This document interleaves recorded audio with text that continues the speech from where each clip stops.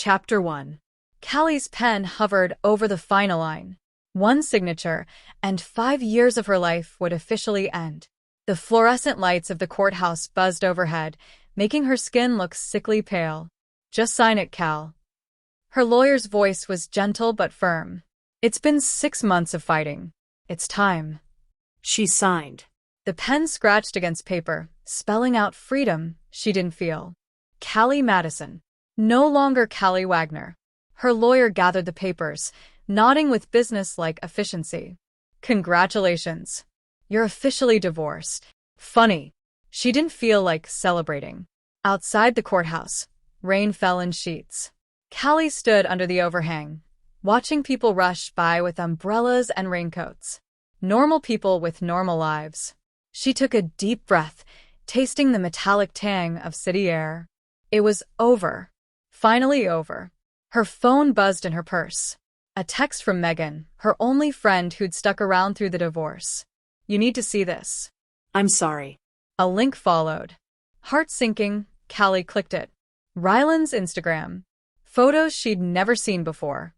Ryland with his arm around a blonde woman, kissing her. The dates in the captions went back 18 months. 18 months. Another message popped up from Megan. "There's more. He's been telling everyone you're unstable. That you were clingy and crazy. People believe him, Cal." Callie's hands shook. A third of their marriage, he'd been with someone else. While she'd been working extra shifts to help pay for his business degree. While she'd been planning their future. While she'd been blaming herself for their problems. Her phone buzzed again. A bank notification. Account balance, $212.36. She closed her eyes, leaning against the cold stone pillar. Their joint account. He'd cleaned it out. The account that was supposed to have her half of their savings, almost $15,000. Rain pelted her face as she stepped into the storm, not caring any more about getting wet. The divorce papers had split their debts equally. Debts she now realized were probably all his. The truth crashed down on her, heavier than the rain. She'd been played. Completely. Thoroughly. And now she was standing in the rain with nothing but her car, a suitcase in the trunk, and barely enough money for a tank of gas. She hadn't cried once during the divorce proceedings. Not once during the mediation. Not even when she moved out of their apartment. But now, hot tears mixed with cold rain on her cheeks. Her phone buzzed again. "Megan, are you okay?" Callie stared at the message, then at the darkening sky. Was she okay? No. Not at all. But she would be. She typed back. "I will be. I'm leaving. Don't tell anyone." Megan responded instantly. "Where will you go?" Callie thought of the one place Ryland would never look for her. The place she'd run from 10 years ago. The dusty, forgotten town with its secrets and ghosts. "Home," she typed. "I'm going home." She didn't wait for Megan's response. She dropped her phone into her purse, pulled her car keys from her pocket, and began walking toward the parking garage. With each step, something hardened inside her. The hurt crystallized into something sharper, something with edges. Something that could cut. She wouldn't cry anymore. She wouldn't be the victim of Ryland's story. If he wanted to paint her as crazy, fine. Let him. She had nothing more to lose. The rain soaked through her blouse, plastering it to her skin. Her sensible court heels clicked against concrete, the sound echoing in the parking garage. By the time she reached her car, the only thing she'd insisted on keeping in the divorce, her mind was made up. She'd go back to the place she swore she'd never return to.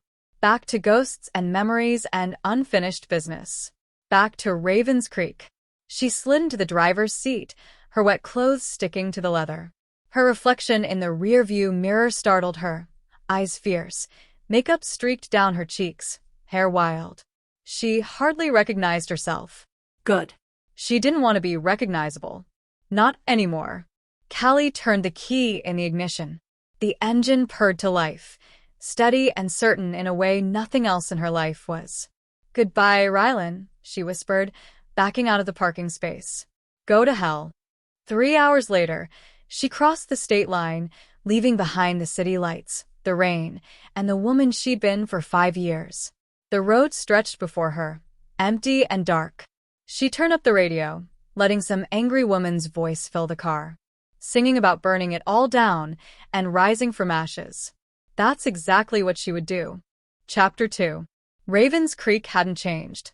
The main street still had the same faded storefronts, the same cracked sidewalks, the same dusty feeling of a place time forgot. Callie drove slowly past the diner where she'd waited tables in high school, past the hardware store owned by Old Man Jenkins, past the sheriff's office with its American flag hanging limp in the still summer air. 10 years gone and everything looked exactly the same. Except her. Her car's temperature gauge crept toward the red. The engine made a concerning knocking sound as she pulled over to the side of the road. No, no, no, she muttered, leaning forward to peer at the dashboard. Not now. Steam hissed from under the hood. Perfect. Just perfect. She stepped out into the blistering heat, the sun beating down on her city clothes, a silk blouse and pencil skirt that suddenly felt ridiculous. Sweat beaded at her temples as she popped the hood, only to be greeted by a cloud of steam that made her step back, coughing.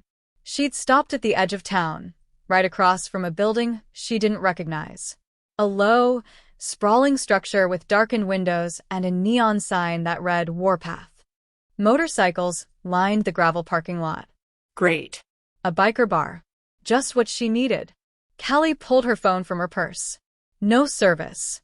Of course. Need a ride, Angel? The voice came from behind her, deep and rough like gravel. A voice she would have known anywhere, even after a decade. Her spine stiffened. Slowly, she turned around. Jace Maddox stood there, arms crossed over his broad chest, his face in shadow from the brim of a worn baseball cap. Taller than she remembered. Broader. The lean teenage boy she'd known had grown into something hard and powerful.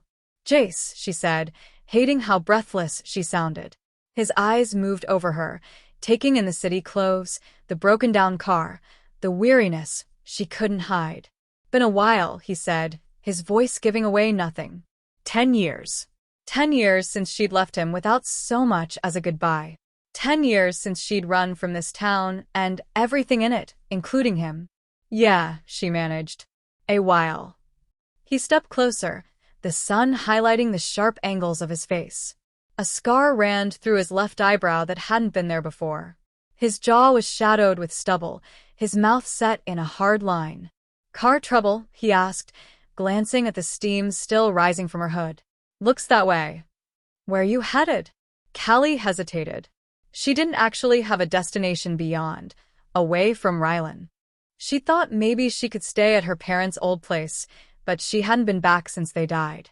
She had no idea what condition it was in. I'm just passing through, she lied. Something flickered in his eyes. Disbelief, maybe. Or amusement. Nobody passes through Ravens Creek, Angel. This ain't exactly on the way to anywhere. The old nickname stung. He called her that back when they were young and stupid and thought love could conquer everything. Back before she knew better. Fine, she said. I'm figuring things out. His gaze dropped to her left hand, to the pale band of skin where her wedding ring had been until yesterday. Seems like it, he said. 2 bikers emerged from the bar across the street, eyeing them curiously. They nodded at Jace with respect that bordered on deference. Boss, one of them called. Everything good? Boss. Jace raised a hand in acknowledgement, but didn't look away from Callie. Gonna need Gary to tow this car to the shop, he called back. Tell him it's a favor. You got it. The biker disappeared back into the bar. I can handle this myself, Callie said, crossing her arms. I don't need your help. Jace's mouth quirked up at one corner. Not quite a smile. Sure you don't. You got somewhere to stay while Gary fixes your car? She didn't answer, which was answer enough. Thought so. He nodded toward the bar. I've got a spare room upstairs. It's yours if you want it. Warning bells rang in Callie's head. Staying with Jace Maddox would be a monumentally bad idea. There was too much history between them. Too many unspoken words. Too many burned bridges. But what choice did she have? She had $212 to her name, a broken-down car, and nowhere else to go. It's just temporary, she said. Until my car's fixed. Of course. His voice was neutral, but his eyes, those deep blue eyes that used to make her weak at the knees, told a different story entirely. Just temporary. A tow truck rumbled down the street toward them, kicking up dust. "That's Gary," Jace said. "You got anything you need from the car before he takes it?" Callie nodded. "Just my suitcase in the trunk." She moved to get it, but Jace was already there, lifting the heavy case with ease. His t-shirt rode up slightly, revealing a strip of tan skin and the edge of what looked like a tattoo wrapping around his side. "I've got it," he said, catching her looking. Something dark and knowing passed through his eyes. The tow truck pulled up beside her car. A heavy-set man with a graying beard climbed out. "Well, I'll be damned," Gary said, recognizing her immediately. "Little Callie Madison back in town." "It's Wagner now," she corrected automatically, then winced. "Actually, it's Madison again." Gary's eyes flicked between her and Jace, sensing the tension. "Car trouble, huh? I'll take a look at it. Might take a couple days to get parts, though." "That's fine," Jace answered before she could. "She'll be staying at Warpath till it's fixed." Gary nodded, clearly not about to question anything Jace said. Callie watched as they hooked her car to the tow truck, feeling like she was losing her last connection to her old life. Jace stood beside her, not speaking, just a solid presence radiating heat and something else she couldn't quite name. "Ready?" he asked once the tow truck pulled away. No, she wasn't ready. Not for this town. Not for him. Not for any of it. "Lead the way," she said anyway. Jace gestured toward a motorcycle parked nearby, a massive black machine that gleamed in the sunlight. "Hope you don't mind riding," he said, a challenge in his voice. Callie looked from the bike to him, remembering how it felt to wrap her arms around his waist, to press herself against his back, to feel the rumble of an engine between her thighs. "I remember how," she said softly. Something flashed in his eyes. Heat. "Memory." "I bet you do." He handed her a helmet, their fingers brushing. Even that brief contact sent electricity up her arm. This was going to be harder than she thought. Chapter 3. I can find somewhere else to stay. Callie stood beside Jace's motorcycle, arms crossed tight over her chest. The helmet he'd handed her dangled from her fingertips. Jace arched an eyebrow. "Where?" "The Creekside Motel shut down 3 years ago. Unless you're planning to break into your parents' old place." The mention of her parents' house made her flinch. She hadn't been there since the funeral. Couldn't bear to see it empty. "There's got to be somewhere else." "There isn't." His tone left no room for argument. "Just take the damn ride, Callie." The way he said her name, hard on the first syllable, soft on the second, brought back memories she'd spent years burying. Memories of his voice in her ear, whispering that name against her skin, shouting it into the wind as they'd raced down empty highways. "Fine." She jammed the helmet onto her head. "But I'm paying you for the room." Jace's lips twitched. "With what?" "The $200 in your account." Her eyes widened. "How did you?" "You've been staring at your banking app since you got here." Not hard to figure out. He swung his leg over the bike, settling into the seat with easy familiarity. "Get on, Angel. I don't bite." A lie. She remembered exactly how he bit, just hard enough to leave marks, just gentle enough to make her beg for more. Callie hesitated, then climbed onto the bike behind him, keeping as much space between their bodies as possible. It wasn't much. "You might want to hold on," he said, starting the engine with a roar that vibrated through her. She gripped the sides of the seat, refusing to touch him. Jace glanced over his shoulder, amusement dancing in his eyes. "Your funeral." He revved the engine and took off, the sudden acceleration forcing her to grab his waist. Her arms locked around him, her body pressed flush against his back, and just like that, 10 years disappeared. Her traitor body remembered exactly how they fit together. The ride to Warpath took less than a minute. He could have just walked her over, but he'd wanted this, wanted to feel her arms around him again, even if it was just for a moment. The parking lot was more crowded now. Bikers lounged outside, smoking and talking. They all wore the same leather vest with a patch she couldn't quite make out. Every conversation stopped when Jace pulled in with her clinging to his back. Callie felt their eyes on her as she climbed off the bike, removing the helmet and shaking out her hair. She was acutely aware of her city clothes, her expensive haircut, the designer purse clutched in her hand. Everything about her screamed outsider. Jace dismounted after her, nodding to the men watching them. No one spoke, but something passed between them, a silent communication that left the air crackling with tension. "This way," Jace said, guiding her toward a side entrance with his hand hovering near the small of her back, not quite touching. The door opened into a narrow staircase. Jace moved ahead of her, climbing the steps two at a time, his boots heavy on the wooden treads. The second floor was unexpectedly clean and well-maintained. A hallway ran the length of the building, with several doors opening off it. He led her to the last one, producing a key from his pocket. "Home sweet home," he said, pushing the door open. The room was simple but comfortable. A double bed with plain blue sheets. A dresser. A small table with 2 chairs. A door that presumably led to a bathroom. The window overlooked the main street, golden evening light streaming through worn curtains. "Bathrooms through there," Jace confirmed, nodding at the door. "Clean towels under the sink. Kitchen's downstairs if you get hungry. We serve food till midnight." He stood in the doorway, watching her as she set her purse on the table, as she ran her fingers over the back of a chair, as she looked anywhere but at him. "Why are you really back, Callie?" The question caught her off guard.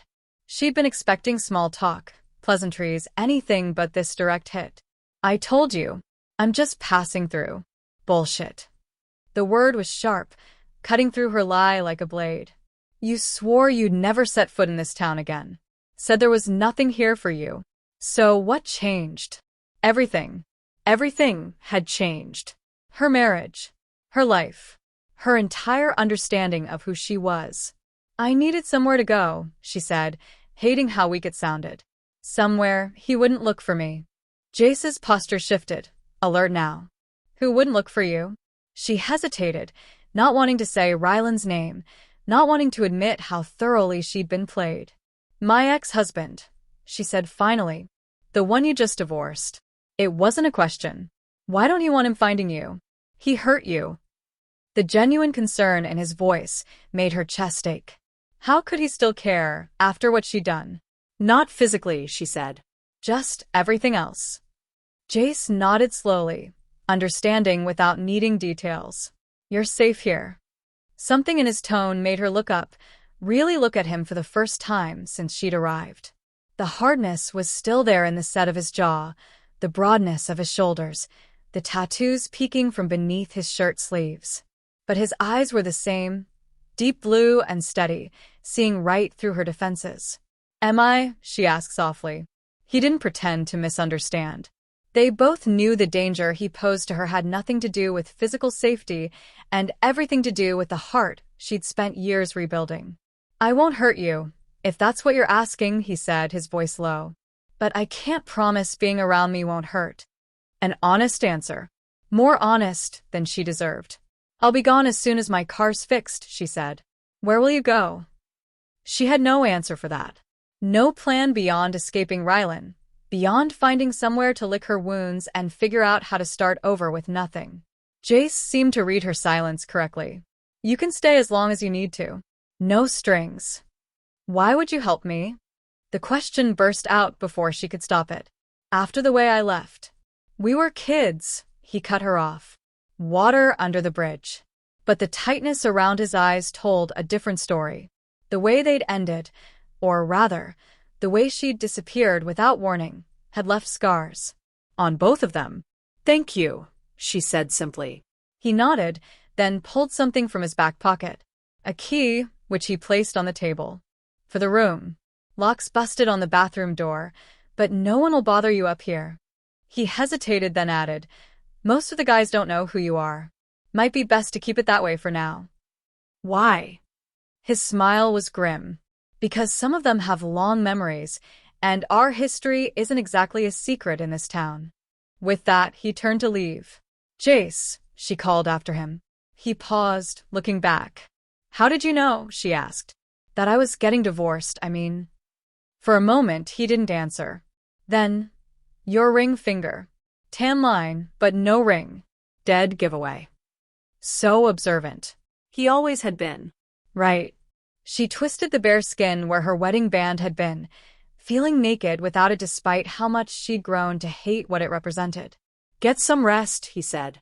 You look like you need it. The door closed behind him, leaving her alone with the ghosts she'd run from all those years ago. And the biggest ghost of all was the man who'd just walked away. Chapter 4. The shower's hot water eased the tension from Callie's shoulders.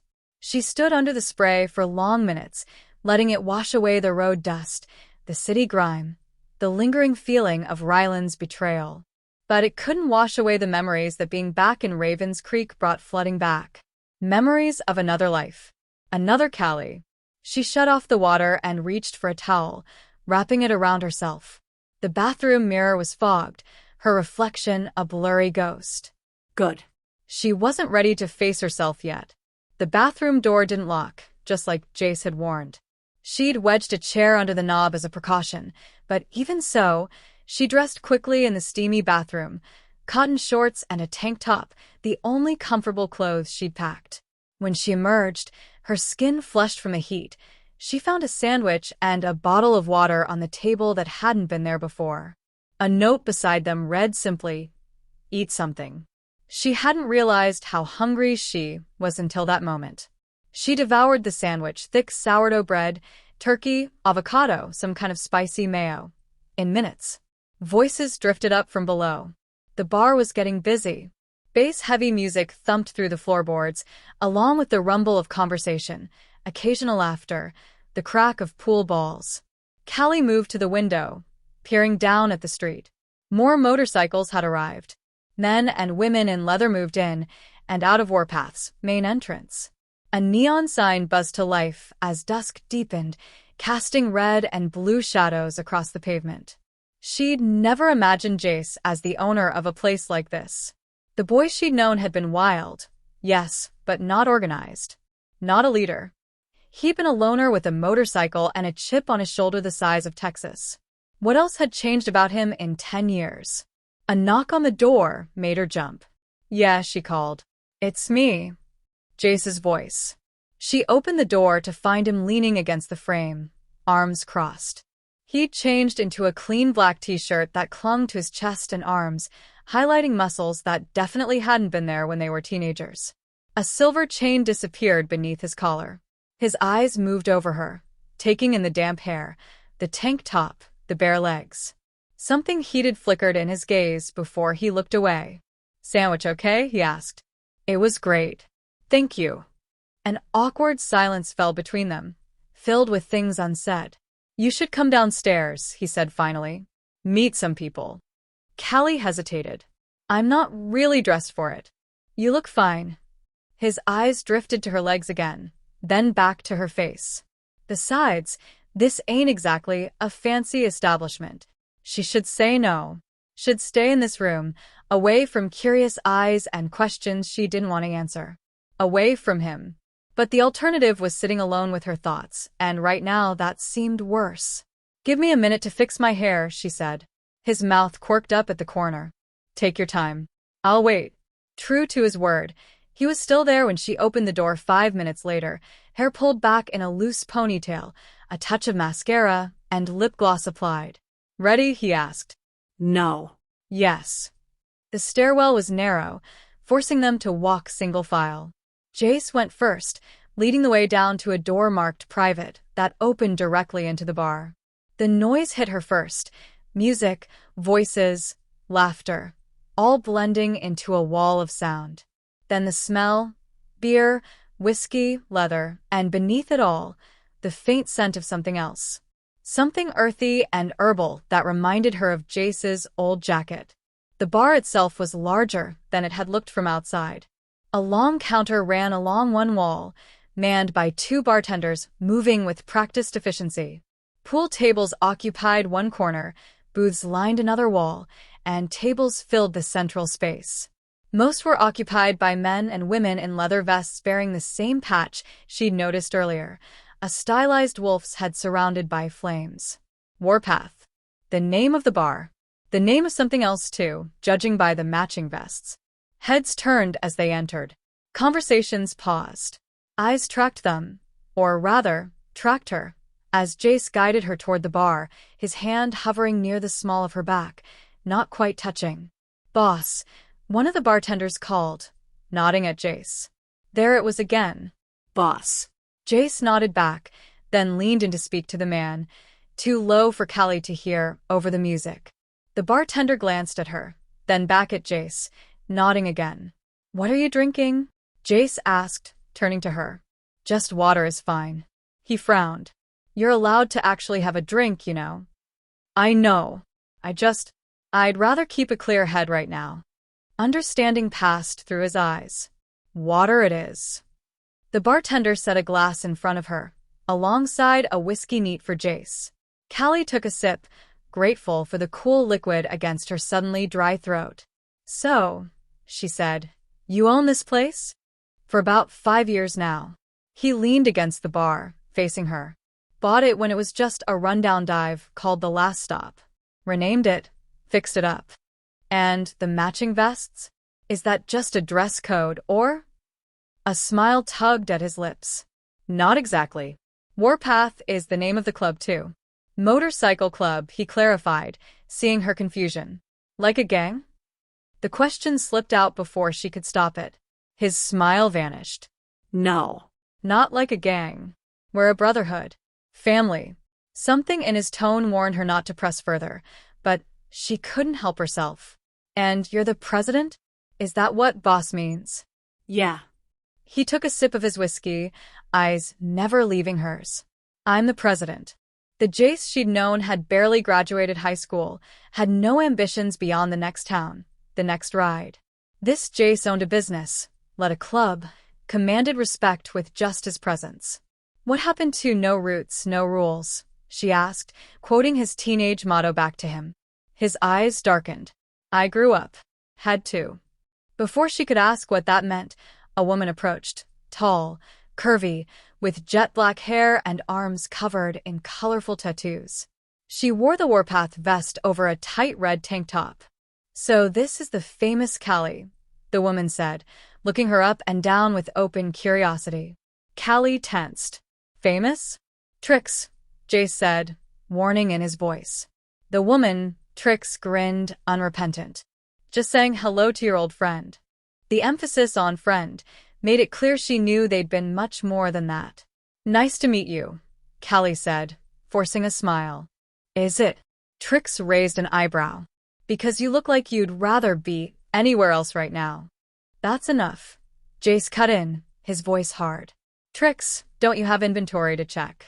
Trix rolled her eyes but nodded. Fine. I'm going." She looked at Callie again. "Welcome to Warpath. Just so you know, these walls are pretty thin upstairs. In case you were planning on catching up." She sauntered away, leaving Callie flushed with embarrassment. "Sorry about that," Jace said. "Trix is protective. Of you. Of the club." He set his glass down. "Most of them are. They don't know you, don't know why you're here. But they know who I am."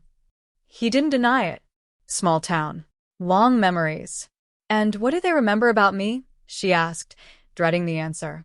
Jace's eyes held hers, intense and unreadable. "They remember you left without a word. They remember I wasn't the same after." The simple statement hit her like a physical blow.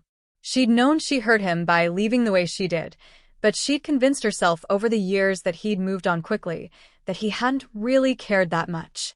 "Jace, don't." He cut her off. "It was a long time ago. We were kids. We weren't that young. 18, both of them. Old enough to know better. Old enough to know what they were throwing away." His jaw tightened.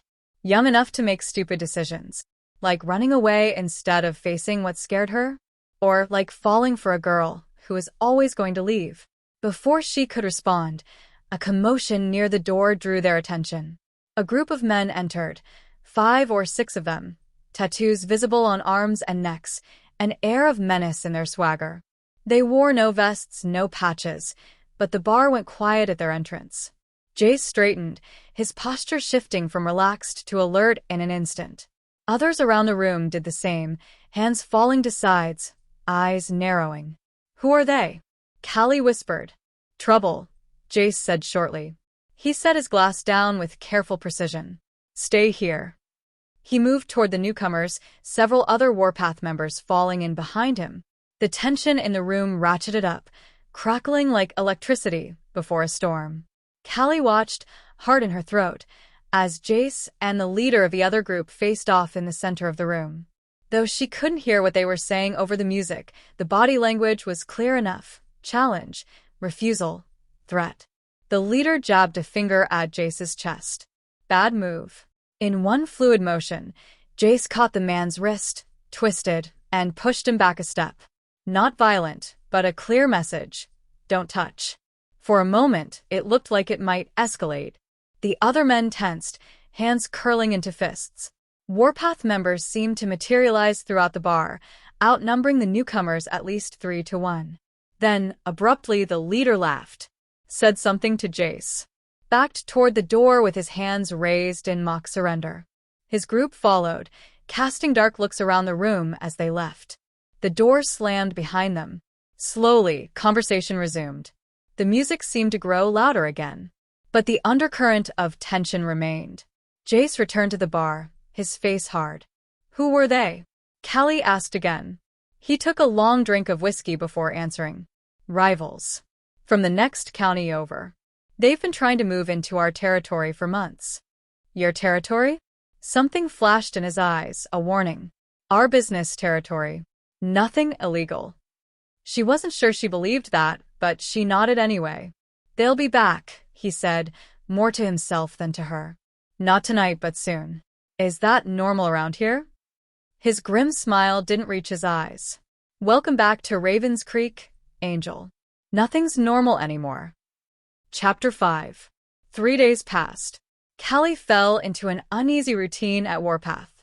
During the day, she kept to herself, reading books she found on a shelf in her room or walking the quiet streets of Ravens Creek, reacquainting herself with the town she'd left behind.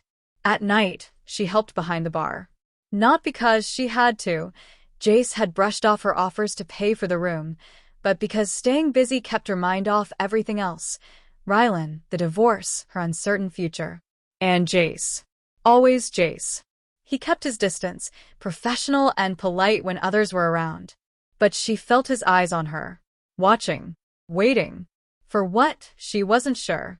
It was Friday night, and Warpath was packed.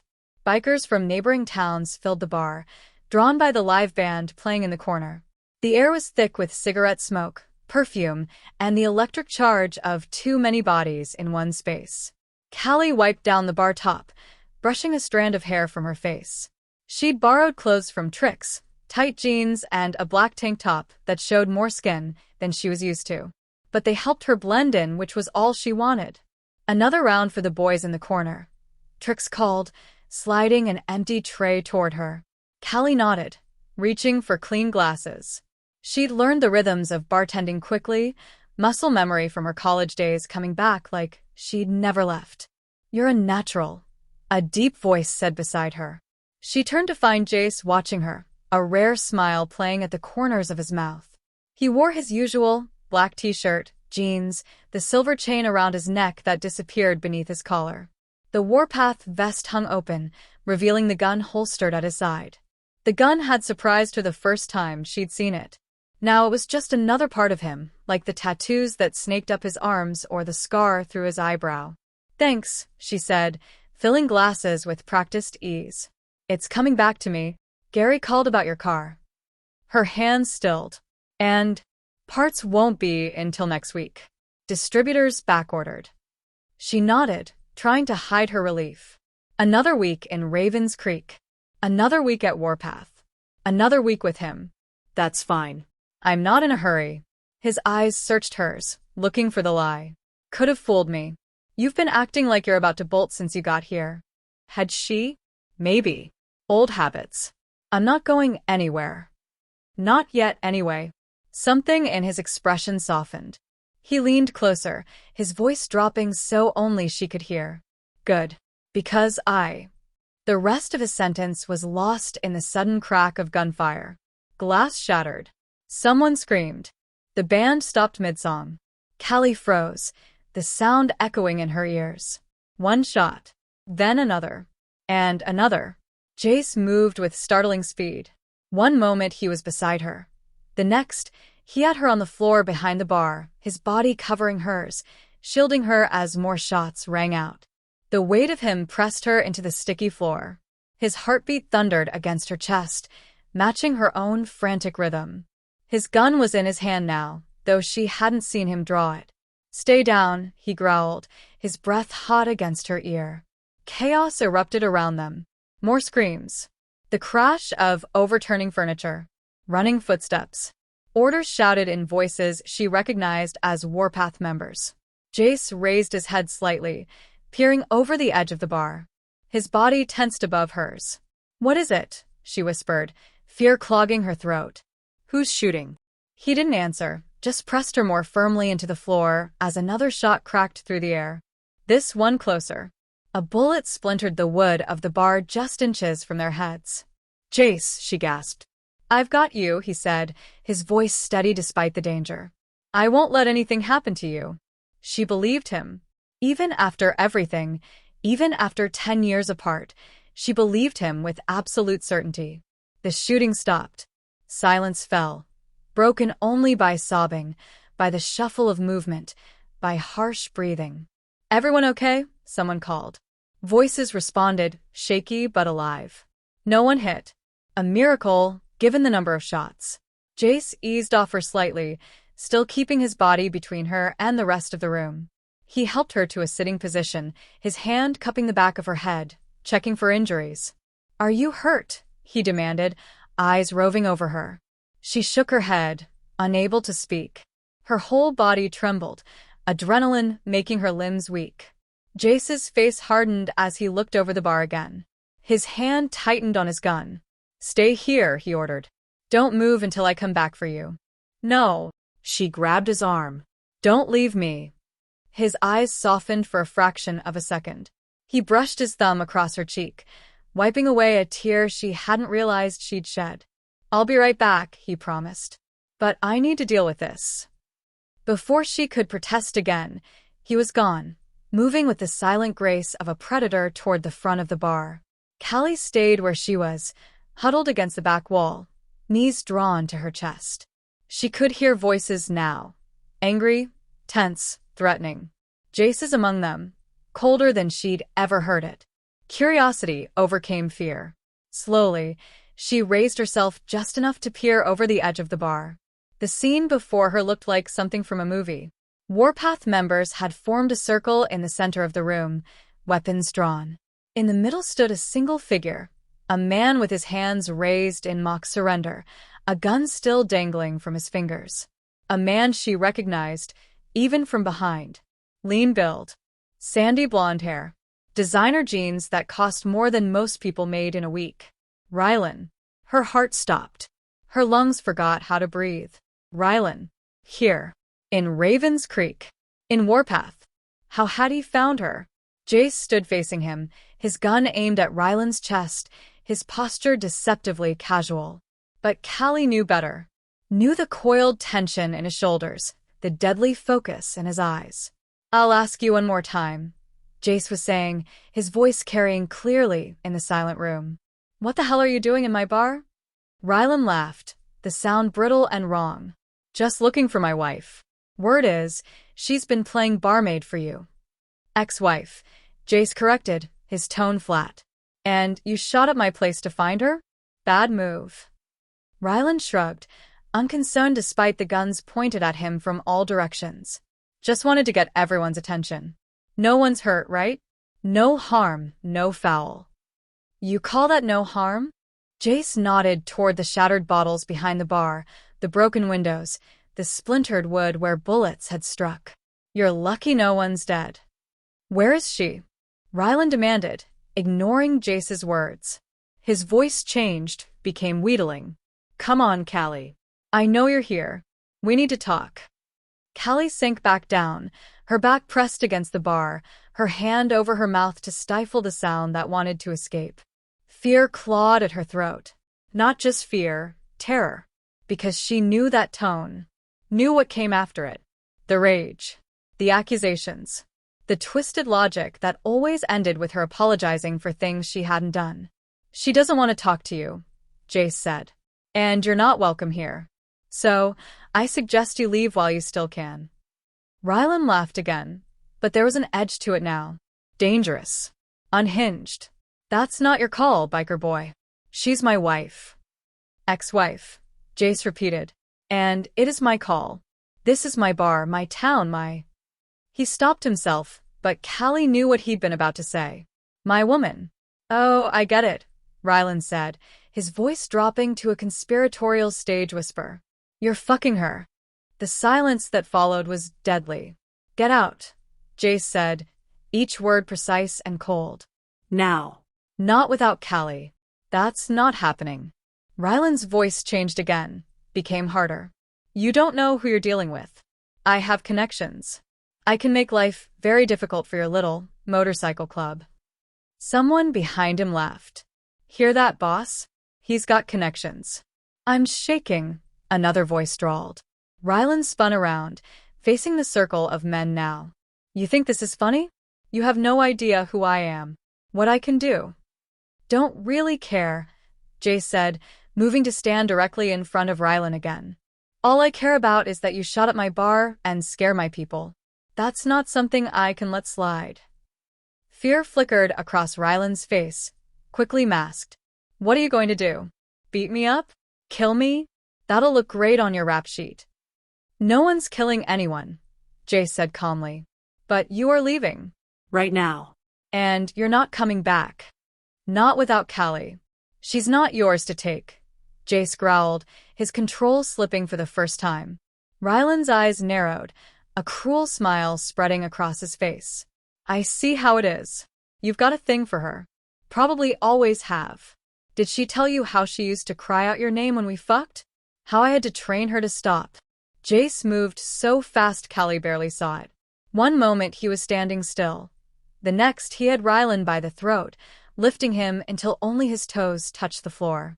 You don't talk about her, Jace snarled, his face inches from Ryland's. You don't think about her. You don't come looking for her. She's under my protection now. And if I see her face again, I won't be so nice about asking you to leave. He released Ryland, who stumbled back, gasping for air, hand at his throat. Get him out of here, Jace ordered. Two Warpath members grabbed Ryland's arms, dragging him toward the door. He didn't resist, but as they reached the exit, he twisted in their grip, looking back over his shoulder. His eyes found Callie where she stood, having risen without realizing it.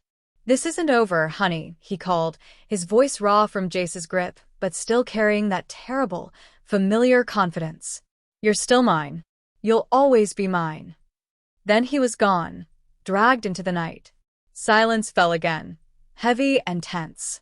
Jace turned, his eyes finding hers across the room. Relief flooded his features, quickly masked by concern as he strode toward her. Are you okay? He asked, reaching for her. She wasn't. She was shaking so hard her teeth chattered. Tears streamed down her face. She couldn't speak, couldn't think, couldn't breathe. Ryland had found her. Ryland was here. And he was laughing. Chapter 6. He found me. Callie's voice was hollow, echoing in the empty bar. Everyone else had cleared out after the shooting, some to make sure Ryland actually left town, others to board up broken windows and assess damage. How did he find me? Jace handed her a glass of whiskey. They sat at a corner table, away from the shattered glass and splintered wood. She'd stopped shaking, but the cold dread in her stomach remained, heavy as stone. Small towns, Jace said. Word travels. Someone probably recognized you, mentioned it to someone else. Wrong ears heard it. She took a sip of whiskey, welcoming the burn. I never thought he'd look for me here. I never thought he'd care enough to look at all. Jace's eyes darkened. Tell me about him. What's there to tell? Bitterness crept into her voice. We met in college. Married young. I thought he was perfect, charming, ambitious, attentive. Turns out it was all an act. What did he do to you? The blunt question caught her off guard. She looked down at her glass, watching the amber liquid swirl. Nothing I can prove. Nothing that left marks. But he controlled everything. Who I talked to. What I wore. How I spent my time. The words came easier now, greased by whiskey and adrenaline. When things went wrong, it was always my fault. Always. Even when it couldn't possibly be. Jace's jaw tightened. Emotional abuse. I guess. She'd never labeled it before. Had always told herself it wasn't that bad, that other women had it worse. By the end, I didn't recognize myself anymore. I was just this shell that did whatever he wanted to avoid his anger. And now he wants you back? Jace's voice was dangerously soft. I don't know why. He has someone else, had someone else for over a year of our marriage. But he's always been possessive. If it's his forever, whether he wants it or not. You're not his. The words came out like a growl. You never were. But you can be mine. Her eyes snapped to his, heart stuttering. What? Not like that, Jace said, though the heat in his eyes suggested otherwise. I mean, under my protection. As part of Warpath. I'm not joining your motorcycle club, Jace. A smile tugged at his lips. Not asking you to wear the patch. Just saying you've got the backing of the club now. Ryland messed with one of ours. We don't let that stand. One of ours. The words warmed her in a way the whiskey couldn't. Why would you do that for me? She asked. After everything. You needed help. I was there. He shrugged, as if it were that simple. Besides, guy's an asshole. Shooting up my bar gave me all the reason I need. But it was more than that. She could see it in the tension around his eyes, the careful way he held himself apart from her. This wasn't just club business or a dislike of Ryland. This was about them. The history between them, the unresolved ending, the current that still ran beneath every interaction. He'll be back, she said quietly. I know. Jace's fingers drummed against the table. But next time, we'll be ready. What does that mean? It means I'm not letting him anywhere near you again. The fierce protectiveness in his voice made her breath catch. It means you stay at Warpath where my guys can keep an eye on things. I can't hide here forever. Not asking you to. Just until we figure out a more permanent solution. And what would that be? Restraining order? Those are just pieces of paper. They don't stop bullets. Jace's expression hardened. There are other ways to handle men like him. A chill ran down her spine. I don't want anyone getting hurt because of me. Especially not you. Don't worry about me, Angel. I can take care of myself. His eyes held hers, intense and certain. And I can take care of you too if you'll let me. Something shifted in the air between them, an acknowledgement of things unsaid, feelings unresolved. I don't need taking care of, she said, but the protest sounded weak even to her own ears. Maybe not. But everyone needs someone in their corner. He leaned forward, his voice dropping. Let me be in yours. The offer hung between them, loaded with meaning that went beyond the immediate danger of Ryland. Before she could answer, the door swung open. Trix entered, followed by 3 other Warpath members. They looked grim, focused. He's gone, Trix reported, coming to stand beside their table. Drove off in that fancy car of his. Ben followed him to the county line. He'll be back, one of the men added. Said as much as he was leaving. Said he had unfinished business. Jace nodded, unsurprised. Post guards tonight. 2-hour shifts. I don't want any more surprises. They nodded, accepting the orders without question. Callie watched them move around the bar, righting overturned chairs, sweeping up broken glass, working with the easy synchronization of people who trusted each other implicitly. Do they know? She asked quietly after the others had moved out of earshot. About us? About before. Jace's eyes met hers. Some do. Tricks. A couple of the older guys. Most of them just know you're someone I used to know, who needs help. And that's enough for them? They're willing to risk, whatever this is with Ryland, for someone they don't know? They trust me. The simple statement carried weight. If I say you're worth protecting, that's all they need to know. The responsibility of that trust settled over her, heavy and uncomfortable. I don't want to cause problems for you. For the club. You're not. Ryland said, he has connections. He probably does. His father is. I don't care who his father is. Jace cut her off. He came into my bar, shot the place up, threatened my people. That makes it club business, with or without you in the picture. But they both knew that wasn't entirely true. If she hadn't been there, Ryland wouldn't have come. Wouldn't have made an enemy of Warpath. There's something else you should know, she said, the words sticking in her throat. About him. About why he might have been so unhinged tonight. Jace waited, watching her with those intense blue eyes. The divorce. It didn't go like he planned. She took another sip of whiskey, needing the liquid courage. He thought I'd sign whatever he put in front of me. But my lawyer found out he'd been hiding money. Offshore accounts. Jace raised an eyebrow. How much money? A lot. More than I even knew we had. She looked down at her glass. I could have gone after it. Could have dragged the divorce out for years while the accounts were investigated. But I just wanted out. So, I signed anyway. Let him keep it all. But the lawyer reported the accounts. As required by law. Her laugh was bitter. Ryland's probably facing an audit at the very least. Tax evasion charges at worst. Understanding dawned in Jace's eyes. And he blames you. Of course. Everything's always my fault, remember? She ran a finger around the rim of her glass. So it's not just about his ego or his possessiveness. It's about the fact that he might be in serious trouble, and in his mind, it's because of me.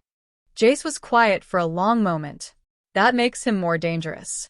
I know, but it doesn't change anything. You're still staying here. You're still under Warpath's protection. She looked up at him, searching his face. Why are you doing this, Jace? Really? After the way I left. Pain flashed in his eyes, quickly masked. That was a long time ago. Not long enough to forget. No, he agreed softly. Not long enough for that. The air between them thickened, charged with remembered hurt and lingering longing. I wanted to call you, he said abruptly. After you left. Every day for months I picked up the phone. Never dialed. I wouldn't have answered, she admitted. I was too scared. Of what? Of you. Of us. Of what I felt for you. The confession slipped out, easier than she would have expected. You terrified me, Jace. The way you made me feel, it was too much. Too big. I didn't know what to do with it. He looked at her for a long moment, his eyes unreadable. And now? The question hung in the air between them, deceptively simple, impossibly complex. Now I'm still terrified, she whispered. But for entirely different reasons. He reached across the table, his fingers brushing hers. Just a touch, light as a feather, but it sent electricity racing up her arm. I won't let him hurt you, he promised. Whatever it takes. She believed him. That was what scared her most of all. Because whatever it took to keep Ryland from hurting her might end up hurting Jace instead. And that was a price she wasn't willing to pay. Not again. Not ever again. Chapter 7. Morning light slanted through the boarded-up windows of Warpath, turning dust motes to gold. Callie swept broken glass into a pile, her muscles aching from a night of fitful sleep. After Ryland's appearance, Jace had insisted she move to his apartment, the living quarters behind his office on the first floor, more secure than the room upstairs. She'd taken the bed. He'd taken the couch. They'd barely spoken, the tension between them thick enough to touch. The bar was empty now except for her and Trix, who was inventorying damaged stock behind the counter. The silence between them was heavy, uncomfortable. So, Trix said finally, setting down her clipboard. You and Jace. Callie continued sweeping. There is no me and Jace. Not anymore, you mean? Trix leaned against the bar. But there was once. A lifetime ago. Funny. He talks about it like it was yesterday. Callie's hands stilled on the broom. He talks about me? Trix's laugh was short and sharp. Not voluntarily. But get enough whiskey in him on the anniversary of the day you left, and yeah, he talks. Heat crept up Callie's neck, a mixture of shame and something else, something that felt dangerously like hope. I never meant to hurt him, she said softly. Could have fooled me. Trix's voice was hard. Do you have any idea what he was like after you disappeared? He drank himself stupid for months, got into fights, took risks that should have killed him. Each word was a knife twisting in Callie's gut. I didn't know. Of course you didn't. You were gone. Trix crossed her arms. Look, I don't know what happened between you two back then, and I don't really care. What I care about is now. This club. These people. Jace. I care about them too. Do you? Because from where I'm standing, all you've done is bring trouble to our door. Trix nodded toward the boarded windows. Your ex is clearly unhinged. And now he's Warpath's problem because you're here. I'll leave, Callie said, the words burning her throat. As soon as my car's fixed, I'll go. Where? Back to the city? Back to him. No. Never back to him. Then where? The question hung in the air, unanswerable. Callie had no plan, no destination, no future mapped out beyond escaping Ryland. That's what I thought, Trix said, reading her silence correctly. You've got nowhere to go. I'll figure something out. Maybe you should. Trix's eyes were hard, assessing. Or maybe you should stay and face what you've been running from all these years. Before Callie could respond, the door swung open. Jace entered, followed by 2 Warpath members she recognized from the night before. All 3 looked grim, tired. Found anything? Trix asked. Jace shook his head. No sign of him. His car's gone from the motel. Might have left town. Or might be laying low, one of the men added. Double patrols for the next week, Jace ordered. I want eyes on every entrance to town. The men nodded, then left to relay the instructions. Jace's gaze found Callie, softening slightly. You okay? He asked. Fine. She gestured to the mess around them. Just cleaning up. You don't have to do that. I want to help. She needed to feel useful, needed something to do with her hands besides worry. Jace turned to Trix. Anything worth salvaging behind the bar? About half the liquor survived. Most of the beer's okay. We can open tonight if you want. He nodded. Do it. I don't want anyone thinking we're scared. Are we? Callie asked quietly after Trix had gone to make the arrangements. Scared. Jace's eyes met hers. Cautious, he corrected. There's a difference. She nodded, resuming her sweeping. Jace watched her for a moment, then moved to help, retrieving a dustpan from behind the bar. They worked in silence, falling into an easy rhythm despite the years between them. It reminded her of before, of lazy summer days working on his motorcycle, of painting her parents' fence, of the countless times they'd moved in sync without needing words. I'm sorry, she said suddenly. Jace looked up, eyebrows raised. For what? For bringing this to your door. For Ryland. For the damage. None of that's on you. Isn't it? If I hadn't come back. If you hadn't come back, you'd still be out there alone, with no one to watch your back when he found you. Jace's voice was firm. And he would have found you, Callie. Men like that always do. She knew he was right. Ryland's obsessive need for control, for ownership, wouldn't have simply disappeared because she left. Still, your bar can be fixed. He set down the dustpan, crossing to her in 2 strides. Windows can be replaced. Bottles can be restocked. None of that matters compared to keeping you safe. The intensity in his eyes made her breath catch. Why? Why does it matter to you what happens to me? For a long moment, he didn't answer. Then, slowly, deliberately, he raised his hand to her face, his thumb tracing the curve of her cheek. You know why, he said softly. Her heart stuttered. Jace. 10 years, he murmured. 10 years, and I still wake up reaching for you. The confession hung in the air between them, raw and honest. She should step back. Should put distance between them. Should remember all the reasons why he was dangerous to her carefully reconstructed life. Instead, she leaned into his touch, her eyes closing. His other hand came up, cradling her face between his palms. Look at me, Angel. She opened her eyes, finding his inches away. Blue and deep and full of things she wasn't ready to name. We can't, she whispered, even as her body swayed toward his. Give me one good reason. I'm leaving as soon as my car's fixed. That's not a reason. That's an excuse. Ryland is not here right now. Your club can handle itself. The past is past. His thumb stroked her cheekbones, featherlight. Tell me you don't want this, and I'll walk away. She should lie. Should push him away. Should remember the girl who'd run from him all those years ago, terrified of the power he held over her. I can't, she whispered instead. I can't tell you that. It was all the permission he needed. His mouth crashed down on hers, hungry and desperate and achingly familiar. Her hands fisted in his shirt, pulling him closer, her body arching into his like it had been made to fit there. The kiss was nothing like the careful, controlled ones Ryland had given her. It was wild, messy, consuming.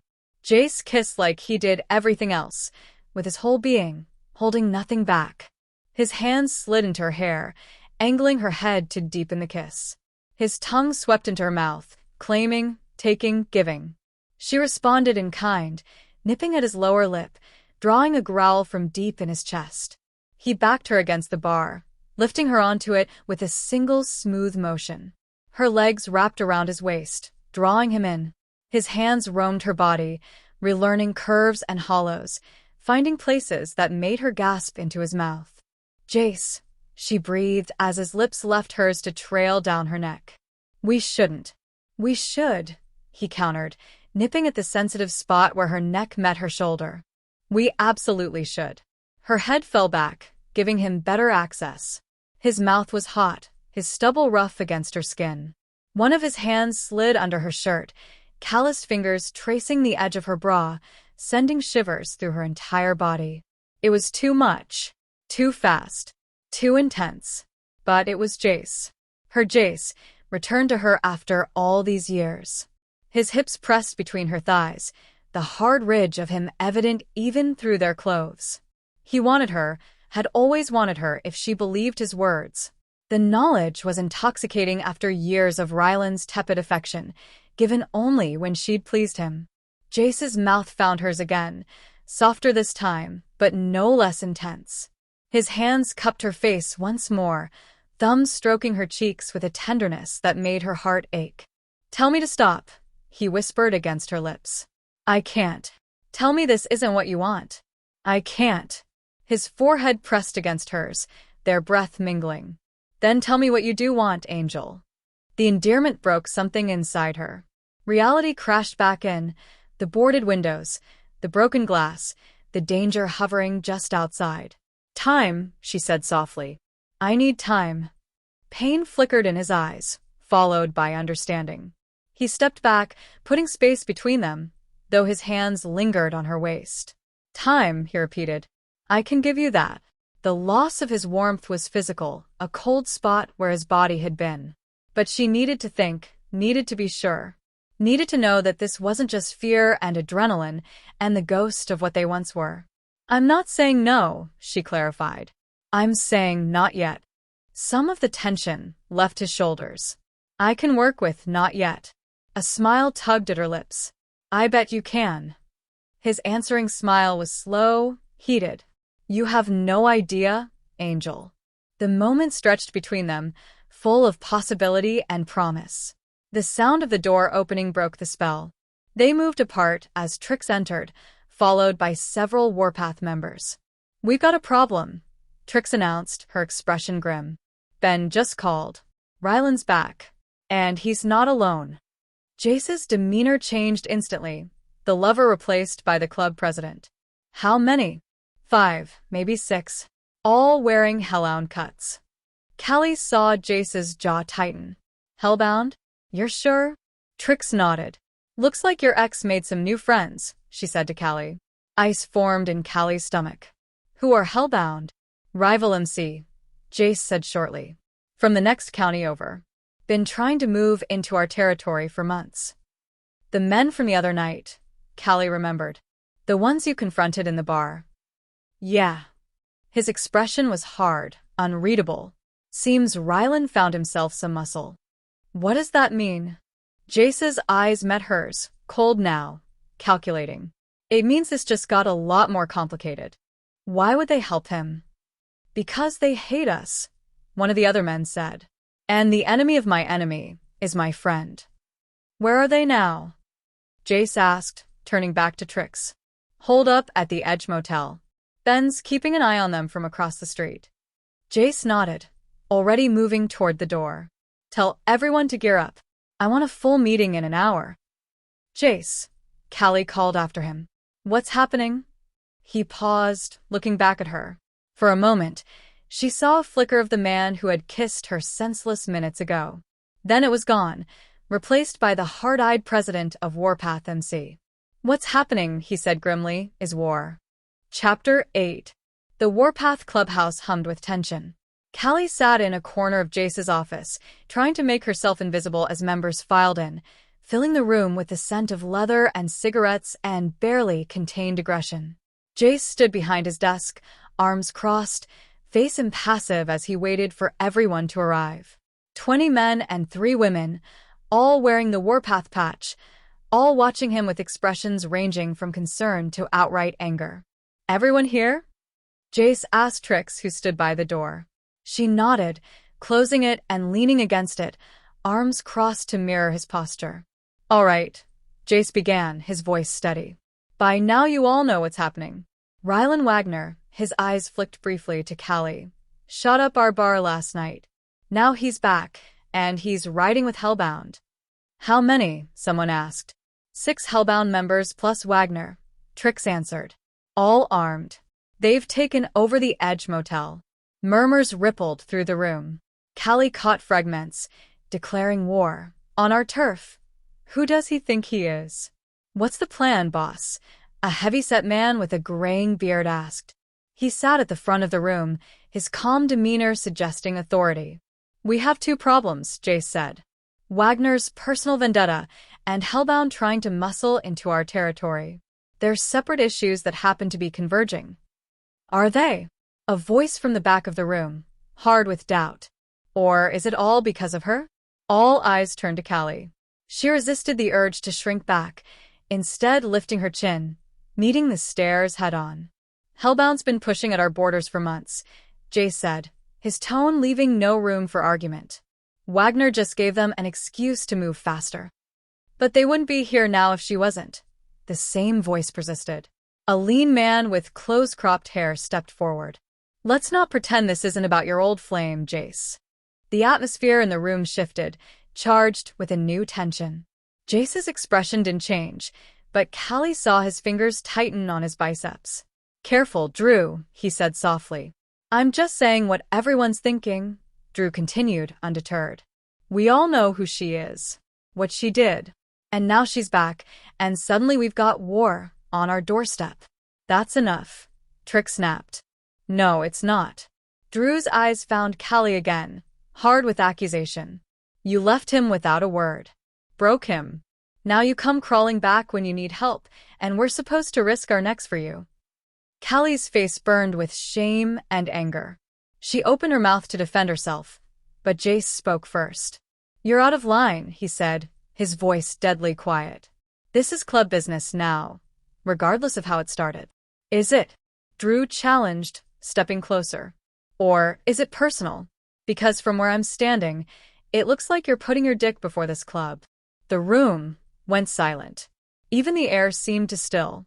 Jace's expression didn't change, but something shifted in his eyes, a coldness that sent a shiver down Callie's spine. Say that again, Jace invited, his voice soft. Drew hesitated, sensing the danger too late. I'm just concerned about the club. No. Jace moved around the desk, slow and deliberate. You question my leadership, my judgment. So say it again. To my face. The challenge hung in the air. Drew swallowed, looking around for support, finding none. I apologize, he said stiffly. That was inappropriate. It was. Jace turned away, dismissing him. Anyone else want to question my decisions? Silence.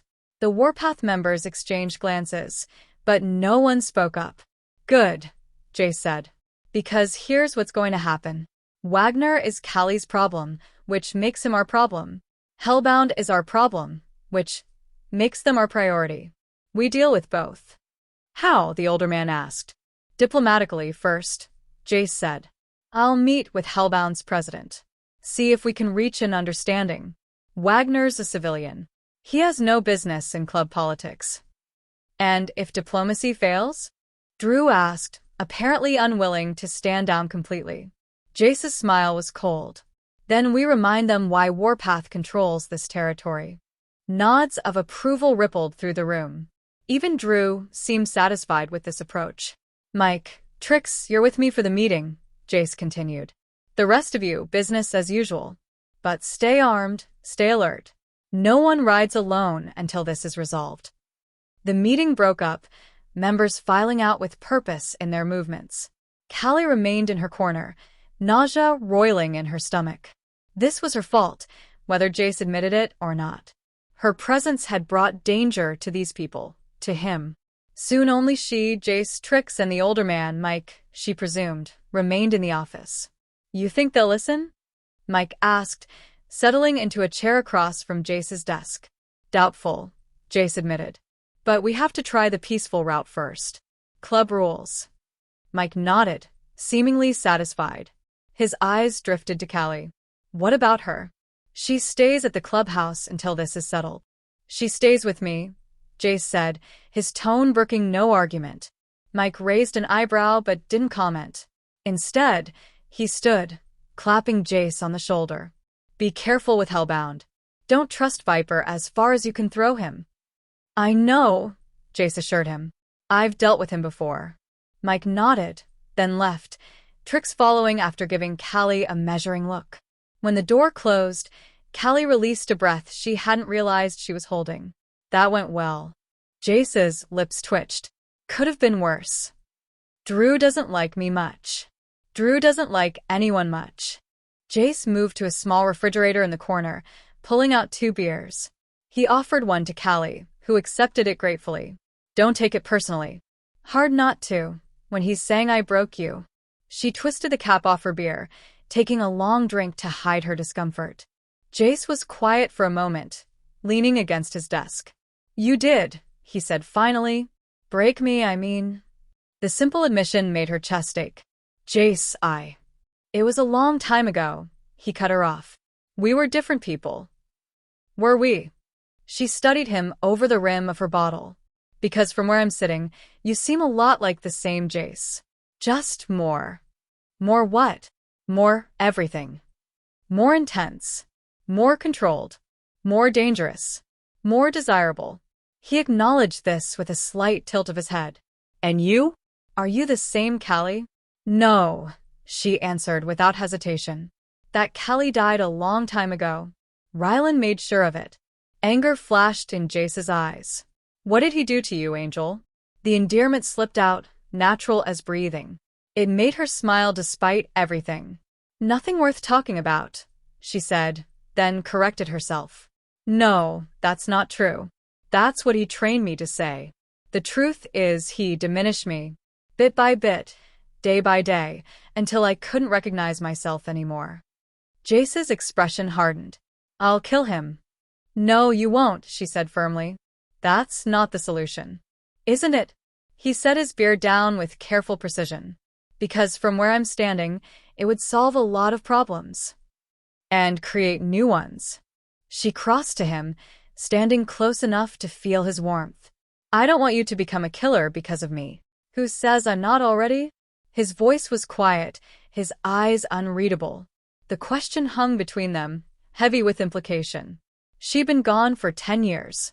Had no idea what he'd done in that time, what lines he'd crossed as president of an outlaw motorcycle club. I don't believe that, she said finally. Don't you? He reached up, tucking a strand of hair behind her ear. You have no idea what I'm capable of, Callie. What I've done. I know who you are, she insisted. At your core, I know. His smile was sad. You knew who I was. 10 years is a long time. She couldn't argue with that. The boy she'd loved had grown into a man she barely knew, despite the familiar blue eyes, the smile that still made her heart race, the touch that still set her skin on fire. A knock at the door interrupted the moment. Jace stepped back, calling, "Come in."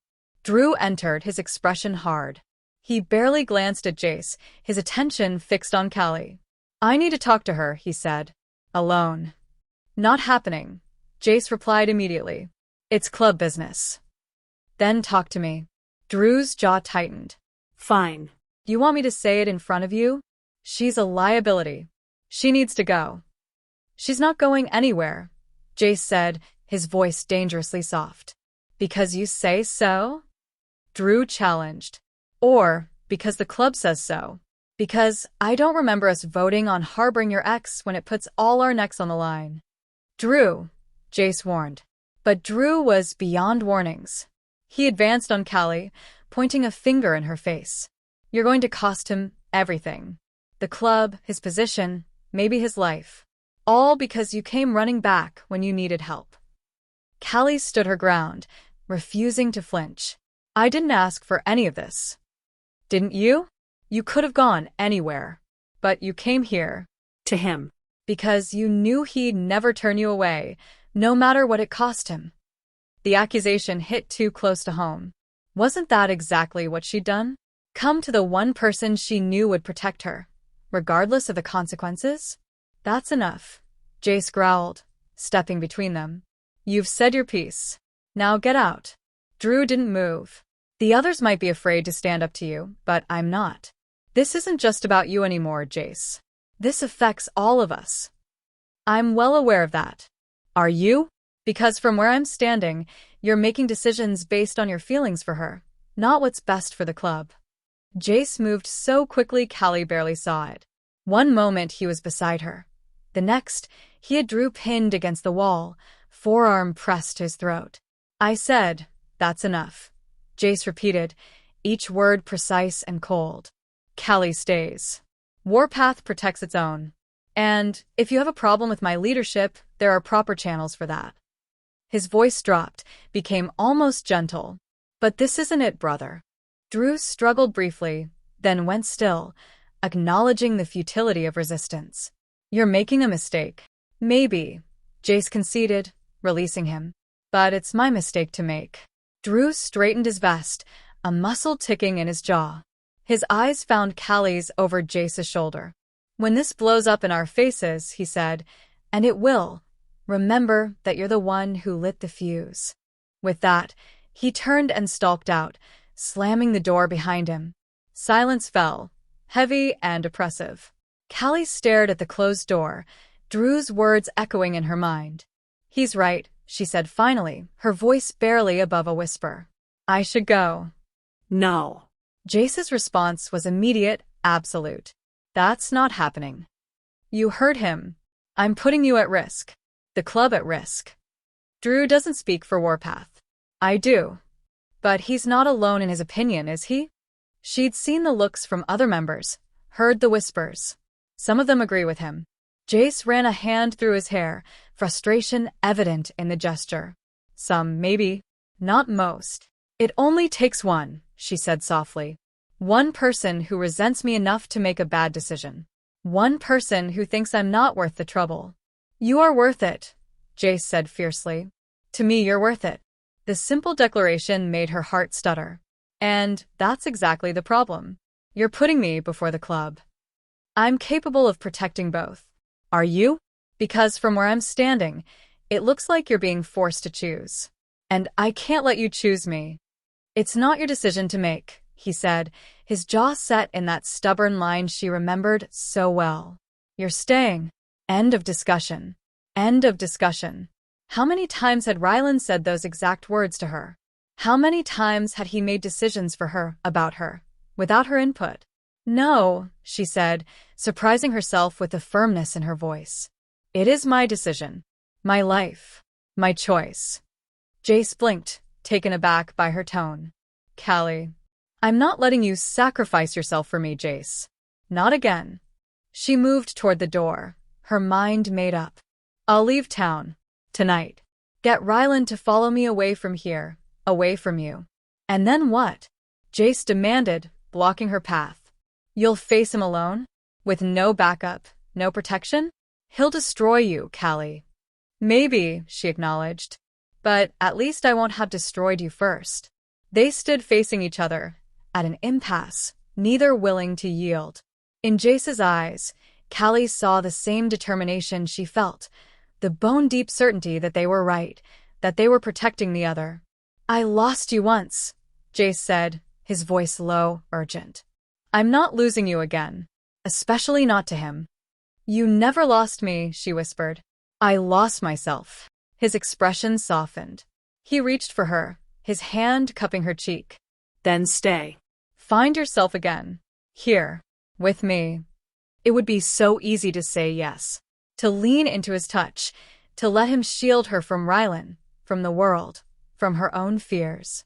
So easy. And so dangerous. Because the truth was, Drew was right. She was a liability. Her presence put Jace in danger, not just physically, but in his position as club president. If she stayed, the divisions would only grow. Eventually, he would be forced to choose between her and Warpath. And she knew which choice would destroy him. I can't, she said, stepping back from his touch. I won't be the reason you lose everything you've built here. His expression hardened. You're not leaving. Not alone. You can't stop me. Watch me. The words were a promise, not a threat.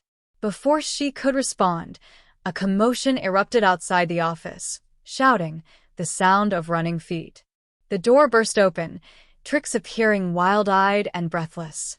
Jace, she gasped. Ryland's here. At the front door. Says he wants to talk. Jace's expression went blank cold. Alone, too hellbound with him. But they're staying outside. He nodded, decision made. Let him in. Bring him here. Jace, no. Callie protested. It's not safe. It's safer than the alternatives. His eyes met hers, resolute. Stay behind the desk. Don't speak unless I tell you to. She wanted to argue, to insist on leaving, on facing Ryland herself. But the set of Jace's jaw told her it was futile. For now at least she was staying. And Ryland was coming. Chapter 9. Ryland looked different. That was Callie's first thought as he walked into Jace's office, flanked by Trix and Mike. His usually immaculate appearance was disheveled, hair uncombed, stubble on his jaw, clothes wrinkled. Only his eyes were the same, cold, calculating, watching everything. His gaze found her immediately, a smile spreading across his face that didn't reach those eyes. There she is, he said. My runaway bride. Ex-wife, Jace corrected from behind his desk. He hadn't risen when Ryland entered, a deliberate show of disrespect. State your business. Ryland's eyes never left Callie. I've come to take my wife home. Ex-wife, Callie said this time. And this is my home now.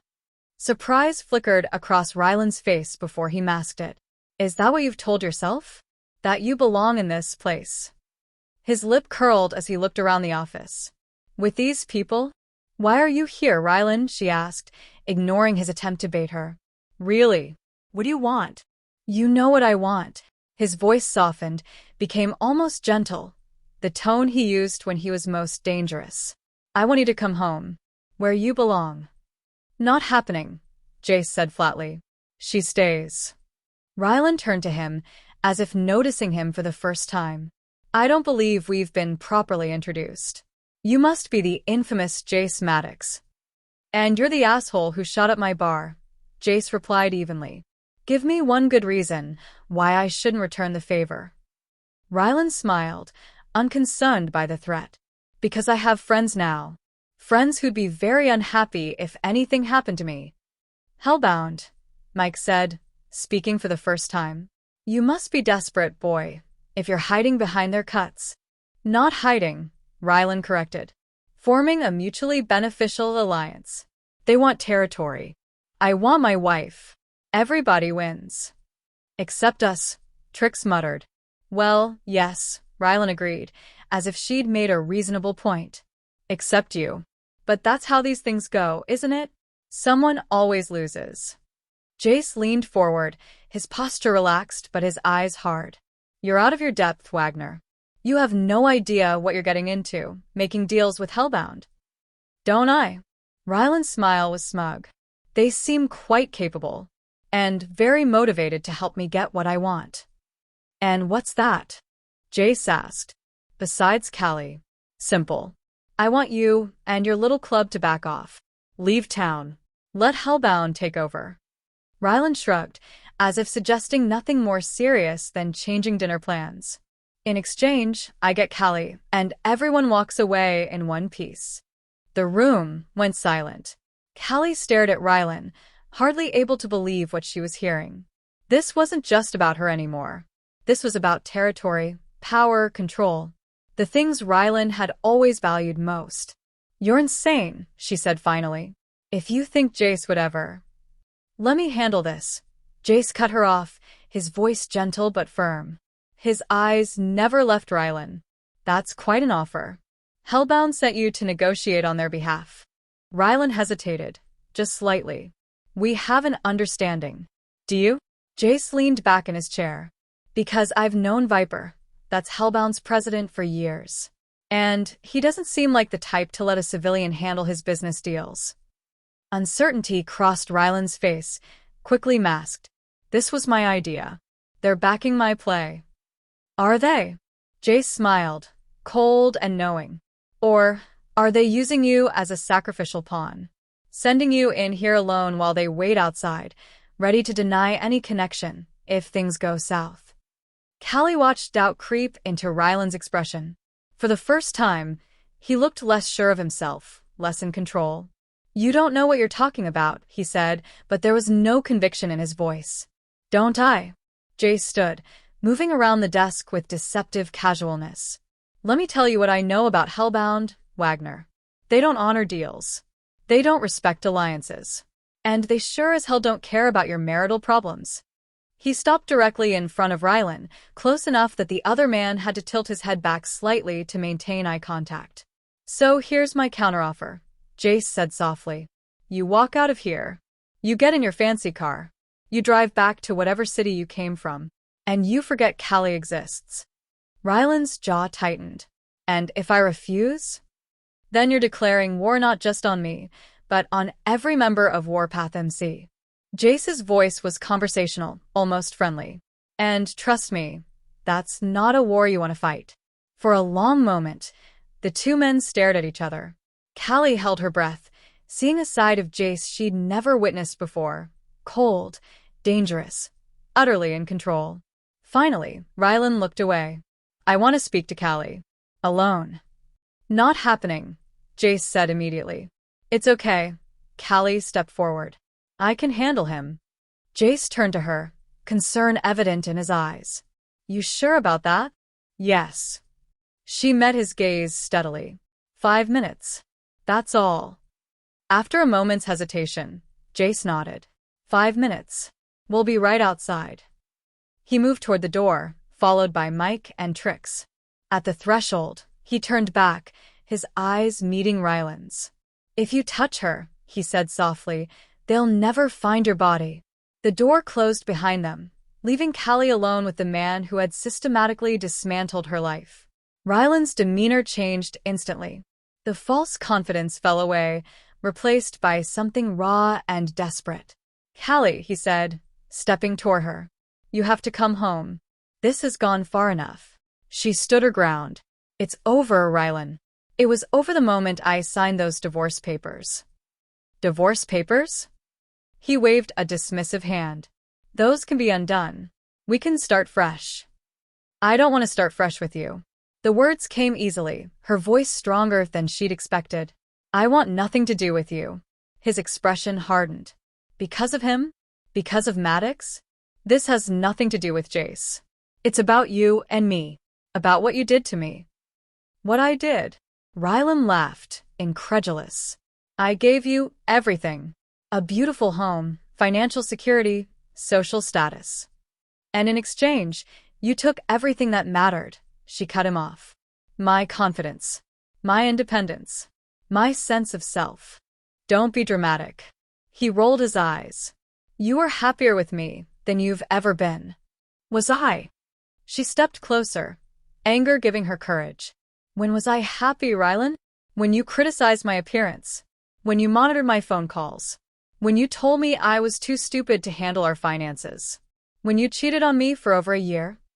His face flushed. That was a mistake. I've apologized for that. No, you haven't. Not once. He ran a hand through his hair, frustration evident. Fine. I'm sorry. Is that what you want to hear? I'm sorry I cheated. I'm sorry about the money. I'm sorry about all of it. Now come home. The apology fell flat, empty words spoken only to get what he wanted. The old Callie might have accepted it. Might have convinced herself it was genuine. Might have gone back to him, desperate for approval, for stability, for the illusion of love. But she wasn't that woman anymore. No, she said simply. Ryland's expression darkened. You don't get to say no to me. I just did. You think he's better? Ryland gestured toward the door, toward Jace. You think a criminal biker is going to give you what I can? He's using you, Callie. Just like he did before. You don't know anything about Jace and me.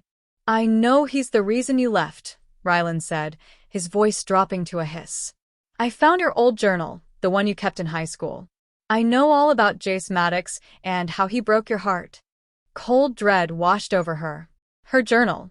The one place she'd been truly honest about her feelings for Jace, about why she left, about the fear that had driven her away. That was private, she whispered. Nothing between us was private, Ryland said, a cruel smile twisting his lips. Did you really think I'd let you keep secrets from me? I know everything, Callie. Everything. She felt sick, violated. Get out. Not without you. He reached for her arm. You're coming with me, whether you like it or not. She jerked away, backing toward the door. Touch me again, and I'll scream. And then what? Your biker boyfriend comes running in to save you. Ryland sneered. You think I'm afraid of him? You should be. Her voice was steady despite her racing heart. He's everything you're not, Ryland. Strong. Honest. Loyal. Loyal? Ryland laughed. Is that what you think? Ask him what happened after you left. Ask him how many women he's been with. Ask him why they call him the Hunter. The nickname meant nothing to her, but the implication was clear. I don't care about his past. I care about who he is now. And who is that? A criminal? A thug. Ryland shook his head.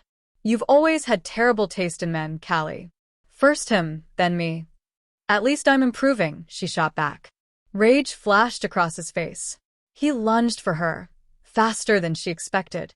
His hand wrapped around her wrist, yanking her toward him with bruising force.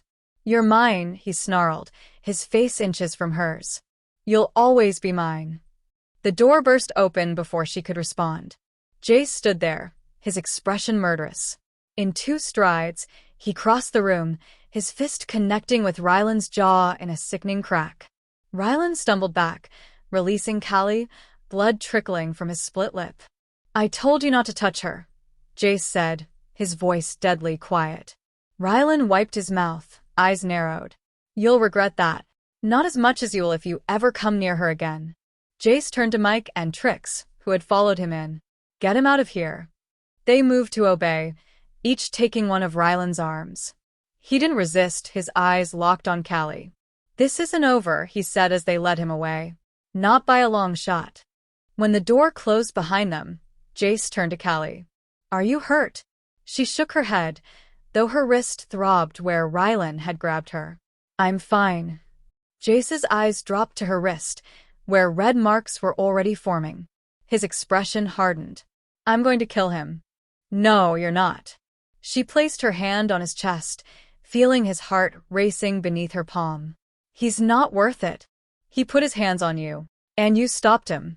She stepped closer, needing his warmth, his strength. Thank you for that. Jace sighed, the tension gradually leaving his body. He covered her hand with his own, keeping it pressed against his chest. You shouldn't have been alone with him. I needed to face him, she said, to prove to myself that I could. Understanding dawned in his eyes. And did you? Prove it. Yes. She smiled slightly. I'm not afraid of him anymore, Jace. Not like I was. Pride flashed across his face, warming her from the inside out. Good. The moment stretched between them, intimate and charged. His thumb stroked the back of her hand, gentle despite the violence he'd shown moments before. A knock at the door broke the moment. Trix entered without waiting for a response. Wagner's gone, she reported. Mike's following him to make sure he leaves town.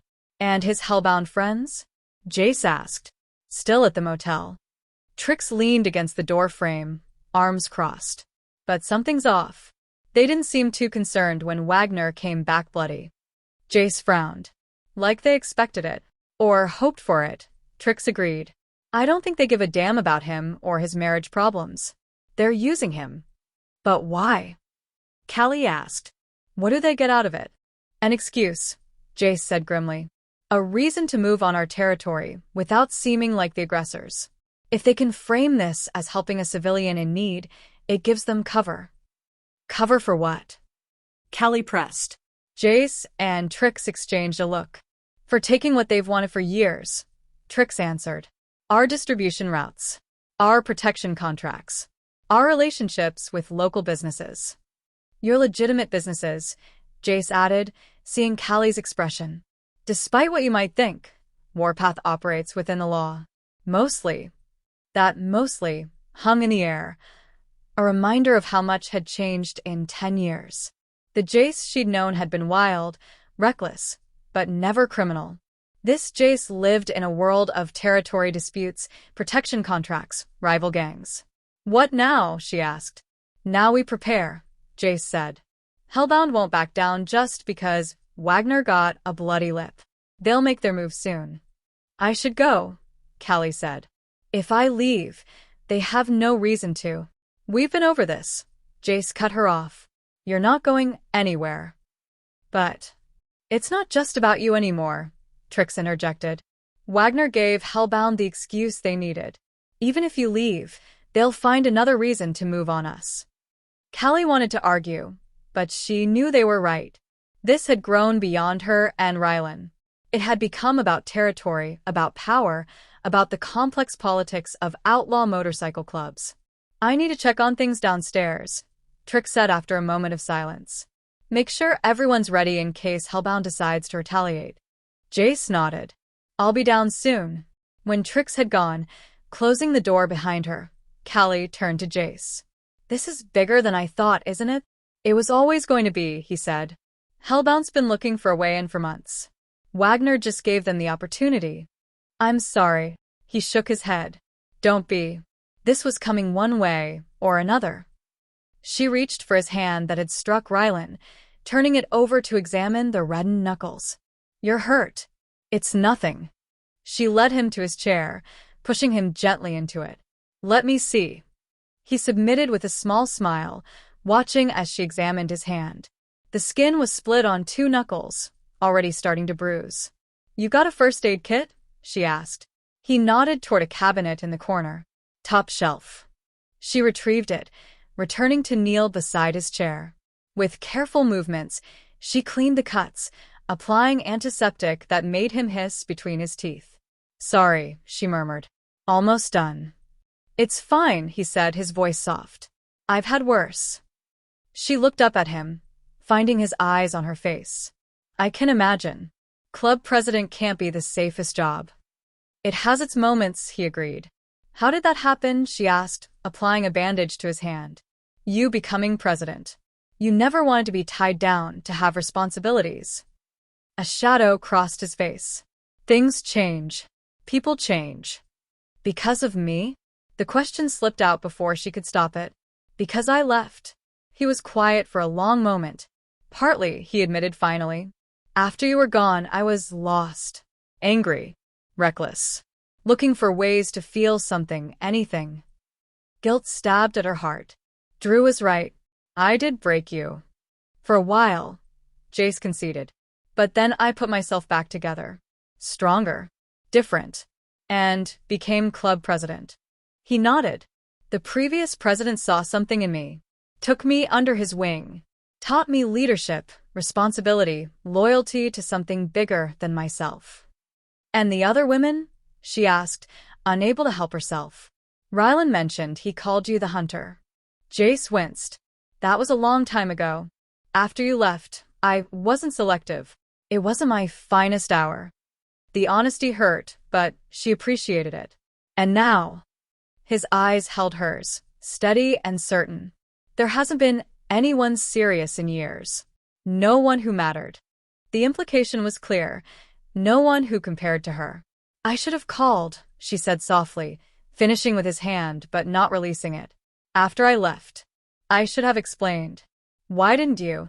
The question she'd been dreading. The truth she'd never told anyone, not even herself. Because I was scared, she admitted. Not of you. Of me. Of what I felt for you. He frowned.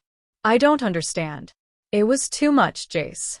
The words tumbled out, years of repressed truth finally breaking free. What I felt for you, it consumed me. I couldn't think, couldn't breathe, couldn't imagine a future without you in it. And it terrified me. Why? His voice was gentle, encouraging. Because I'd watched my mother lose herself in my father. Completely subsumed by him, by her love for him. She swallowed hard, remembering. And when he died, there was nothing left of her. She just faded away. I couldn't bear the thought of that happening to me. Of loving someone so much that losing them would destroy me.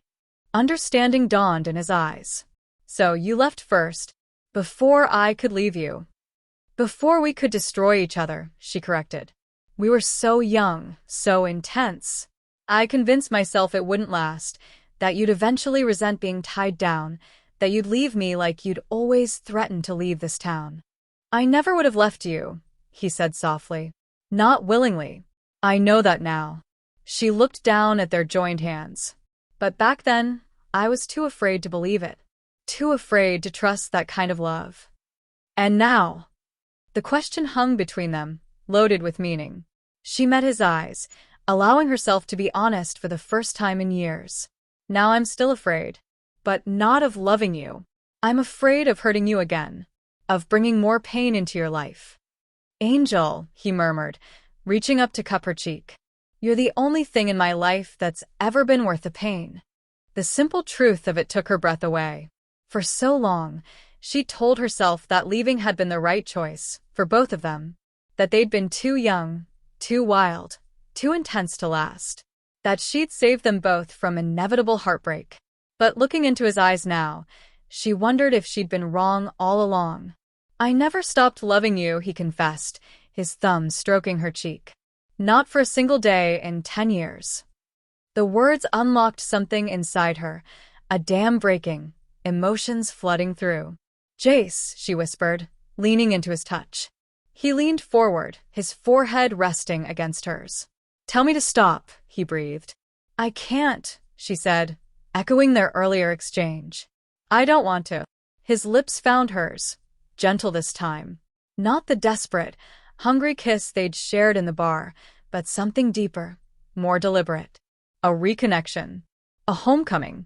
Her hands cupped his face, feeling the stubble beneath her palms, the strong line of his jaw. He pulled her closer, until she was half on his lap, her body molding to his as if they'd never been apart. Stay with me, he murmured against her lips. Not just until your car's fixed. Not just until Ryland's gone. Stay. The invitation hung between them, full of promise and possibility. The question she'd been avoiding since the moment she arrived in Raven's Creek. I need time, she said softly, to figure out who I am now, who we are together. He nodded, understanding in his eyes. Take all the time you need. I'm not going anywhere. And for the first time in 10 years, neither was she. Chapter 10. Night fell over Warpath, a tense hush replacing the usual Friday night chaos. Most members had cleared out, taking up positions around town to watch for Hellbound. Only the core group remained at the clubhouse, those Jace trusted most. Callie moved through Jace's apartment restless. After their conversation in his office, something had shifted between them. The walls they'd carefully maintained since her return had crumbled, leaving them raw and exposed to each other. She paused at his bedroom door. He was inside, his back to her as he changed shirts. The light caught the tattoos spanning his broad shoulders, intricate designs she didn't recognize, marking the years they'd spent apart. A map of his life without her. He turned, sensing her presence. Their eyes locked. "You should get some rest," he said, his voice low. "I can't sleep." She stepped into the room, drawn to him like gravity. "Too much happening." He nodded, understanding. "We've got people watching every entrance to town. If Hellbound or Ryland makes a move, we'll know. That's not what's keeping me awake." The confession hung between them. Jace went still, watching her with those intense blue eyes that had haunted her dreams for 10 years. "What is?" he asked, though they both knew the answer. "You." She moved closer, stopping just beyond his reach. Us. What we were. What we could be again. His jaw tightened. "Callie, I know. There's too much happening. Hellbound, Ryland, the club." She shook her head. "It's bad timing. It's always been bad timing with us." A smile touched his lips, sad and knowing. Too young. Too intense. Too much at stake. Maybe that's just us. She closed the distance between them, her hand coming to rest on his chest. His heart pounded beneath her palm. Maybe we're just too much. His hand covered hers, warm and calloused. "I can handle too much," he said softly. "The question is, can you?" It was the same question from 10 years ago. The one she'd answered by running away. "I'm not who I was," she said. "I'm not running anymore." Something flared in his eyes. Hope, hunger, need. Prove it. The challenge hung in the air between them. 2 words that changed everything. She rose on tiptoe, her lips finding his. Not tentative like before, but certain. Claiming.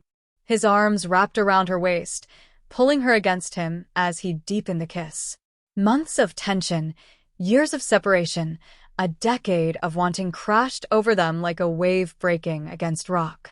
His hands tangled in her hair, angling her head to grant him better access. Her fingers traced the muscles of his back, discovering new scars, new terrain on a body she once knew better than her own.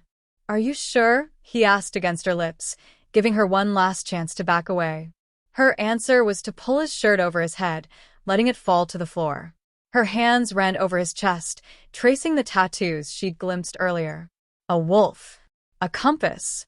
Her initials, tiny and hidden beside a small heart over his ribs. "You kept me with you," she whispered, touching the mark. "Always." His voice was rough with emotion. "You were never really gone." Her eyes stung with unexpected tears. All the years wasted. All the pain they could have avoided if she'd been brave enough to stay, to trust what they had. "I'm here now," she said. "I'm not going anywhere." He lifted her as if she weighed nothing, laying her on the bed with a gentleness that belied his strength. She pulled him down to her, unwilling to let even air come between them. His mouth traced fire down her neck, her collarbone lower. Her hands explored him in turn, relearning the contours of his body, finding the places that made him groan against her skin. Clothes were discarded, barriers stripped away until there was nothing between them but heat and need and the ghosts of who they'd once been. His eyes found hers, asking a silent question. She answered by wrapping her legs around him, drawing him closer, completing them both. They moved together as if they'd never been apart, as if their bodies remembered what their minds had tried to forget. The rhythm of them, the perfect sync that had always made them inevitable, irresistible, faded. His hand found hers, fingers interlacing as the tempo increased. Her free hand clutched at his back, nails leaving half-moons in his skin. Marking him, claiming him. "Mine now," he growled against her ear. "Say it." "Yours," she gasped, the admission tearing from her throat. "I'm yours, Jace. Always have been." The confession pushed him over the edge. She followed moments later, his name on her lips like a prayer, like a homecoming. After, they lay tangled together, her head on his chest, his arm around her shoulders. His fingers traced lazy patterns on her skin, raising goosebumps in their wake. "We should have done that days ago," she murmured, pressing a kiss to his chest. His laugh rumbled beneath her ear. I wanted to. Every time I saw you. Even when I first got here. All dirty and desperate. Especially then. He tilted her chin up, his eyes serious. You've never been anything but beautiful to me, Callie. Even broken. Even running. Even scared. Her heart squeezed. After Ryland's constant criticism, Jace's unconditional acceptance felt like oxygen after drowning. I love you, she said, the words slipping out unbidden. I never stopped, even when I tried to. His arms tightened around her. I love you too, Angel. Never doubt that. She burrowed closer, feeling safe for the first time in years. Protected. Cherished. Home. Sleep claimed her, deep and dreamless. The best rest she'd had since leaving Ryland. She woke to sunlight and Jace watching her, his expression soft with wonder, as if he couldn't quite believe she was there. Morning, she murmured, stretching like a cat. Morning. He leaned down, kissing her softly. Sleep okay? Better than okay. She smiled against his lips. You. First decent night's sleep in years. His hand traced her spine, warm and possessive. Turns out all I needed was you. She pushed him onto his back, straddling him with a boldness that would have shocked her a week ago. Is that all you needed? His hands settled on her hips, his eyes darkening. Among other things. The second time was slower, more deliberate. A thorough exploration rather than a desperate collision. Afterward, they showered together, unable to stop touching, to stop rediscovering each other. Dressed in his t-shirt and her underwear, Callie padded to the kitchen while Jace took a call from Mike. She hummed as she made coffee, feeling lighter than she had in years. Free. Her phone buzzed on the counter. Unusual, since she hardly ever got messages anymore. Ryland had alienated most of her friends during their marriage. Unknown number. A video attachment. Probably spam, she thought, but clicked anyway. Ryland's face filled the screen, his expression smug. Hello, Callie. Miss me? I've got someone here who's been asking about you. The camera panned, showing a dimly lit room. A figure sat in a chair, head bowed, hands bound behind their back. Callie's blood turned to ice. She knew that honey blonde hair, knew the delicate shoulders, now shaking with silent sobs. Callie, she whispered, horror washing over her. Her sister lifted her head. One eye was swollen shut, her lips split and bleeding. Duct tape covered her mouth, but her good eye widened with recognition, with terror. She came looking for you, Ryland's voice said off camera. Wanted to make sure her big sister was okay after the divorce. Wasn't that sweet? The phone clattered from Callie's numb fingers, Ryland's final words still audible from the floor. If you want to see her alive again, come alone. You know where. You have 1 hour. Jace appeared in the doorway, face grim from whatever news Mike had delivered. He took one look at her and was across the room in an instant. What's wrong? He demanded, gripping her shoulders. She couldn't speak, could only point at the phone on the floor, the video still playing, looping back to show Kelly's battered face again and again. Jace picked it up, watching with darkening eyes. When he looked up, his expression was murderous. He's dead, he said simply. I'm going to kill him. Callie shook her head, finding her voice at last. He has my sister. My little sister. We'll get her back, Jace promised, already pulling out his own phone. I'll call the club. We'll find where he's keeping her. I know where, Callie interrupted. He said I'd know where. It's the cabin. My parents' old hunting cabin. We used to go there when we were kids. He's taking everything from me. My past. My family. Jace's expression softened. He pulled her into his arms, holding her as she trembled. We'll get her back, he repeated. I promise you, Callie. He will not take anything else from you. But as she clung to him, Callie knew there was only one way to save her sister. The way Ryland had specified. Alone. Chapter 11. We're not splitting up. Jace paced the length of his office, tension radiating from every line of his body. That's exactly what he wants. Callie sat on the edge of his desk, staring at the phone in her hand. Callie's bruised face haunted her, a living accusation. Her baby sister, dragged into this mess because of her. He said to come alone. She repeated for the third time. If I don't. If you do, you're walking into a trap. Jace stopped in front of her, his eyes fierce. Think, Callie. He doesn't want to negotiate. He wants to hurt you. He already is. Her voice broke. That's my sister, Jace. My little sister, who used to crawl into my bed during thunderstorms. Who braided my hair before prom. Who called me every week during my marriage, even when Ryland tried to isolate me from everyone. Jace's expression softened. He knelt before her, taking her hands in his. I know. And we're going to get her back. But not by sacrificing you. The door opened and Trix entered, followed by Mike and 3 other Warpath members Callie had come to know over the past week, Ben, Hawk, and Drew, who still watched her with suspicion. We found the cabin, Trix announced, spreading a map on the desk. 20 miles north, in the woods near Campbell Creek. My father's hunting cabin, Callie confirmed, leaning over to look. We spent summers there when I was young. What's the terrain like? Jace asked, all business now. Dense woods. 1 road in, barely more than a dirt track. No neighbors for miles. Mike traced the route with his finger. Perfect place for an ambush. Or a trap, Drew muttered, echoing Jace's earlier words. Callie ignored him, focusing on the map. There's a back way in. Through the creek bed. My sister and I used to use it to sneak back after curfew. Jace nodded, already planning. Good. Mike, you and Hawk take the creek route.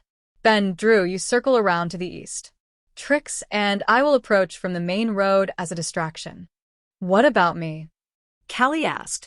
5 pairs of eyes turned to her. You're staying here, Jace said firmly. Where it's safe. No.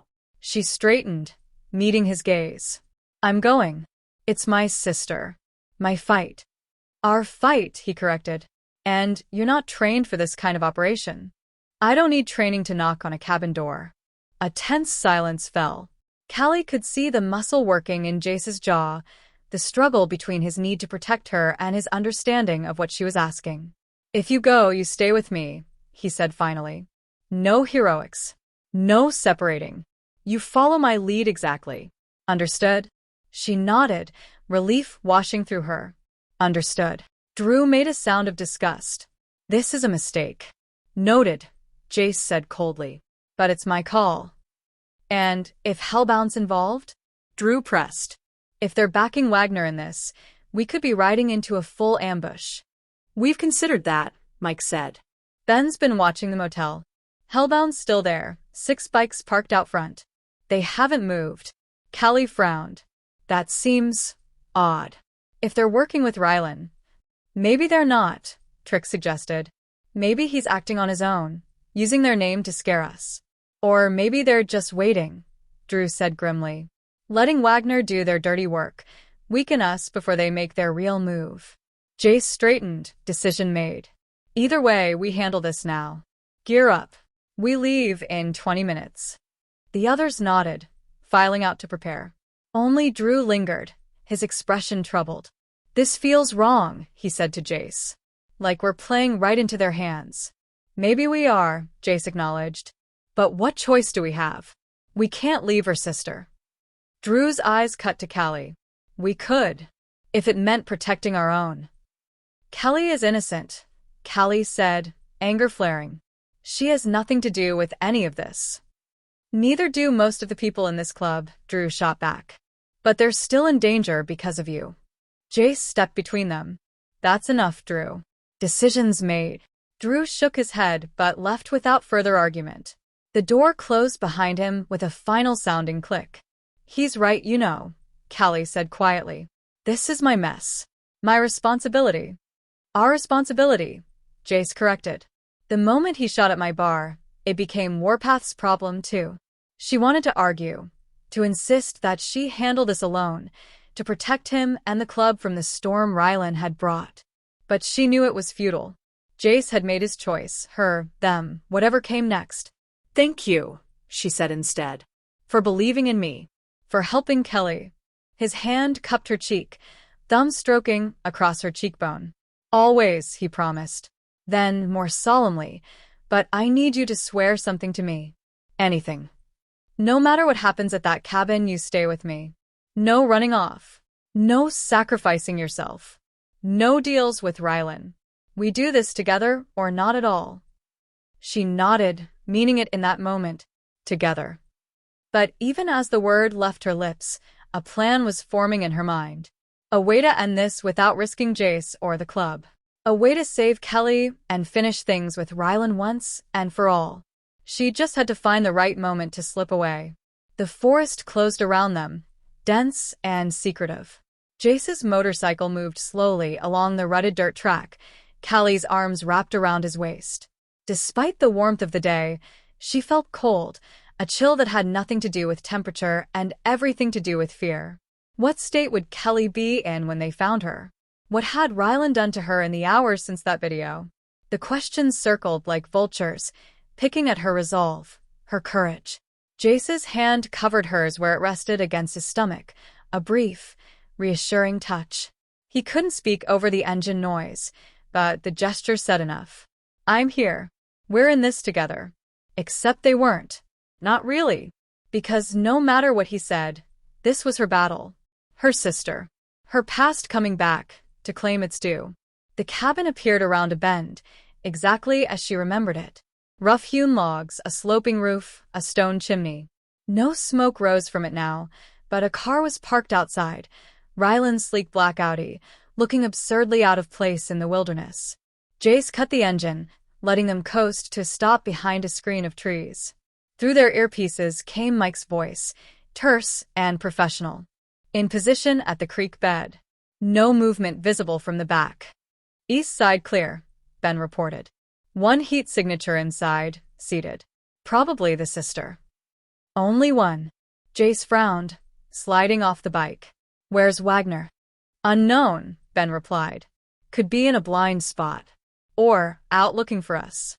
Jace helped Callie dismount, his movements gentle despite the tension thrumming through him. "Stay behind me," he reminded her. "Whatever happens, whatever you see or hear, stay behind me." She nodded, though they both knew it was a lie.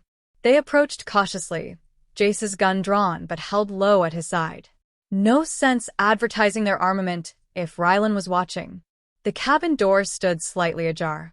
Invitation or trap? Impossible to tell. Movement at the east window. Drew's voice came through the earpiece. "Someone's up." Jace nodded, placing himself between Callie and the cabin. "Wagner," he called. "We're here to talk." Silence greeted his words. Not even birdsong broke the eerie quiet of the forest. "Something's wrong," Callie whispered, the hairs on her arms standing up. Jace felt it too. She could see it in the tightening of his shoulders, the slight shift in his stance. "Mike, Hawk, move in through the back. Ben, Drew, cover the sides. Trix, watch our six." Acknowledgements came through the earpiece, swift and sure. Jace turned to Callie, his expression deadly serious. "Stay here," he ordered. "Behind that tree. Don't move until I call you." She wanted to protest, but saw the fear behind his command. Fear for her, not himself. She nodded, retreating to the massive oak he'd indicated. Jace approached the cabin, gun now raised and ready. "Wagner," he called again. "Last chance to do this peacefully." The door creaked wider. A figure appeared in the gap, small and unsteady. Callie breathed, her heart lurching. Her sister stumbled onto the porch, hands still bound behind her back, duct tape still covering her mouth. Her face was worse than in the video. Both eyes blackened now, dried blood caking her nostrils. She swayed on her feet, barely conscious. "She's alone," Mike reported through the earpiece.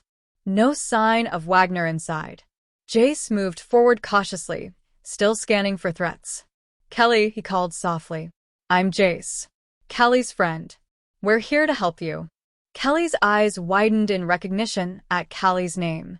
She made a muffled sound behind the tape, shaking her head violently. Warning! Too late, Callie realized what was happening. "Jace, it's a trap," she screamed, breaking cover. "Get away from the cabin."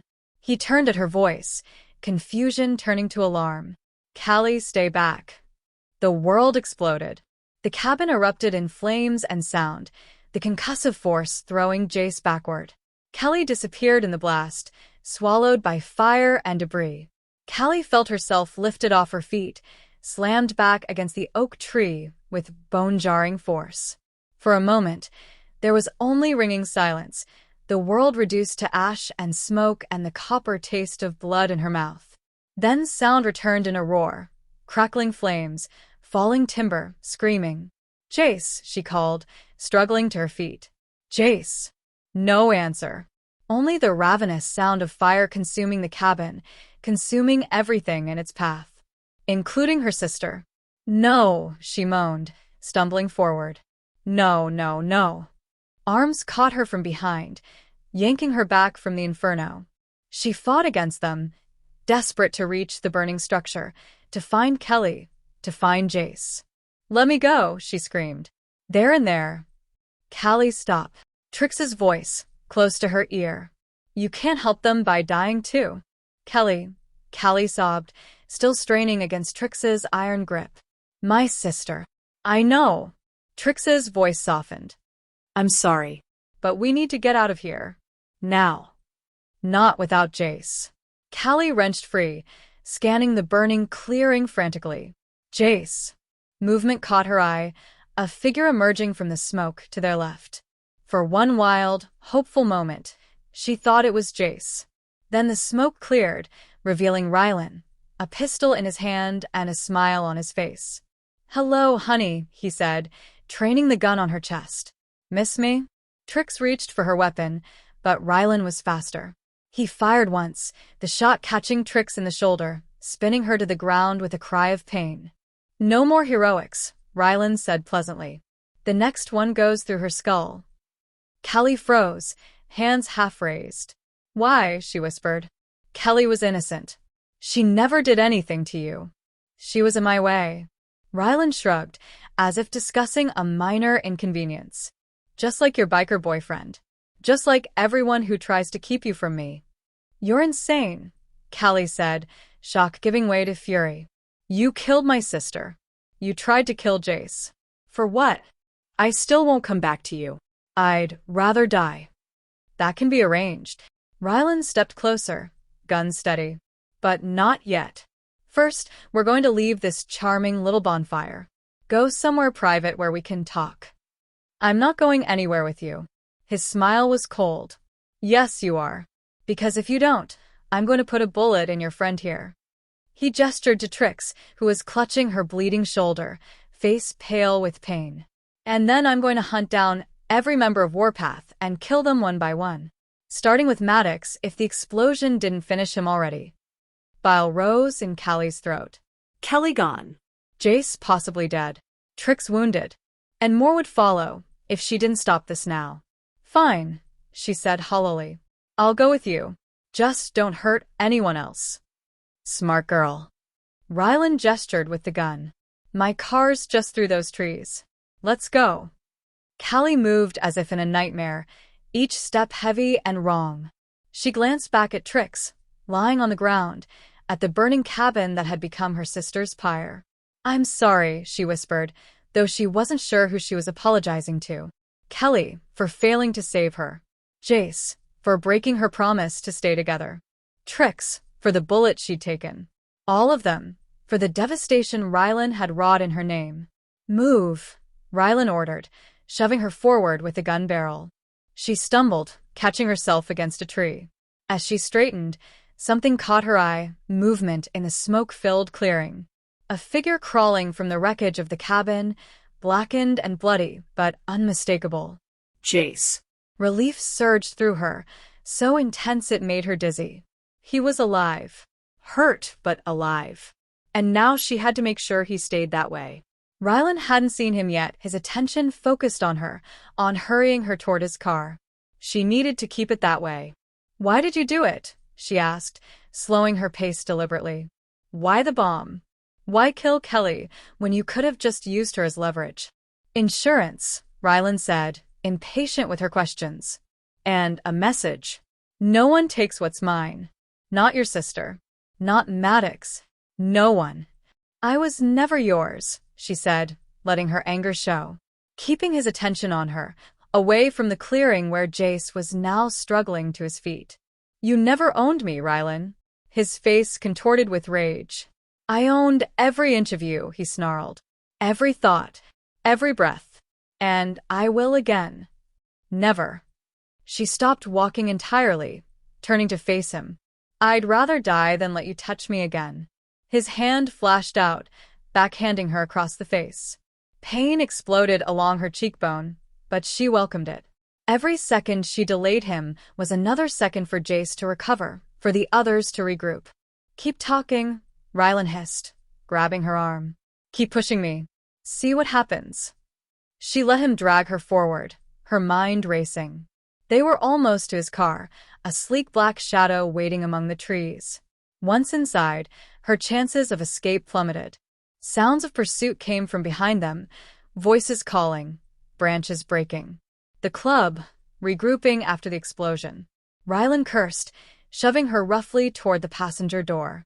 Get in. Now. She fumbled with the handle, deliberately clumsy, buying seconds. Now, Callie, he growled, pressing the gun to her ribs. She opened the door, one foot inside the car, when a shot rang out. Not Ryland's gun. Something heavier, more powerful. The bullet struck the car's hood, piercing metal with a scream of tortured steel. Wagner. Jace's voice, raw but strong. Let her go. Ryland spun, dragging Callie in front of him as a shield, gun pressed to her temple. Back off, Maddox, he shouted, or I put a bullet in her head. Jace stood at the edge of the trees, bloodied but upright, his gun aimed at them with rock-steady hands. Behind him, other Warpath members were emerging from the smoke, Mike supporting a limping Hawk, Ben helping Trix, Drew covering their retreat. It's over, Jace called. Let her go, and we end this now. Ryland laughed, the sound brittle and wrong against Callie's ear. It's not over until I say it's over. And I say Callie's coming with me. That's not happening. Jace took a step forward, then another, his movements careful but determined. Stay back. Ryland's arm tightened around Callie's throat, choking her. I'll kill her. I swear to God, I'll kill her. Callie met Jace's eyes over the distance. In them, she saw everything: love, fear, determination, and understanding. He knew what she was about to do. She let her body go slack, as if fainting from Ryland's chokehold. As he instinctively adjusted his grip, she drove her elbow back into his solar plexus with every ounce of strength she possessed. Ryland gasped, his grip loosening just enough. Callie twisted free, dropping to the ground as Jace's gun barked once, twice, 3 times. Ryland staggered back, red blooming across his chest in perfect symmetry. His expression was almost comical: surprise, outrage, disbelief. The gun fell from his nerveless fingers. You, he gasped, his eyes finding Callie's one last time. You were mine. He collapsed, a puppet with cut strings. Callie stared at his fallen body, feeling nothing. No triumph, no relief, just a vast, echoing emptiness where fear had lived for so long. Then Jace was there, gathering her into his arms, his heart hammering against her cheek. I thought I'd lost you, he rasped, his voice raw from smoke and emotion. When the cabin exploded, Callie whispered, the name a prayer and a lament. She's gone, Jace. My sister? I know. He held her tighter, as if he could absorb her grief into his own body. I'm sorry, Angel. I'm so sorry. She clung to him, letting his strength support her as the adrenaline drained away, leaving only the crushing weight of loss. Ryland was dead. The threat was over. But the price had been too high. Far, far too high. Chapter 12. Shock, they called it. The numb, hollow feeling that followed trauma. The mind's way of protecting itself from what it couldn't process. Callie sat in Jace's apartment, a blanket wrapped around her shoulders despite the warmth of the evening. Her hands cradled a mug of tea she hadn't touched. Her eyes stared at nothing. Callie was gone. The words repeated in her mind, a terrible loop she couldn't silence. Callie was gone, burned in a trap meant for them all. Callie, who had only ever tried to help her. Who had come looking for her, worried after the divorce. Who had died because of Ryland's obsession. Because of her. The door opened quietly. Jace entered, moving slowly, his injuries from the explosion still evident in the stiffness of his movements. Burns marked one side of his face and neck, already treated and bandaged. Beneath his shirt, she knew, were more, a roadmap of pain etched across his skin. He crossed to her, kneeling before her chair, taking her cold hands in his warm ones. "The sheriff's been through the cabin site," he said, his voice gentle. "They found remains. They're running tests, but—" "It's her," Callie said, her voice flat. "I know it's her." Jace nodded, accepting her certainty. "I'm sorry, Angel. So damn sorry." She looked at him, then really looked, taking in the damage Ryland had done. Burns. Cuts. A split lip where shrapnel had caught him. Yet he knelt before her, concerned only for her pain, her loss. "You could have died," she whispered, reaching to touch the undamaged side of his face. "All of you. Because of me." "Because of him," Jace corrected firmly. "None of this is on you, Callie." But it was. In her heart, she knew the truth. If she hadn't come back to Ravens Creek, if she hadn't sought refuge with Jace, none of this would have happened. Callie would still be alive. Trix wouldn't be in the hospital with a bullet wound. Jace wouldn't be burned and battered. "I should never have come here," she said, pulling her hand away. "Never dragged you into my problems." "Stop." His voice was sharper now. "You didn't drag me anywhere. I chose this. We all did. And look what it cost." Tears filled her eyes for the first time since the explosion. Hot, scalding tears that burned like acid. "My sister is dead, Jace. Dead because I came to you instead of facing Ryland myself." "You think you could have stopped him alone?" Jace asked, still kneeling before her. "You think he would have been satisfied with just you?" "He was unhinged, Callie. Dangerous. He would have hurt anyone who tried to help you, whether you came here or not." Logic, when what she needed was absolution. Permission to grieve without the crushing weight of guilt. "I need to arrange a funeral," she said abruptly, changing the subject. "For Callie. I need to tell our aunts, our cousins. Make arrangements." "I'll help," Jace offered immediately. "Whatever you need." The kindness in his voice broke something inside her. The tears came faster, a flood she couldn't control. Sobs tore from her throat, raw and primal.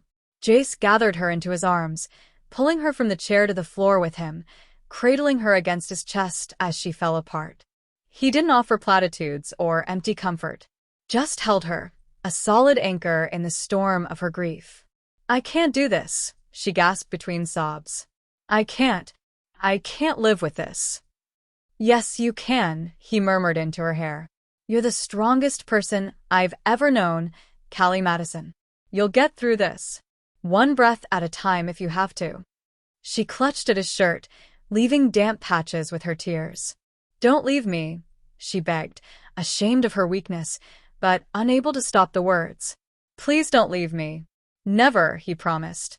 "Not ever again."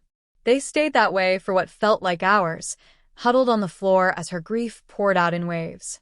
Eventually, the tears slowed, then stopped, leaving her hollow and exhausted. Jace helped her to bed, tucking the blankets around her with gentle hands.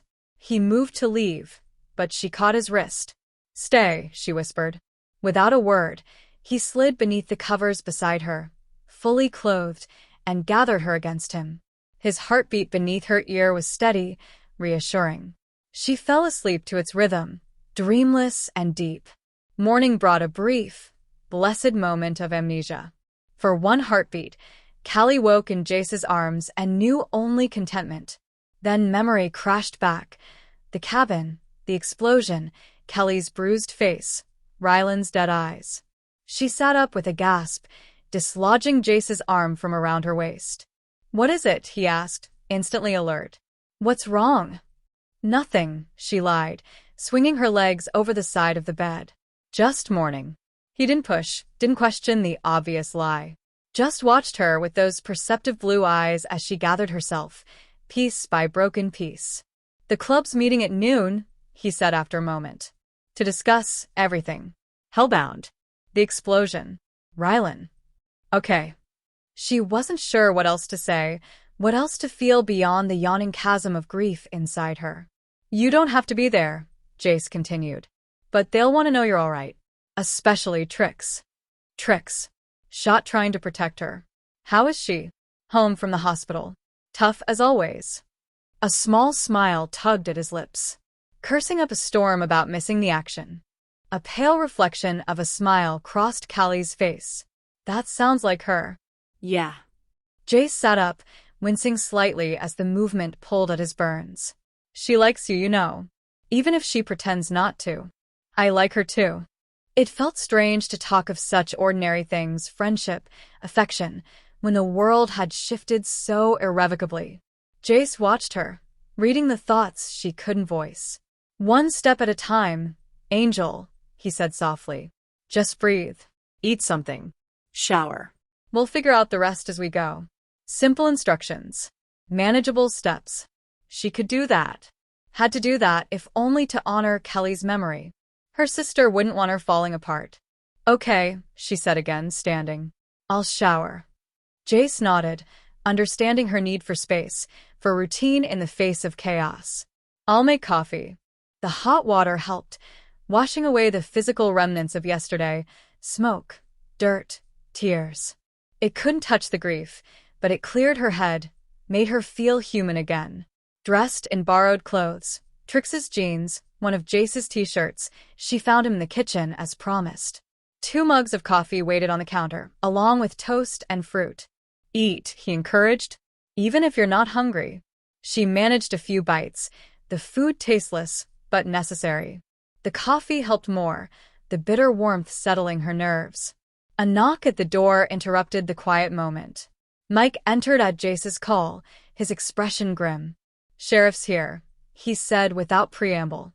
"Wants to talk to Callie about yesterday." Jace tensed. Now. Mike nodded. "Says it can't wait." Callie set down her mug with hands that shook only slightly. "It's fine. I'll talk to him." Jace moved to stand beside her, his presence solid and reassuring. "Not alone. I'm coming with you." She didn't argue, grateful for his support as they followed Mike downstairs to Jace's office, where Sheriff Cooper waited. The older man's weathered face betrayed no emotion as they entered, but his eyes softened briefly at the sight of Callie. "Miss Madison," he greeted her. "I'm sorry for your loss." The simple acknowledgement threatened to crack her fragile composure. She nodded, not trusting her voice. "I know this is difficult," Cooper continued, "but I need your statement about what happened yesterday." For the next hour, Callie recounted the events leading to the cabin, Ryland's video message, Kelly's kidnapping, the trip to save her, the explosion, the confrontation afterward. "So Maddox shot Wagner in self-defense," Cooper clarified, making notes in a small book. "After Wagner held you at gunpoint." "Yes," Callie confirmed, her voice steady now. "He was going to kill me. Would have killed more of us if Jace hadn't stopped him." Cooper nodded, seeming satisfied. "Forensics supports your story. The cabin was rigged to blow, professionally done, which raises questions about where Wagner got his expertise. And the bullet removed from Ms. Rodriguez matches Wagner's gun. So we're clear?"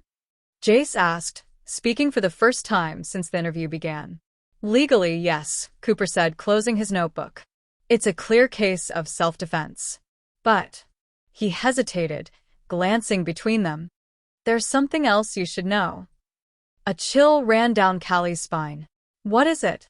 "The remains we found in the cabin," Cooper said carefully. "The DNA doesn't match your sister's." The words didn't make sense at first, didn't penetrate the fog of grief and shock. "What?" she whispered. "The body in the cabin wasn't Kelly Madison," Cooper repeated. "We can't identify the remains yet, but the height, bone structure, and preliminary DNA all rule out your sister." Hope flared, wild and dangerous. "Then she could be alive?" Cooper's expression was carefully neutral. "It's possible. But there's more." Wagner's phone was recovered from his body. There were messages on it, encrypted but readable. Messages from Hellbound. Jace straightened, suddenly alert. What kind of messages? Confirmation of payment, Cooper said. For services rendered. Including.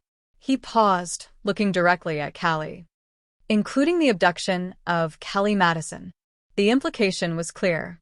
If Callie hadn't died in the explosion, if Hellbound had been paid to kidnap her, they have her. Callie breathed, hope and terror warring in her chest. Hellbound has my sister. That's my assumption, Cooper agreed. Though I have no proof yet. And as of this morning, the Hellbound members who were staying at the Edge Motel have disappeared. All 6 bikes, gone before dawn.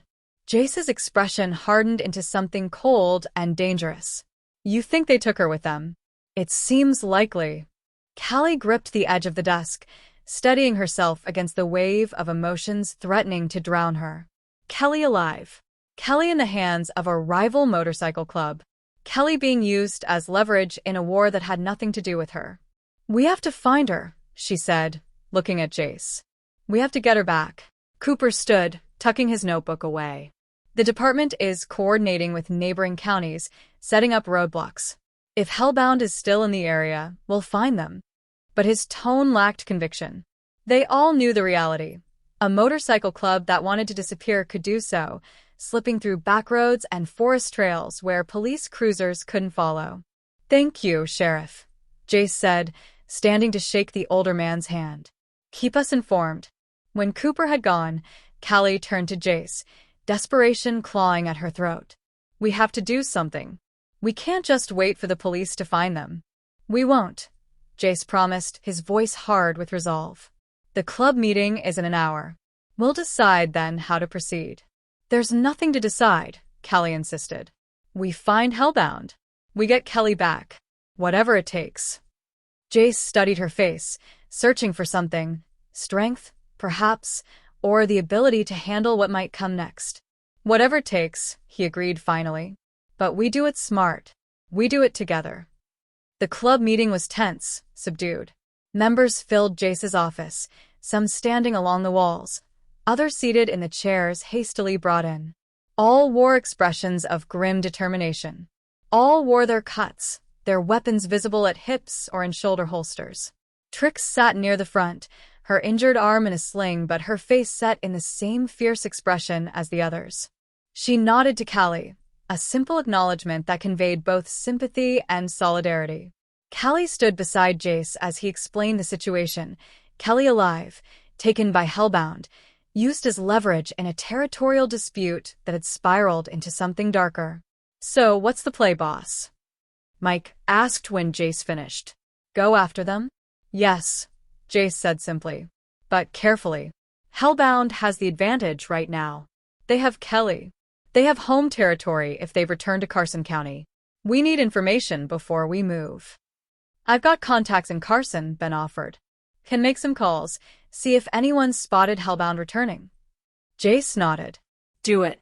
Hawk, I wanted to check with our suppliers across the state line. See if Hellbound's been in touch with any of them, trying to establish new connections. On it, Hawk agreed. The rest of you spread out. Check your sources. Call in favors. I want eyes everywhere, looking for any sign of Hellbound or Callie Madison. The members nodded, accepting their assignments without question. All except Drew, who leaned against the far wall, arms crossed over his chest. Seems like a lot of risk for one woman, he said into the brief silence. A woman who isn't even part of the club. Jace's gaze snapped to him, hard as flint. She's Callie's sister. That makes her family. Does it? Drew pushed off from the wall, stepping forward. Callie isn't club either. She's your old flame, sure. But since when does Warpath go to war over someone's ex-girlfriend? Murmurs rippled through the room, not of agreement, but of discomfort. No one liked Drew challenging Jace so openly, but no one moved to stop him either. Careful, brother, Jace warned, his voice dangerously soft. Drew ignored the warning. I'm just saying what others are thinking. We've lost enough already. The cabin explosion could have killed more of us. Trix took a bullet. And for what? For someone who left you without a word 10 years ago. For family, Jace corrected, his voice level despite the muscle jumping in his jaw. For someone under our protection. For the same reason we'd ride for any of you if you were in trouble. It's not the same, Drew insisted. And you know it. The tension in the room ratcheted higher.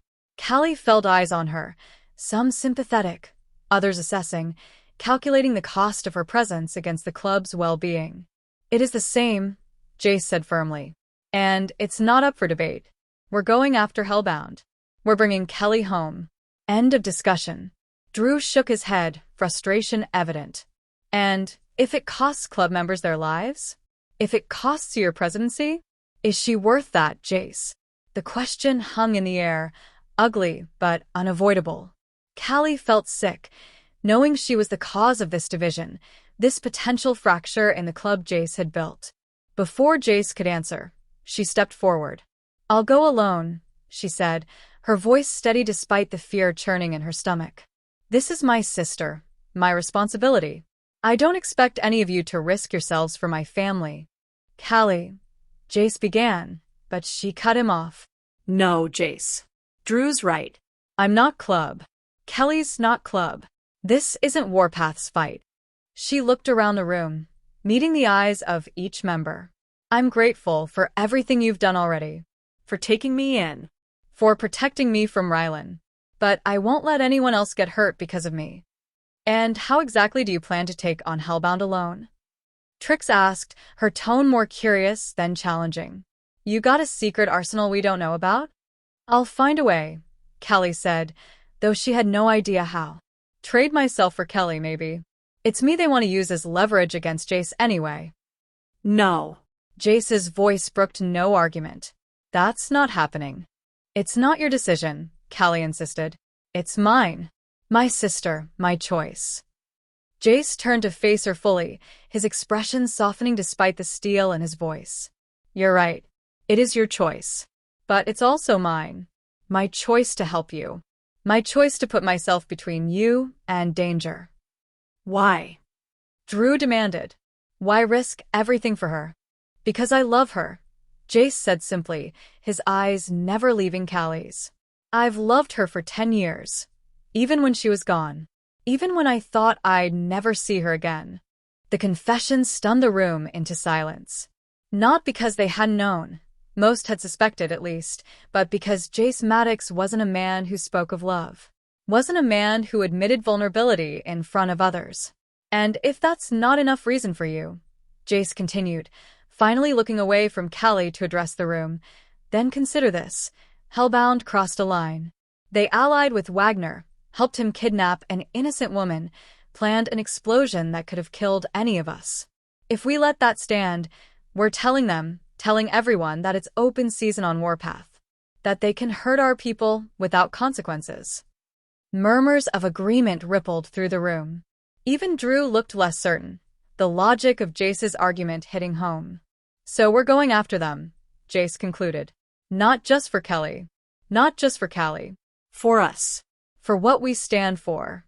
For the reputation and safety of this club. One by one, heads nodded. Even Drew gave a reluctant nod of acceptance. Now, Jace said, his voice taking on the tone of command Callie was coming to recognize, I want options. How do we find Hellbound? How do we get Callie back safely?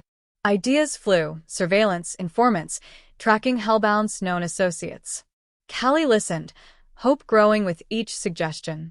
These people, despite their initial reservations, were committing fully to finding her sister, risking themselves for her family. And Jace. Jace had declared his love for her in front of his entire club, had put her before the brotherhood he'd built, had chosen her, knowing what it might cost him. The meeting broke up as members moved to execute their assignments, determination in every step. Only Callie, Jace, and Mike remained in the office. You're taking a risk, Mike said to Jace, his tone neutral. Putting club resources behind this. I know, Jace acknowledged, but it's the right call. You agree, or you'd have spoken up. Mike nodded. I agree. Doesn't mean it's not a risk. Everything worth having is, Jace replied, his eyes finding Callie's. Mike followed his gaze, his expression softening. "For what it's worth," he said to Callie, "I think you're good for him. Make him think before he acts. God knows he needs that." A surprised laugh escaped her. "I think you have that backward. He's the steady one. I'm the one who runs when things get hard." "Not anymore," Mike said, a note of approval in his voice. "Not from what I've seen." With that, he left, closing the door behind him. Alone with Jace, Callie found herself suddenly shy, uncertain. "Did you mean it?" she asked. "What you said before, about loving me?" Jace crossed to her, taking her hands in his. "Every word," he said. "I never stopped, Callie. Not for a single day. Even when I hurt you, when I left, even then." His thumbs traced circles on her palms. "I was angry, confused. But beneath it all, I still loved you. Always will." The simple certainty in his voice broke through the last of her defenses. "I love you too," she whispered. "I tried not to. Tried to forget you. But you were always there, in the back of my mind, the standard no one else could meet." His smile was soft, a little sad. "Not even Ryland?" "Especially not Ryland." She shook her head. "He was safe. Controlled. Everything you weren't. I thought that's what I needed. I was wrong." Jace pulled her closer, his forehead touching hers. "We'll find Callie," he promised. "Whatever it takes. And then we figure out what's next for us." "Together," she said, making it a promise. "Together," he agreed. They sealed the vow with a kiss, gentle but full of promise. For the first time since learning of Kelly's kidnapping, Callie felt something close to hope. They would find her sister. They would bring her home. And maybe, just maybe, they would heal the decade-old wound that had kept them apart for far too long. Chapter 13. 3 days passed with no sign of Callie or Hellbound. Callie existed in a state of suspended animation, caught between hope and despair, between faith and fear. Each time the clubhouse door opened, her heart leapt. Each time, it was only another Warpath member returning with no news. Jace worked tirelessly, barely sleeping, coordinating search efforts across 3 counties. He'd called in every favor, tapped every contact, turned over every stone that might lead to Hellbound's hideout. So far, nothing. On the 4th morning, Callie woke to find Jace already gone from their bed, his side cold. She pulled on his discarded t-shirt and padded barefoot to the kitchen, following the scent of coffee and the low murmur of voices. Jace and Mike sat at the kitchen table, heads bent over maps spread across the surface. They looked up when she entered, both wearing identical expressions of exhaustion and determination. "Morning," Jace said, his smile tired but genuine. "Coffee's fresh."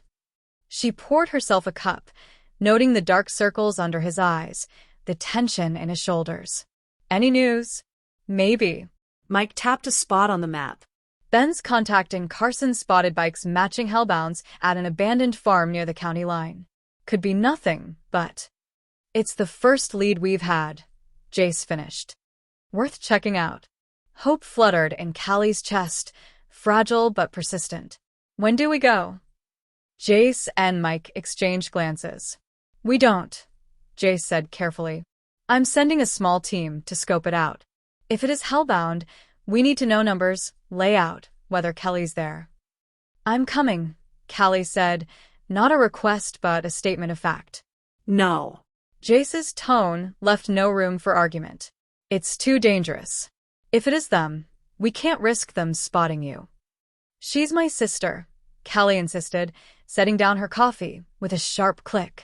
"I'm not sitting here while others risk themselves to find her." "Callie." "No," she cut him off. "I've been patient. I've let you handle this your way. But I can't just wait anymore, Jace. I need to do something." Mike cleared his throat, standing. "I'll let you two discuss this," he said diplomatically. "I need to check in with Ben, anyway." When the door closed behind him, Jace sighed, scrubbing a hand over his face. "It's reconnaissance only," he said. "In and out. No engagement. If Kelly's there, we come back, make a proper plan." "Then I can help," Callie argued. "I can stay in the car." Be a lookout. Anything. And if they see you? If they use you to get to Callie? To get to me? Jace shook his head. It's too big a risk. It's my risk to take. No, he said again, firmer this time. It's not just your risk. It's Callie's. It's the club's. It's mine. Frustration boiled within her. So, I'm just supposed to sit here? To wait and worry and do nothing while my sister is being held by those people? Yes. Jace stood, crossing to her. Because it's the smart play. Because it gives Callie the best chance. Logic. Again with the logic, when what she needed was action, movement, the illusion of control in a situation spiraling beyond her grasp. I can't lose her too, Callie whispered, her voice breaking. Not after everything else. Not because of me. Jace's expression softened. He pulled her into his arms, his warmth enveloping her, steadying her. You won't, he promised. We'll find her. We'll bring her home. She wanted to believe him, needed to believe him. But days of fruitless searching had worn her hope thin, left her faith fragile.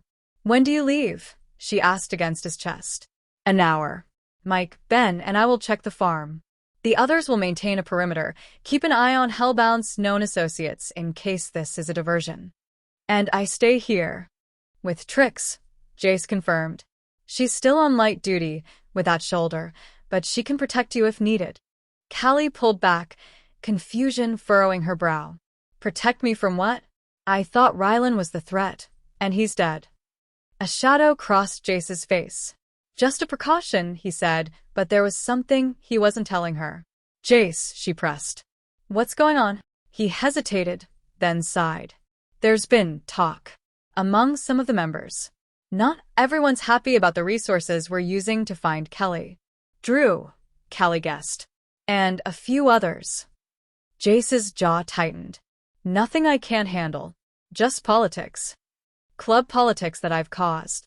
That Hellbound caused, he corrected. That Ryland caused. Not you.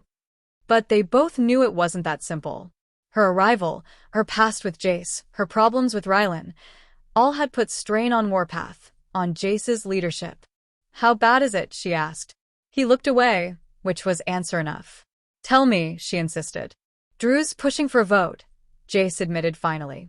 On whether we continue looking for Callie or focus on club business instead. The words hit like a physical blow. A vote on my sister's life? On whether she's worth saving? It won't come to that, Jace assured her. I still have the majority. The old guard, Mike, Hawk, Ben, they're with me. And others. But not all. No, he acknowledged. Not all. Callie stepped back, wrapping her arms around herself, suddenly cold despite the warm morning. If you lose this vote, she said slowly, if the club decides not to help find Callie, then I'll find her anyway, Jace said without hesitation. With or without Warpath behind me. The implications of that statement were enormous. Jace would choose her family, over the club he'd built, the brotherhood he led. Would risk everything he'd worked for, everything he was, for her. I can't let you do that, she said, her voice barely above a whisper. It's not your choice to make, he said, echoing her words from days before. My club. My decision. Your life, she countered. Your family. You're my family too, he said simply. You, and Callie by extension, have been since the day you came back. The declaration stole her breath, left her speechless, with its uncompromising certainty. This was the Jace she remembered, the boy who loved absolutely, who gave everything without reservation, who knew his own mind and heart with unwavering clarity. Before she could respond, a commotion erupted outside, raised voices, the thunder of boots on wooden floors. The door burst open without a knock, Hawk standing there with wild eyes. Boss, he panted. Meeting room. Now. Drew's called for the vote. Jace's expression hardened. I'm coming, he said, already moving for the door. He paused, looking back at Callie. Stay here. I'll handle this. She nodded, though everything in her screamed to follow, to face Drew and his dissenters herself, to fight for her sister's rescue. When they had gone, The apartment fell silent save for the ticking of the clock and the pounding of her heart. She paced, counting steps to calm herself, to push away the fear clawing at her throat. 10 minutes passed. Then 20. The voices from downstairs grew louder, more heated.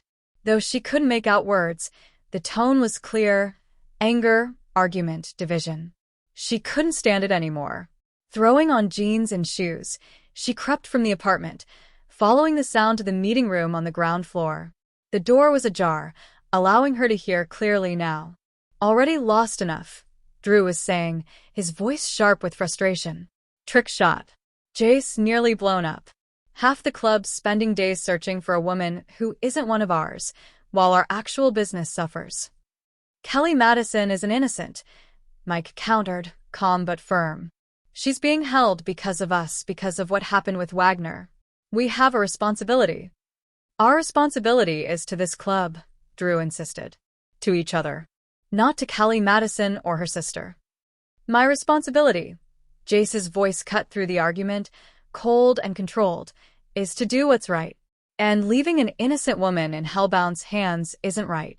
It isn't what Warpath stands for. What Warpath stands for? Drew scoffed. Or what you want. Because from where I'm standing, this isn't about the club anymore. It's about you and Callie. About what you want, what you need. Watch yourself, brother, Jace warned. No, Drew pressed on. Someone needs to say it. You've put her before the club. Before your brothers. Before your oath as president. That's not true, Jace said, but Drew talked over him. Isn't it? How many deals have we missed this week because everyone's out looking for Callie? How many suppliers have gone elsewhere because we couldn't deliver? How much business have we lost? Murmurs followed his words, not universal agreement, but enough to show Drew's concerns resonated with others. This isn't about business, Jace said, his voice harder now. This is about doing what's right, about not leaving an innocent woman to suffer. And what about us? Drew demanded. What about Warpath? Are we just collateral damage in your quest to make things right with your ex? That's enough, Mike snapped. You're out of line, Drew. Am I? Or am I just saying what everyone's thinking? Drew's voice rose, addressing the room at large now. Jace has put this woman, this outsider, before the club, before the Brotherhood, before the oath he took as president. Silence fell, heavy and tense. Callie held her breath, waiting for Jace's response. If that's what you believe, Jace said finally, his voice dangerously soft, then call for the vote. Right here. Right now. Whether we continue looking for Callie Madison or abandon her to Hellbound. Fine, Drew said. I call for the vote. All in favor of ending the search for Callie Madison and refocusing on club business, raise your hands. Callie couldn't see into the room, couldn't count the hands that rose in response to Drew's call. But the silence that followed spoke volumes. All opposed, Jace said after a moment. All in favor of continuing the search until Callie is found. Another silence. Then Jace's voice again, firm with finality. The vote is 12-7. We continue the search. Relief flooded Callie. The majority stood with Jace, with her, with Callie. But 7 against, nearly a third of the club. 7 members who resented her presence, her influence over their president, the resources being used to find her sister. This isn't over, Drew said, his voice tight with anger. Yes, it is, Jace countered. The club has spoken. We find Callie. We bring her home. End of discussion. Heavy footsteps approached the door. Callie backed away quickly, retreating down the hallway before anyone could catch her eavesdropping. She made it to the stairs just as the meeting room door swung fully open, members spilling out with grim faces and tense shoulders. She hurried back to the apartment, heart racing, mind churning with what she'd heard. Jace had won the vote, but at what cost? The club was divided now, fracturing along lines she had drawn simply by existing, by bringing her troubles to Warpath's door. It's not your fault. Trix's voice came from behind her as she entered the apartment. Callie whirled, startled. What are you doing here? Jace asked me to stay with you, Trix explained, leaning against the kitchen counter. Her injured arm was still in a sling, but she looked better, color returning to her face. Figured you might need company while the boys played politics. You heard about the vote. Hard not to. Trix shrugged her good shoulder. Club this size, secrets don't stay secret long. Jace won, Callie said, still processing what that meant. But 7 voted against him. Against finding Callie. 7 voted to protect the club. Trix corrected gently. Not against your sister specifically. They're just scared. Worried about what a war with Hellbound might cost. And what about you? Callie asked. Where do you stand? Trix's expression softened, became something almost like affection. With Jace. With you. With doing the right thing, even when it's hard. The simple declaration brought unexpected tears to Callie's eyes. Thank you, she whispered. Don't thank me yet, Trix warned. We still have to find Callie. And deal with whatever fallout comes from this vote. Fallout. Drew won't just accept defeat, Trix explained. He's wanted Jace's seat for years. This is his chance to push, to build a coalition against him. Fear coiled in Callie's stomach. Because of me. Not just you, Trix said. This has been brewing for a while. Drew's more traditional in his views. Thinks the club should stay focused on business, on protecting our own. Jace wants to evolve, to expand our definition of family, of brotherhood. And I'm the catalyst, Callie concluded. The spark that lit the flame. Maybe, Trix conceded, but fires can purify as well as destroy. Maybe Warpath needs this reckoning. This chance to decide what we really stand for. Before Callie could respond, the apartment door opened again. Jace entered, his face drawn with fatigue but his eyes alert, focused. You handle Drew, Trix said, not a question but an assessment. For now, Jace confirmed. The vote passed. We continue looking for Callie. With what? Trix asked. Your reconnaissance to the farm? Jace nodded. Mike and Ben are gearing up now. I want you to stay with Callie. Keep her safe while we're gone. Always the fun jobs, Trix grumbled, but there was no real heat in her complaint. Jace's eyes found Callie's, reading the knowledge there. You heard. Enough, she admitted. 7 against you, Jace. Because of me. Not because of you, he said, crossing to her. Because of what I stand for. What this club stands for. This was always going to happen.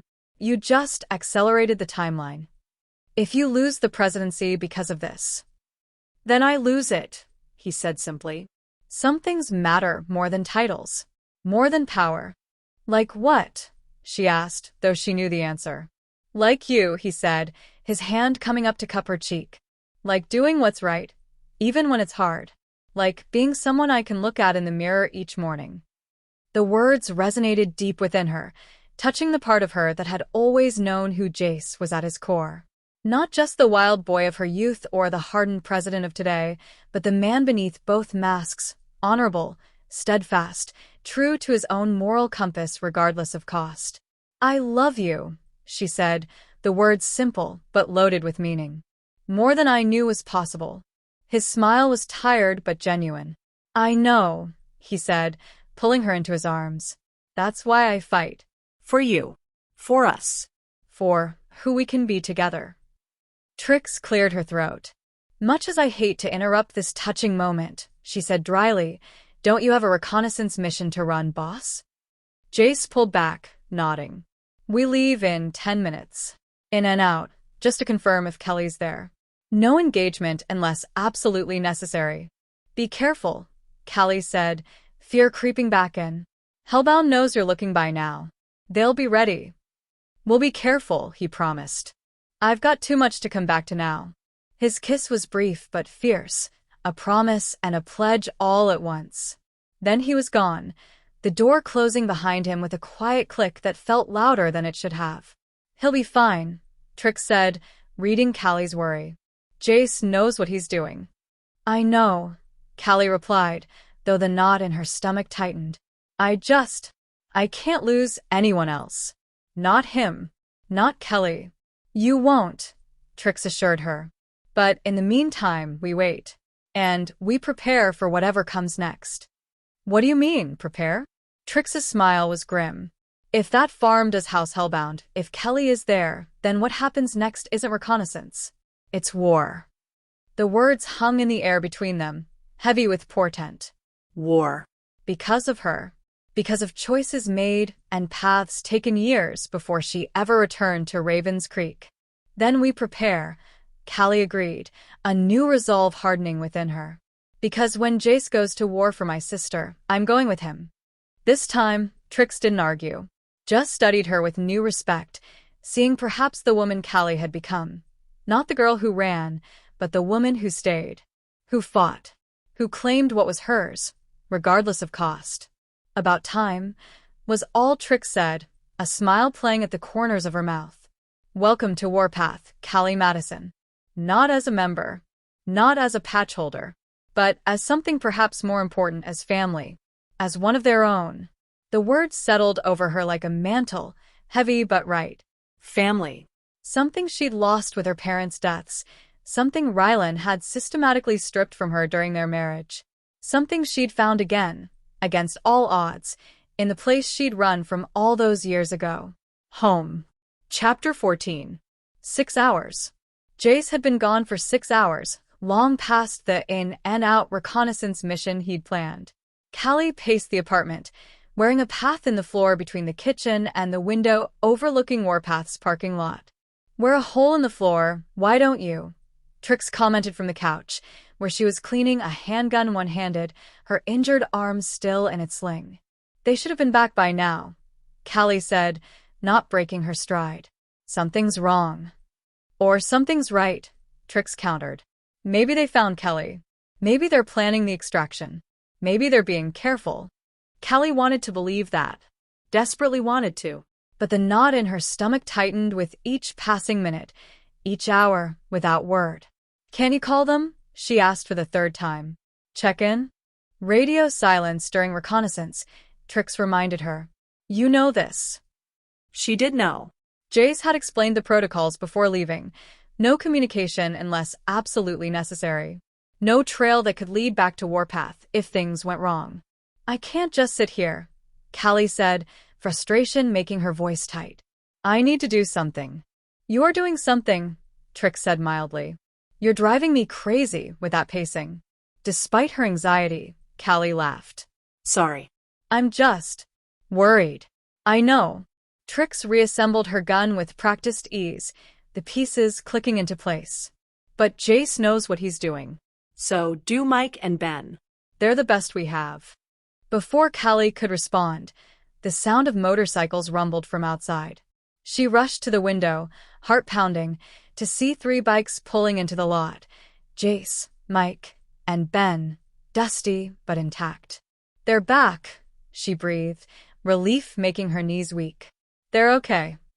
Trix joined her at the window, peering down at the returning riders. Her expression was unreadable as she assessed their body language, the set of their shoulders. Something happened, she said. Look at them. Callie looked closer. The men moved with purpose, with tension coiled in every line of their bodies. Not the defeated slump of another failed search, but something else. Something dangerous. They found something, she said, already moving toward the door. They found her. Trix didn't try to stop her as she rushed down the stairs, taking them 2 at a time in her haste to reach Jace. She burst into the clubhouse just as the men entered from the parking lot, their faces grim with purpose. Jace, she called, pushing through the gathering crowd of Warpath members. He turned at her voice, his expression softening briefly before the mask of club president fell back into place. Callie, he acknowledged, crossing to her. We need to talk. You found her, Callie said, not a question but a certainty. You found Callie. Yes. The simple confirmation made her knees buckle. Jace caught her arm, steadying her. She's alive. We saw her. Where? How? When can we get her? Jace glanced around at the crowded room. My office, he said. This isn't for everyone's ears. She followed him, along with Mike, Ben, and Trix, to the privacy of his office. Once the door closed behind them, Jace's professional demeanor cracked slightly, showing the exhaustion and tension beneath. The farm was a hellbound outpost, he explained, leaning against his desk. Small operation, mostly a distribution point. But they're keeping Callie there in a back room. Is she hurt? Callie asked, dreading the answer. Hard to tell from a distance, Mike answered. She was on her feet, moving around the room. They haven't bound her, at least not when we were watching. Small mercies. Callie latched onto them, holding tight against the fear still churning in her gut. So, what's the plan? When do we get her out? The men exchanged glances, the silent communication of those who had worked together so long they barely needed words. It's complicated, Jace said finally. Hellbound has more men there than we expected. At least 10 that we could see, maybe more inside. All armed. Plus, they're expecting us, Ben added. They've got sentries posted, patrols around the perimeter. They know we're coming for her. So, what do? Callie pressed. We can't just leave her there. We won't, Jace assured her. But we need to be smart about this. Going in guns blazing will just get Callie and ourselves killed. So, we negotiate? Trix suggested. Offer them something in exchange for her? What could we possibly offer that they want more than leverage against us? Mike asked skeptically. The answer hung unspoken in the air. Callie knew what Hellbound wanted. Warpath territory, Warpath connections, Warpath's destruction. Things Jace would never give, could never give without betraying everything he'd built. Me, Callie said into the silence. We offer me. No, Jace said immediately, his voice hard. That's not happening. It makes sense, she insisted. I'm what started this. Me coming back, my connection to you.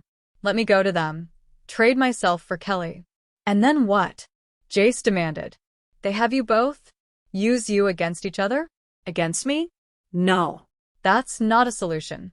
Then what is? Callie challenged. Because I'm not leaving my sister in their hands another day. Jace straightened, decision made. We gather force. Call in every member, every ally. Show Hellbound that if they want a war, they've got one. A show of force, Mike nodded. I like it. Make them think twice about what they're risking. And if they don't back down? Trix asked, ever the pragmatist. If they call or bluff? Then it won't be a bluff, Jace said grimly. But first, we try the peaceful route. A meeting. Their president me. Neutral ground. They'll never go for it, Ben predicted. They might, Jace countered. Viper's many things, but stupid isn't one of them. He knows what a full-scale war would cost both clubs. And if he refuses to meet? Callie asked. Jace's expression hardened. Then we move to Plan B. Which is? We take Callie back, he said simply. Whatever it costs.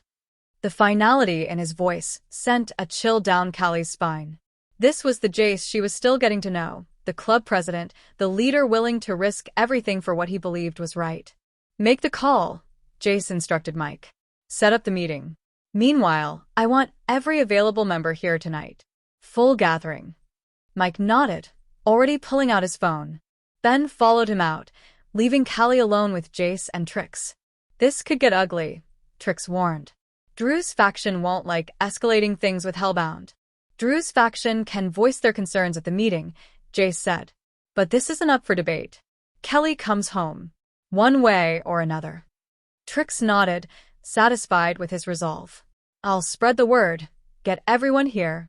She slipped out, closing the door behind her. Alone with Jace, Callie watched the hardness fade from his expression, revealing the man beneath the president's mask. He crossed to her, pulling her into his arms, his forehead resting against hers. She's alive, he murmured. She's okay. We'll get her back. Callie clutched at his shirt, the relief she'd held at bay finally washing over her. Thank you, she whispered. For finding her. For not giving up. I told you I wouldn't, he said, his arms tightening around her. I keep my promises, Callie. Especially to you. Even at the cost of your club? Your position? He pulled back slightly, looking into her eyes. Some things are worth the risk, he said simply. You. Callie. Doing what's right. She reached up, her fingers tracing the lines of tension around his eyes, the set of his jaw. What aren't you telling me? She asked. About what you found at the farm. Jace hesitated, then sighed. Kelly's not the only one there, he admitted. Hellbound's hosting a meet. Representatives from 3 other clubs from across state lines. Why? What does that mean? It means they're building alliances, Jace explained. Gathering support for whatever they're planning next. And using Callie as a show of power, proof that they can challenge Warpath and get away with it. The implications were clear. This wasn't just about Callie anymore, or even about Warpath and Hellbound's territorial dispute. This was bigger, more dangerous. A potential war that could engulf multiple clubs, multiple territories. They're using her, Callie said, anger flaring. Using my sister as a prop in their power play. Yes, Jace confirmed. Which is why we need to act quickly. Before this spreads further. Before they can solidify their new alliances. How? Callie demanded. How do we fight this many enemies at once? Jace's smile was grim but confident. The same way Warpath has always survived, by being smarter, faster, and more determined than our enemies. By standing together when it matters most. Even with the club divided? With Drew pushing back. Especially then, Jace said. Because what binds us together is stronger than what pulls us apart. Family. Loyalty. Honor. Words that had once seemed empty to Callie, tainted by Ryland's manipulation and control. Words that Jace was reclaiming, giving new meaning through action rather than rhetoric. I believe you, she said, and realized she meant it. I trust you to bring Callie home. We will, he promised. Together. Warpath's main meeting room filled to capacity that night. Every member who could reach Ravens Creek on short notice was there, patches proudly displayed, faces serious, as Jace outlined what they'd found at the farm. Callie watched from a corner, Trix beside her. The club politics were obvious even to her untrained eye, members clustered in factions, Drew's supporters on one side, Jace's loyal old guard on the other. The fence-sitters between, waiting to see which way the wind blew. Hellbound isn't just holding Callie Madison, Jace concluded his briefing. They're using her as leverage, as a symbol of their supposed power over us. They're building alliances with other clubs, preparing for expansion into our territory. Murmurs rippled through the room, anger, concern, determination. We have 2 options, Jace continued. Negotiate or fight. I'm attempting to set up a meeting with Viper. Neutral ground, just the 2 of us, to discuss Callie's release. And if that fails, someone called from the back. Jace's expression hardened. Then we show Hellbound and anyone thinking of siding with them exactly why Warpath controls this territory. You're talking about war, Drew said, stepping forward. Over one woman who isn't even club. I'm talking about respect, Jace countered. About honor. About not letting Hellbound or anyone else think they can target our people. Any of our people without consequences. Our people, Drew repeated, his tone making the distinction clear. Callie Madison isn't our people. She's a civilian caught in the crossfire of her sister's drama. Callie tensed, but Trix's hand on her arm kept her silent. This was club business. She couldn't interfere, not directly. Anyone under Warpath's protection is our people, Jace said firmly.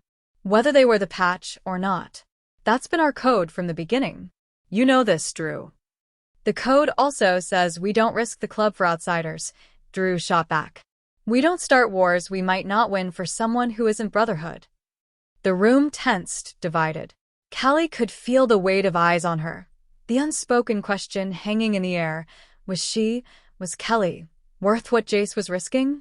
Let me ask you something, Jace said, his voice deceptively calm as he moved to the center of the room.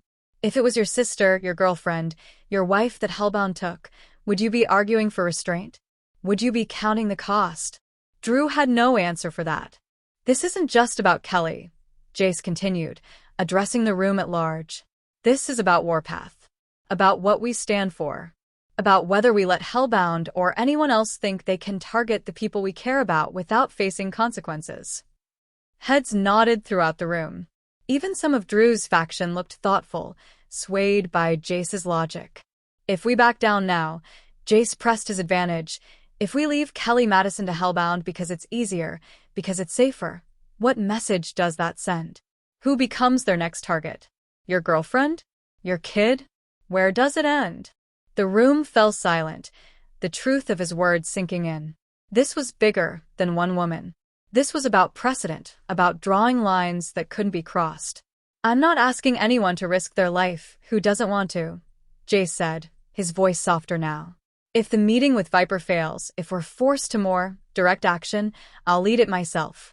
With whoever stands with me. No judgment on those who don't. A powerful offer.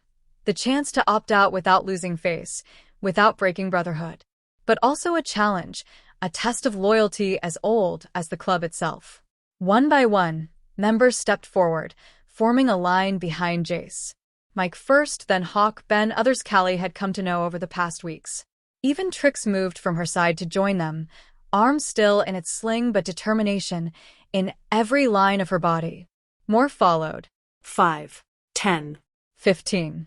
Until only Drew and a handful of others remained apart, isolation making their stance more obvious, more damning. Drew looked around, saw the tide had turned against him, saw the judgment in the eyes of those who had stepped forward. With visible reluctance, he joined the line, his closest supporters following suit. Unity, however fragile, however temporary. Warpath stands together, Jace declared, satisfaction evident in his voice. As we always have. As we always will. The meeting disbanded shortly after, members breaking into groups to discuss logistics, preparations, contingencies. Jace found Callie in the dispersing crowd, his eyes asking a silent question. "Thank you," she said simply, knowing the words were inadequate for what he'd just done. "Don't thank me yet," he cautioned. "We still have to get Callie out." "You will," she said with newfound confidence. "You've shown me that today." His hand found hers, squeezing gently. "We will," he corrected. "Together." The promise settled between them, binding them just as surely as the vows they'd made so many years ago, vows of love, of loyalty, of standing together against whatever came. Vows they were finally keeping a decade after they were first spoken. Dawn broke clear and cold over Raven's Creek. Callie stood at the window of Jace's apartment, watching the sun rise over the town she'd once fled, now a sanctuary, a battleground, a home. Behind her, Jace dressed with deliberate movements, checking his weapon, securing it in his holster. Today was the meeting with Viper, if the hellbound president agreed. If not, they moved to the more direct approach tonight. Either way, today would change everything. "You don't have to go alone," Callie said, turning from the window. "Take backup. Take Mike, at least."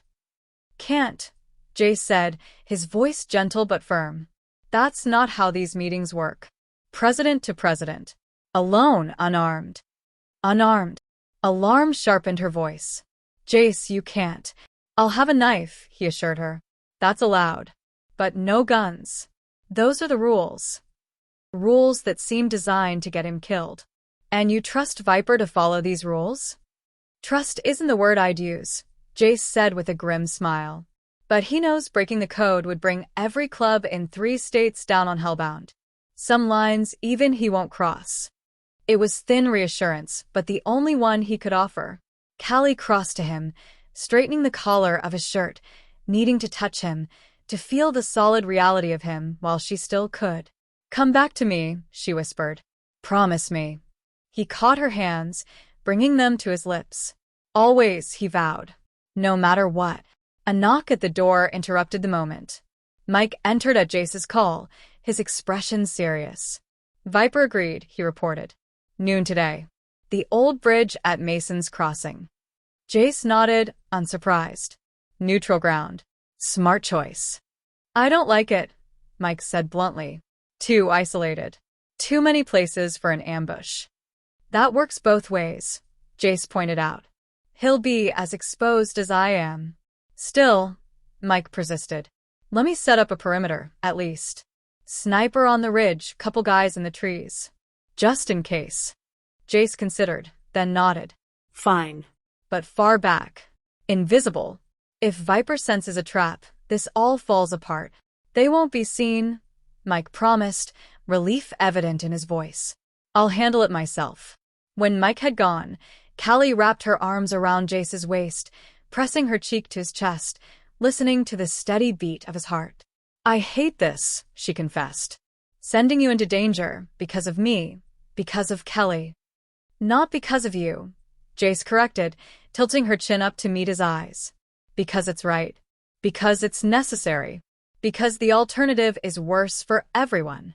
Logic again, when her heart screamed for him to stay, to let someone else take the risk, to choose safety over honor. But that wouldn't be Jace. And loving him meant accepting all of him, even the parts that rode into danger for others, that put duty before self, that lived by a code older than either of them. Be careful, she said instead of arguing. Be smart. Come home. I will, he promised, sealing the vow with a kiss that tasted of goodbye, of promise, of everything still unspoken between them. Too soon, he was gone, the apartment empty and silent without his presence. Callie moved to the window, watching as he mounted his motorcycle, as Mike and several others gathered around him for last-minute instructions. Warpath was rising, united, determined, ready to reclaim what was theirs: territory, respect, family. Her family now too. By choice, by action, by the invisible bonds that had formed in these weeks of crisis and courage. As Jace rode away, leading his brothers toward a confrontation that could end in peace or blood, Callie made her own silent vow to be worthy of this second chance, this reclaimed love, this family forged in fire. Whatever came next, they would face it together, as they always should have. Chapter 15. Hours passed like days. Callie moved restlessly through the apartment, unable to settle, to focus, to breathe normally while Jace was meeting with Viper. Trix had stayed with her, silent support that Callie appreciated more than she could express. He should have been back by now, Callie said, checking her phone for the 100th time. The meeting was at noon. It's almost 3. Negotiations take time, Trix replied, her calm voice belying the tension in her shoulders. Especially between club presidents. Or something went wrong. The fear that had been lurking at the edges of Callie's mind since Jace left burst free. What if Viper didn't come alone? What if it was a trap? Mike's there, Trix reminded her. With backup. If anything happened, we'd know. Logic again. Cold comfort when Callie's heart raced with scenarios, each worse than the last. Jace ambushed, wounded, killed. Callie lost forever. All because of her return to Ravens Creek. The sound of motorcycles in the parking lot sent both women rushing to the window. Relief flooded Callie at the sight of Jace dismounting his bike, whole and apparently unharmed. Mike and the others pulled in behind him, their faces grim but determined. He's back, Callie breathed, already moving for the door, Trix close behind. They reached the main floor as Jace entered, members gathering around him with questions in their eyes. He looked tired but focused, the weight of leadership evident in the set of his shoulders. His eyes found Callie across the room, softening briefly before returning to the business at hand. Meeting room, he ordered. Everyone. Now. The crowd moved as directed, Callie and Trix among them. In the meeting room, Jace took his place at the head of the table, Mike on his right, the other officers filling in around him. Viper agreed to talk. Jace began once everyone was settled. But his terms for Callie's release are problematic. What does he want? Hawk asked from his position near the door. Territory, Jace said bluntly. The eastern third of our land, including the state line crossing. And a partnership in our distribution network. Low whistles and curses filled the room. Even Callie, with her limited understanding of club business, knew what that meant, ceding significant revenue, significant power, to their rivals. You told him to go to hell, right? Ben asked, leaning forward. I told him I'd bring his offer to the table, Jace replied. That the club would decide. Drew scoffed from his position across the room. There's nothing to decide. We don't give up territory. Not for anything. Not for anyone. For once, most of the room seemed to agree with him. Giving in to Hellbound's demands would be seen as weakness, an invitation to further encroachment, Further demands. What about Callie? Callie asked, unable to remain silent. Did he offer proof she's still okay? Jace nodded, pulling out his phone. He sent this during our meeting. Timestamped 2 hours ago. He passed the phone to Callie. On the screen was a photo of Callie, bruised but alert, holding a newspaper with that day's date. Her eyes stared defiantly at the camera, a Madison trait that made Callie's heart both ache and swell with pride. She's alive, Callie whispered, relief making her voice shake. She's okay. For now, Jace acknowledged, but Viper made it clear their patience is running thin. We have until tomorrow noon to decide, accept their terms or they escalate. Escalate how? Trix asked, concern sharpening her voice. He didn't specify, Jace said, but the implication was clear. The threat to Callie hung unspoken in the air. If Warpath refused Hellbound's demands, Callie would suffer the consequences. An impossible choice: sacrifice territory, influence, respect, or sacrifice an innocent woman. So, what's your recommendation, boss? Mike asked, breaking the tense silence. Jace's eyes swept the room, meeting each member's gaze in turn. We don't negotiate with threats, he said firmly. We don't give up territory because someone points a gun at our heads. That's not who we are. That's not what Warpath stands for. Nods of agreement rippled through the room, even from Drew's faction. On this, at least, the club stood united. Then what's the plan? Hawk asked. How do we get Callie back without giving Hellbound what they want? We take her, Jace said simply. Tonight. Before they expect us to move. He unrolled a map on the table, members crowding around to see. The farm where they're holding her has 3 main buildings, he explained, pointing. The main house, a barn converted to a garage, and this outbuilding here, where Callie's being kept. Guards? Ben asked. For that we observed. 2 on patrol around the perimeter, 2 stationed near Callie's building. Plus whoever's inside the main house. At least 6, maybe more.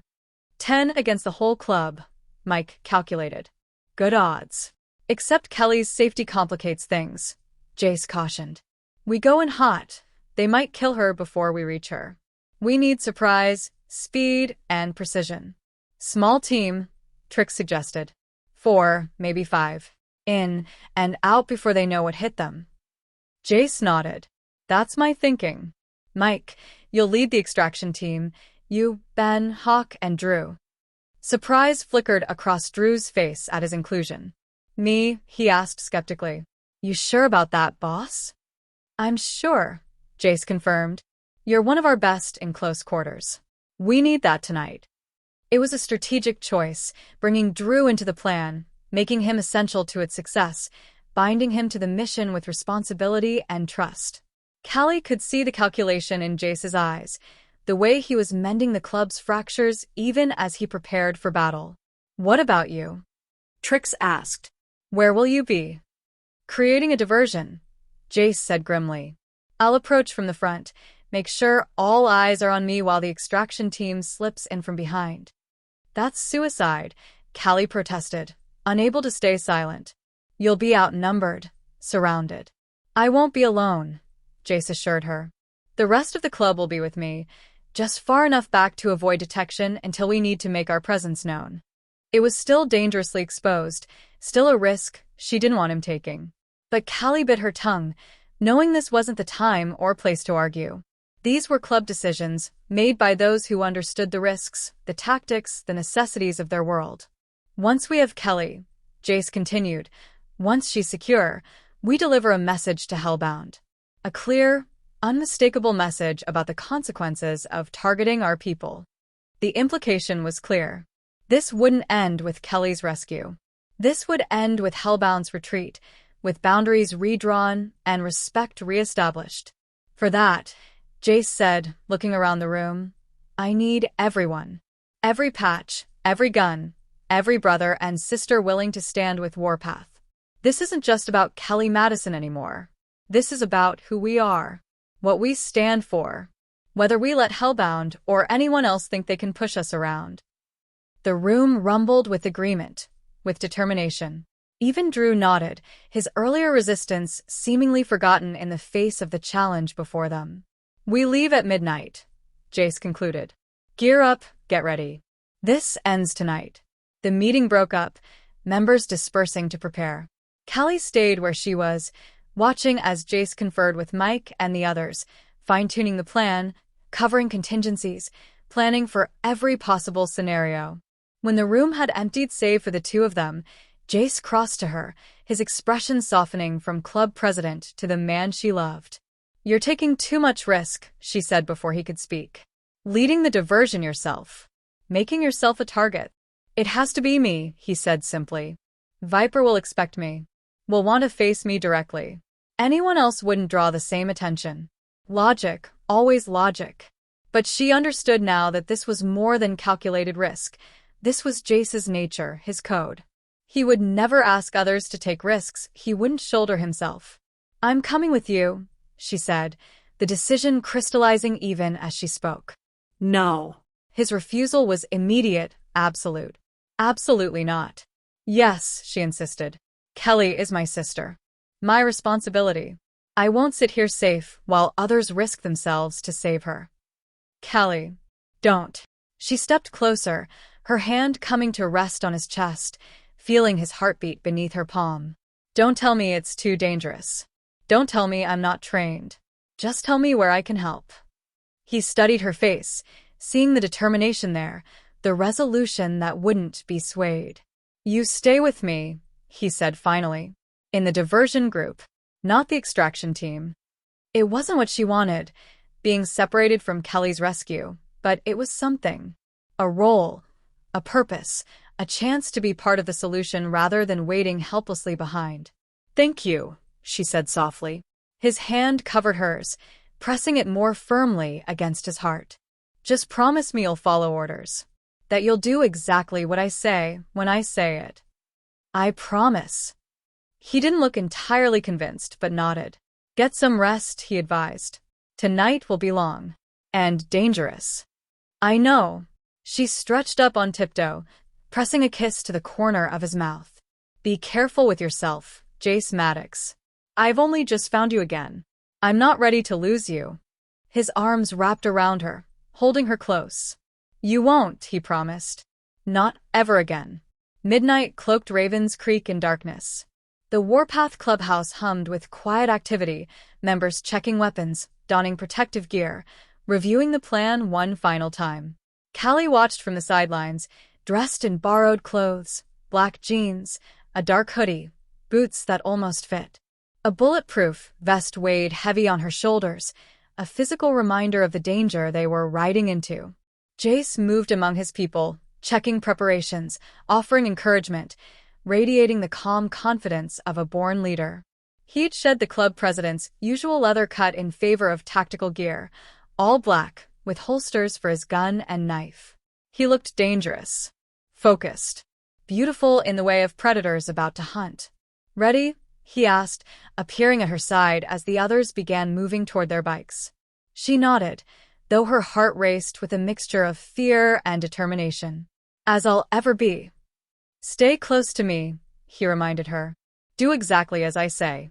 If things go wrong—" "They won't," she interrupted, unwilling to consider failure when Callie's life hung in the balance. "If things go wrong," he repeated firmly, "you run. You get to the fallback position we discussed. You don't wait for me, or anyone else. Understand?" She wanted to argue, to insist she wouldn't leave without him, without Callie. But she'd promised to follow his orders, to be an asset rather than a liability. "I understand," she said. He studied her face, as if memorizing it, then leaned in for a brief, fierce kiss. "Let's go," he said, taking her hand and leading her toward his bike. The ride to the farm was a nightmare journey through darkness. 24 motorcycles moving in formation, headlights off, guided only by moonlight and memory. Callie clung to Jace's back, her face pressed between his shoulder blades, praying to whatever gods might be listening that this night would end with everyone she loved safe and whole. A mile from the target, they stopped. Mike's extraction team separated from the main group, disappearing into the darkness to circle around to their entry point. Jace gathered the remaining members around him for final instructions. "Remember," he said, his voice low but carrying in the still night air, "this is about getting Callie out alive. Everything else is secondary. No unnecessary risks. No heroics. We go in, we make enough noise to keep their attention on us. We get out once Mike signals they have Callie." Nods all around, faces grim with purpose in the moonlight. "Callie stays with me," Jace continued. "No matter what happens, someone keep eyes on her. If I go down, you get her out. Priority 1. She wanted to protest being treated as special, as more valuable than any other person there. But the looks on the Warpath members' faces stopped her. They'd accepted this order without question, without resentment. Despite her outsider status, despite the risk her presence added, they'd protect her as one of their own. Family. Not by blood, but by choice. By action. By the bonds forged in crisis and courage. "Let's move," Jace ordered, leading them forward on foot now, bikes left behind to avoid the noise of engines. They approached the farm from the north, using the cover of trees until they reached the edge of the clearing. The main house stood silhouetted against the night sky, a single light burning in a downstairs window. The converted barn to its right was dark, but the smaller outbuilding where Callie was being held showed a thin line of light beneath its door. Guards patrolled the perimeter, just as Jace had described, 2 men moving in opposite directions, meeting briefly before continuing their circuit. Predictable. Exploitable. Jace's hand squeezed Callie's, a silent reassurance. Then he was moving, the others following in a loose formation that gave each cover while maintaining sight lines. They reached the edge of the clearing just as Mike's signal came through Jace's earpiece. 3 clicks, meaning they were in position, ready to move. Jace drew his gun, checked it one final time, then nodded to the members spread out on either side. "Remember," he said softly, "we're the distraction. Make it count." With that, he stepped into the clearing, moving with deliberate confidence toward the main house. Callie followed a step behind, heart in her throat, every sense heightened by fear and adrenaline. They'd covered half the distance when a shout went up from one of the guards. Flashlight beams cut through the darkness, finding Jace in their glare. "That's far enough, Maddox," a voice called from the porch of the main house. A figure emerged from the shadows, tall, lean, with a shaved head and a full beard. Though Callie had never seen him before, she knew instinctively this was Viper, Hellbound's president. "Just here to talk, Viper," Jace called back, his voice carrying easily across the open space. "Thought we could continue our discussion from this afternoon. At midnight." Viper's laugh was short, sharp. "With your club lurking in the trees behind you? I don't think so." More lights flared around the property, revealing Hellbound members emerging from the main house, the barn, positions around the perimeter. They were outnumbered, outgunned, exposed in the harsh light. But that was the plan. Draw attention. Create chaos. Give Mike's team the opening they needed to reach Callie. "You made an offer," Jace said, still moving forward at a measured pace. "I'm here with my answer." "Which is?"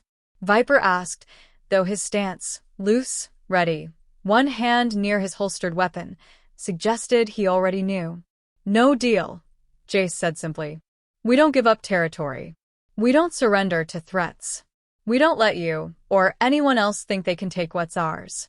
The clearing went silent, tension crackling like electricity in the air. Callie's mouth went dry, her hand instinctively finding Jace's arm, steadying herself against the fear threatening to overwhelm her. "Then you've just signed the Madison girl's death warrant," Viper said, his voice flat. "Bad decision, Maddox." "Is it?"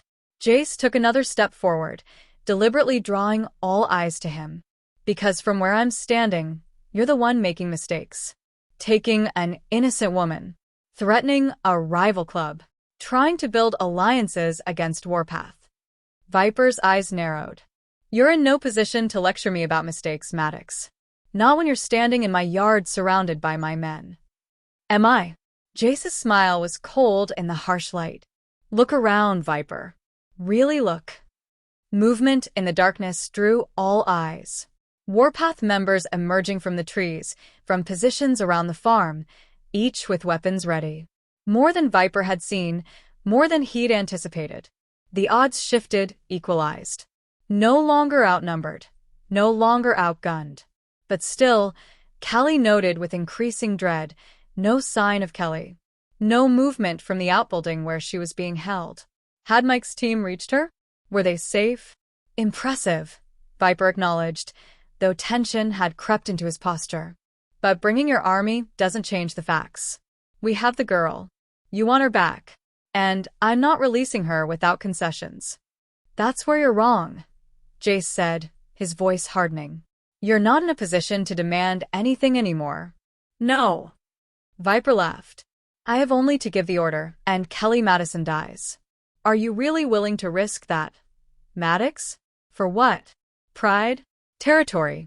For family, Jace corrected. For principle. For the knowledge that if I give in to you today, you'll be back for more tomorrow. Viper's hand drifted closer to his gun. Last chance, Maddox. My terms, or the girl dies. I don't think so. Jace's confidence never wavered. You see, while we've been having this pleasant chat, my men have been busy elsewhere. Confusion crossed Viper's face, quickly replaced by alarm as he glanced toward the outbuilding. The door stood open now, the guard who should have been posted there nowhere in sight. You son of a... Viper began, reaching for his weapon. Gunfire erupted from the far side of the property. Mike's team, making their move. The distraction worked perfectly, drawing Hellbound's attention, splitting their forces. Down, Jace shouted, pulling Callie to the ground as bullets flew overhead. Chaos erupted across the farm. Warpath members advanced from the trees, providing covering fire for Mike's team. Hellbound scrambled to respond, caught between two forces, unsure where to focus their defense. Callie pressed herself into the dirt, heart pounding so hard she thought it might burst from her chest. Jace covered her with his body, shielding her from the worst of the firefight raging around them.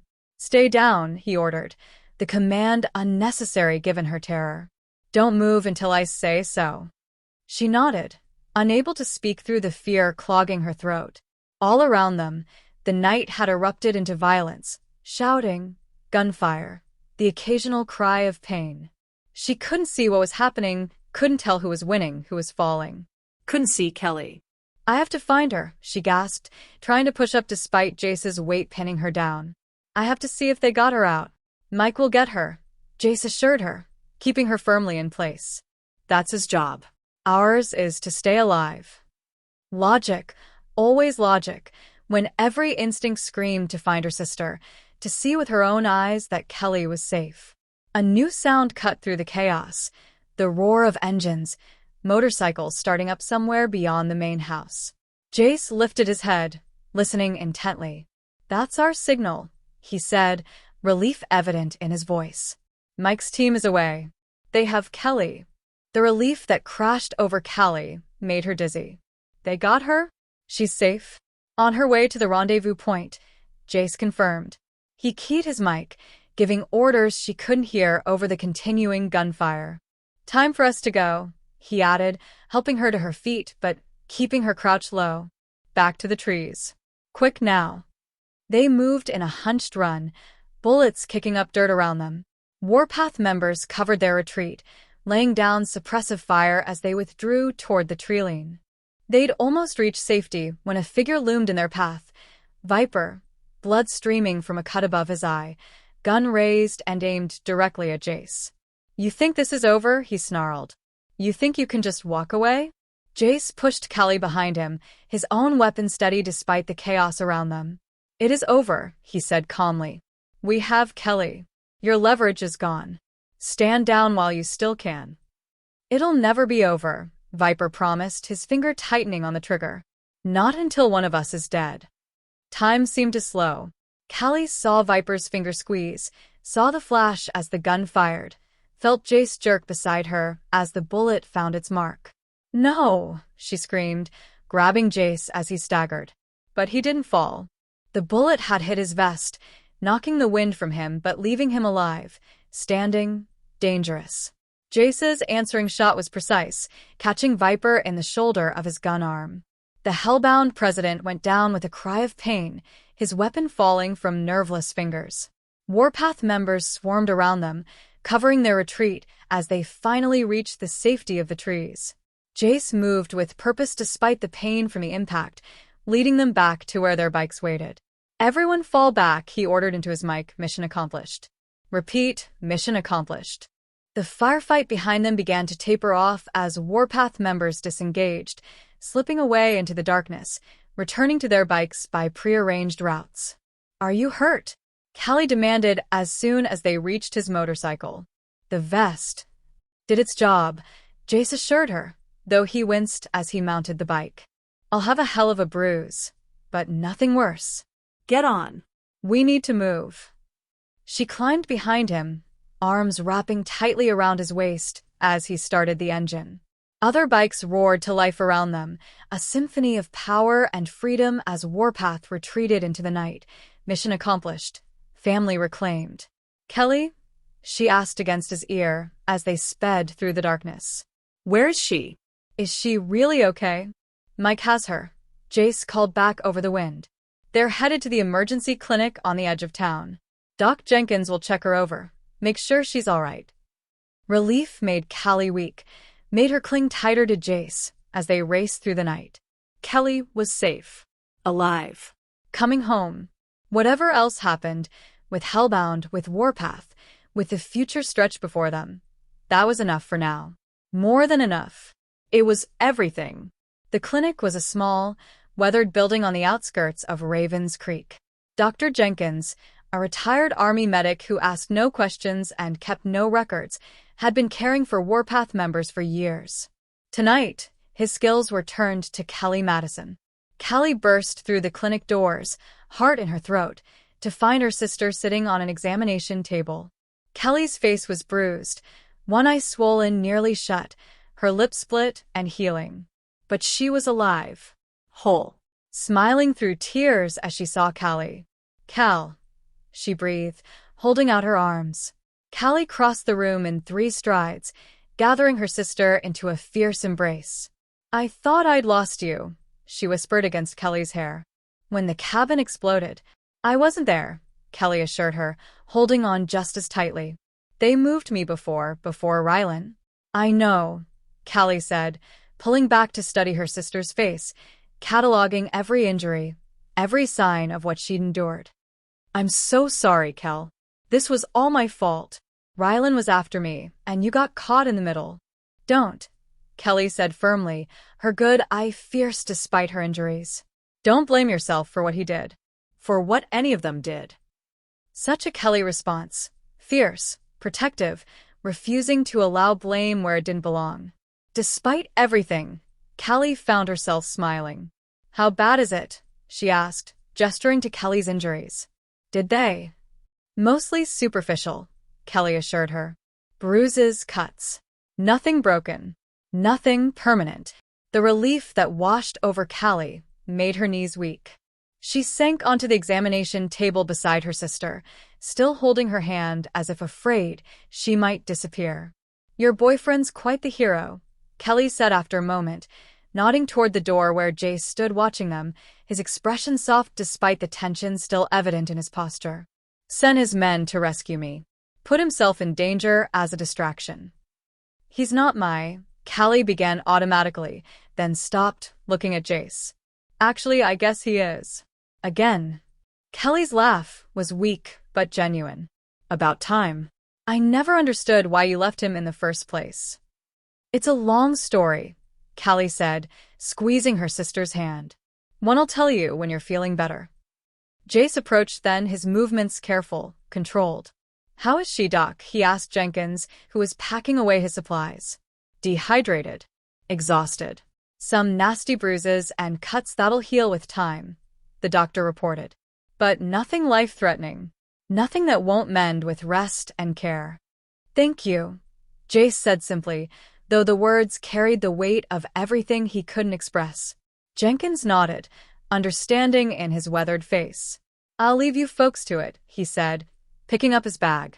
"Call if there's any change, any concerns." When the doctor had gone, Jace moved to stand beside Callie, his hand coming to rest on her shoulder. "Callie," he said formally. "I'm sorry we didn't get to you sooner."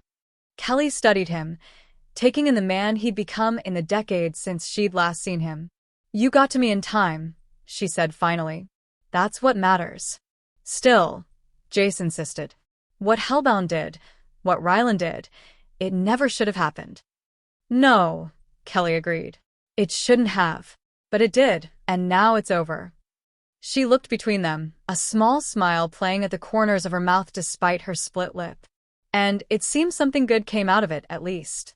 Callie felt her cheeks warm. "We're figuring things out," she said, not quite ready to define what she and Jace had become, what they were becoming. "Good," Callie said firmly.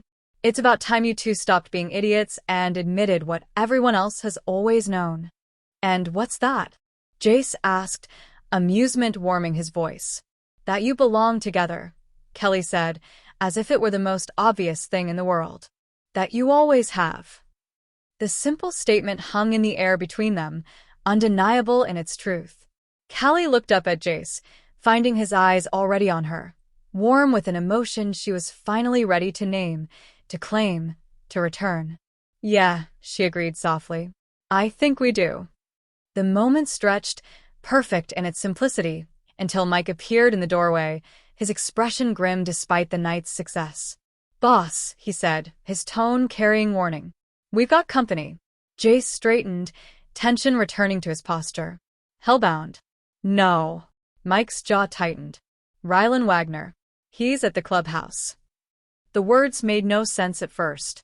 Callie stared at Mike, unable to process what he was saying. "Ryland's dead," she said finally. "Jace shot him. We saw him die." "Apparently not," Mike replied grimly. "Because he just walked into Warpath an hour ago, asking for you by name." The world tilted sideways.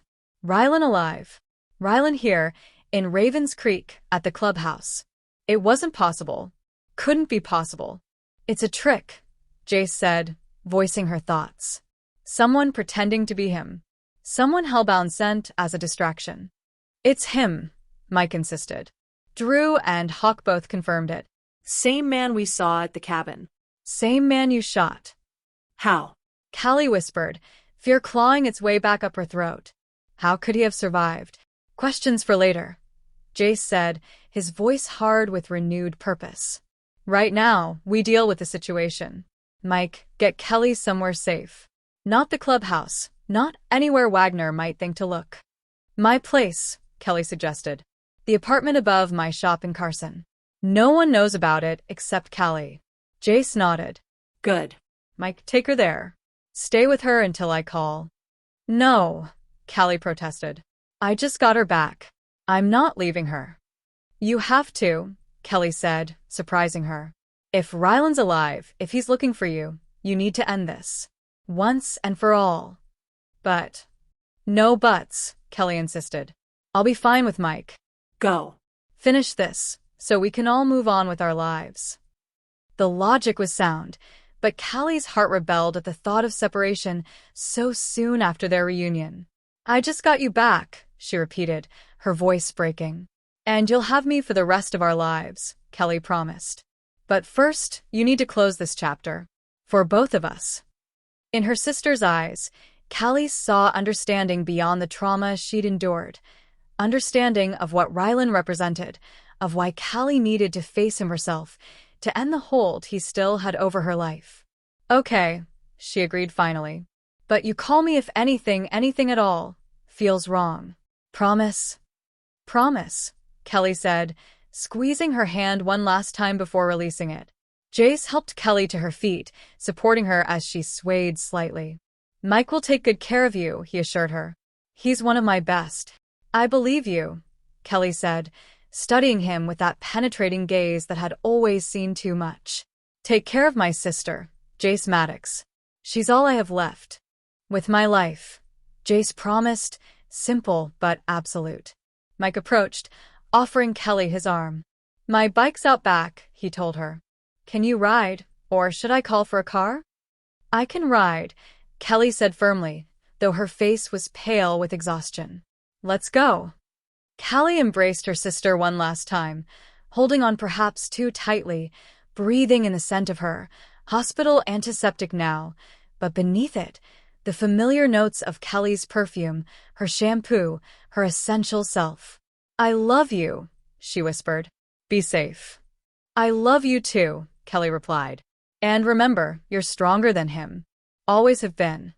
With that, she allowed Mike to lead her from the room, leaving Callie and Jace alone with the impossible truth they now faced. How? Callie asked again, turning to Jace. You shot him 3 times. We saw him fall. I don't know, Jace admitted, his expression troubled. But we'll find out. And then we'll finish what we started at the cabin. The cold certainty in his voice should have frightened her. Instead, it steadied her, gave her purpose beyond the fear still churning in her stomach. Yes, she agreed, a new resolve hardening within her. We will. Together, they walked out into the night, toward a confrontation neither had expected, but both now welcomed. Toward an ending, a reckoning, a final settlement of accounts long overdue. Toward Ryland. And whatever impossible explanation he might offer for his resurrection. Chapter 16. The Warpath clubhouse was unnaturally silent when Callie and Jace arrived. Members lined the walls, weapons visible, faces set in expressions of disbelief and wary tension. In the center of the room, sitting calmly at a table with a glass of whiskey before him, was Ryland Wagner. Alive. Whole. Impossible. He looked thinner than Callie remembered, his designer clothes hanging loose on his frame.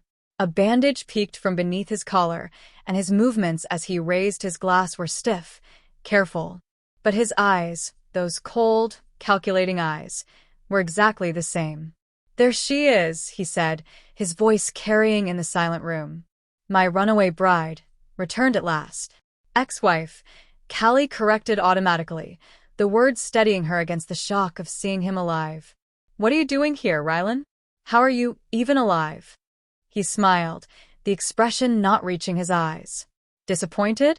I thought you'd be happy to see me, especially after what happened to your sister. Kelly's fine, Callie said, satisfaction blooming at the surprise that flickered across his face. We got her back from Hellbound. She's safe. Ryland's smile faltered, but he recovered quickly. Good for you. Family reunions are so touching. Cut the crap, Wagner, Jace growled, stepping forward. I put 3 bullets in your chest. How are you sitting here? Modern medicine is a marvel, Ryland replied, setting his glass down with deliberate precision. Kevlar vest. Quick response from my associates. A private surgeon who doesn't ask questions. He touched the bandage at his neck. Though you did clip my carotid. That was inconvenient. Not inconvenient enough, Jace muttered. Callie placed a hand on his arm, a silent request for patience. This was her battle to fight, her demon to exorcise.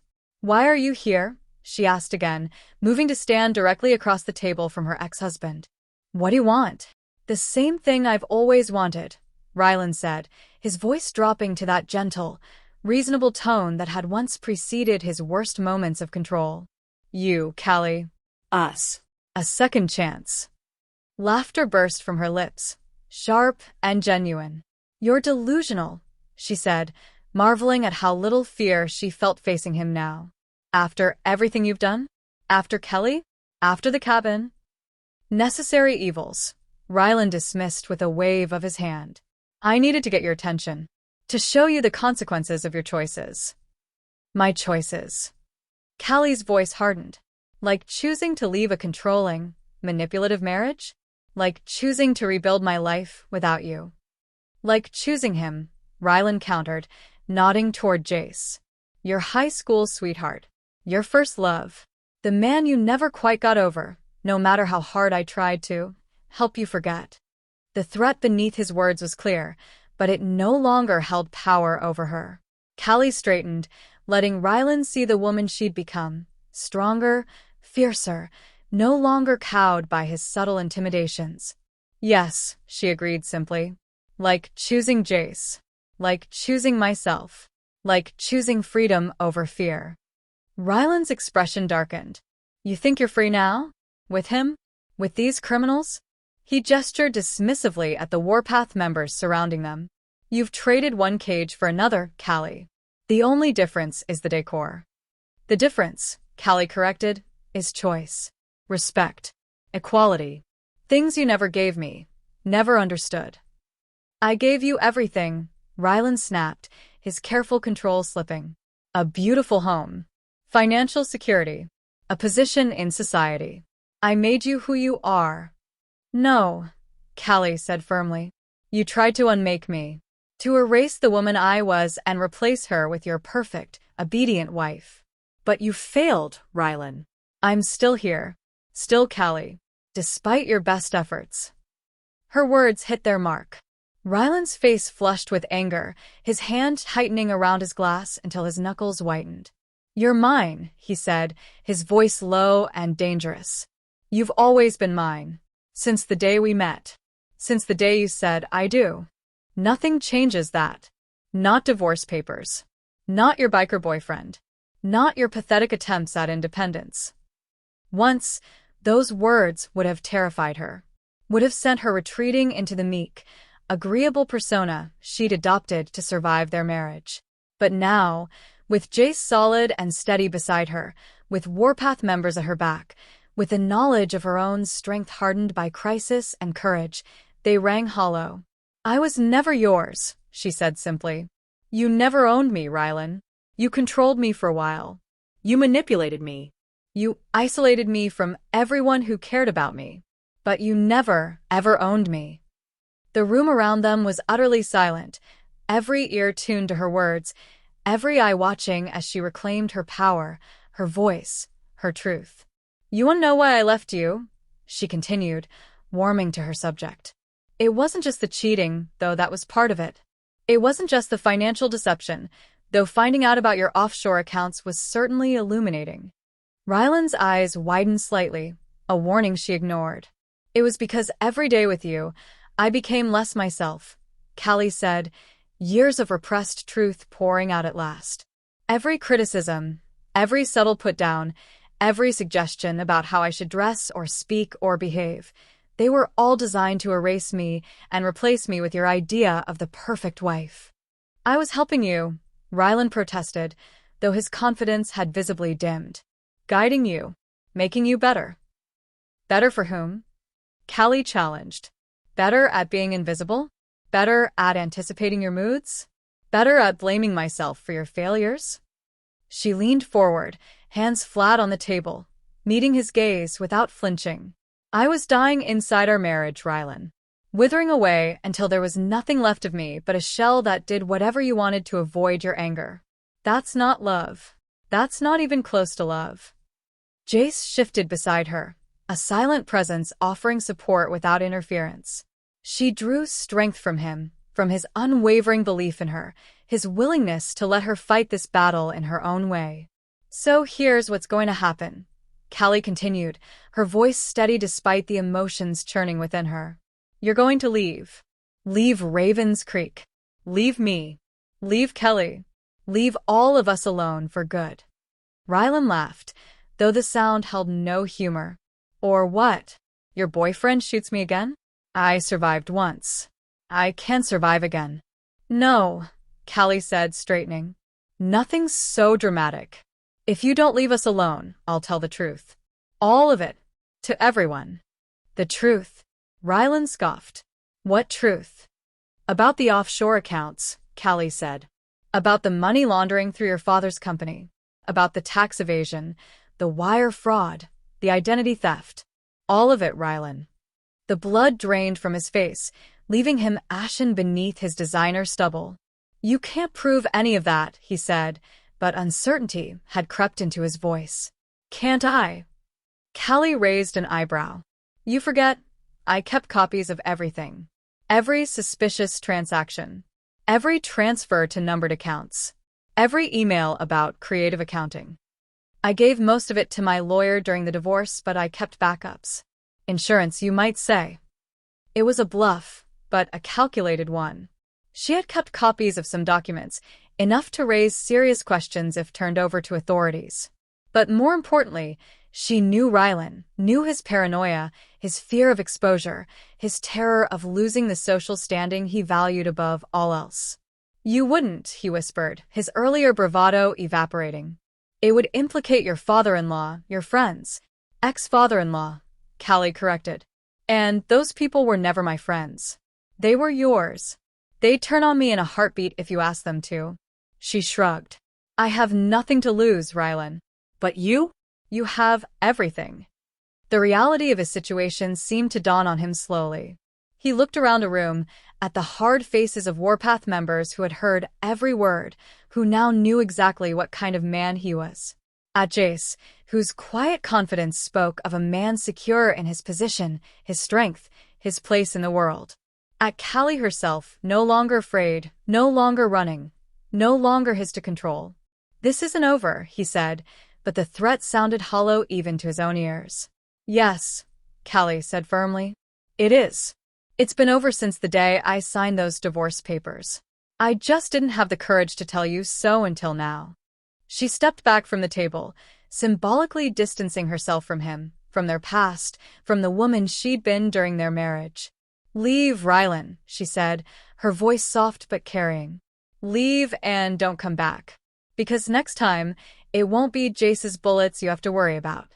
It will be the full weight of the law, the exposure of every secret you've tried to hide, the destruction of everything you value." For a long moment, he stared at her, disbelief warring with rage in his eyes. Then, with deliberate slowness, he stood, straightening his jacket with hands that trembled slightly. "You've changed," he said, as if only now realizing the extent of the transformation. "You're not the Callie I married." "No," she agreed. "I'm the Callie I was always meant to be, the one you tried to destroy, but couldn't." He nodded once, a gesture that might have been respect if not for the cold calculation still evident in his eyes. "I'll go," he said. "For now." "But remember, Callie, I know your secrets too. I know why you left Ravens Creek all those years ago. I know what you're running from." The words were meant to unsettle her, to remind her of her own vulnerabilities. Once, they would have succeeded. Now, she simply smiled. "I'm not running anymore," she said. "From anything. Or anyone." Ryland held her gaze a moment longer, searching for a weakness, a crack in her newfound strength. Finding none, he turned to leave, moving stiffly toward the door. "One more thing," Jace said, speaking for the first time since the confrontation began. His voice was quiet, but carried an unmistakable threat. "If you ever come near Callie, or anyone else associated with Warpath again, what happened at the cabin will seem like a courtesy visit. Understand?" Ryland paused, his back to them. "Perfectly," he said, then continued his exit without looking back. Trix and Hawk flanked him as he left, escorting him off the property, ensuring he actually departed. When the door closed behind them, Callie felt her knees weaken as adrenaline drained away, leaving her shaky with delayed reaction. Jace's arm wrapped around her waist, supporting her. "I've got you," he murmured. "You're okay." "Is he really gone?" she asked, unable to quite believe the confrontation was over, that she had faced her greatest fear and emerged victorious. "For now," Jace acknowledged. "But we'll keep watch just in case. He's not the type to give up easily." "No," Callie agreed. "But neither am I. Not anymore." Around them, Warpath members began to relax, to move, to speak in hushed voices about what they'd witnessed. Callie felt their eyes on her, not with suspicion or resentment now, but with something that might have been respect. Even Drew nodded to her from across the room, a small acknowledgement of what she'd accomplished. "What now?" she asked Jace as he led her toward his office, away from the curious gazes and whispered conversations. "Now," he said, closing the door behind them, "we make sure Kelly's safe. We keep an eye on Ryland to ensure he leaves town. And we figure out what comes next. For us." Us. The word hung between them, full of promise and possibility. No longer a question but a certainty, a future they would build together. "I meant what I said to him," Callie said, sinking into the chair behind Jace's desk. I'm not running anymore. Not from Ryland. Not from my past. Not from us. Jace knelt before her, taking her hands in his. Good, he said simply. Because I'm not letting you go again, Callie Madison. Not for anything. The fierce possession in his voice should have frightened her, should have reminded her of Ryland's similar claims. But where Ryland's ownership had been stifling, crushing, destructive, Jace's was liberating, a promise to stand beside her, not to control her, a vow to protect what they were building, not to cage her within it. I don't want you to, she admitted, leaning forward to rest her forehead against his. I'm exactly where I'm supposed to be, where I've always been meant to be. Home. Not a place, but a person. A feeling.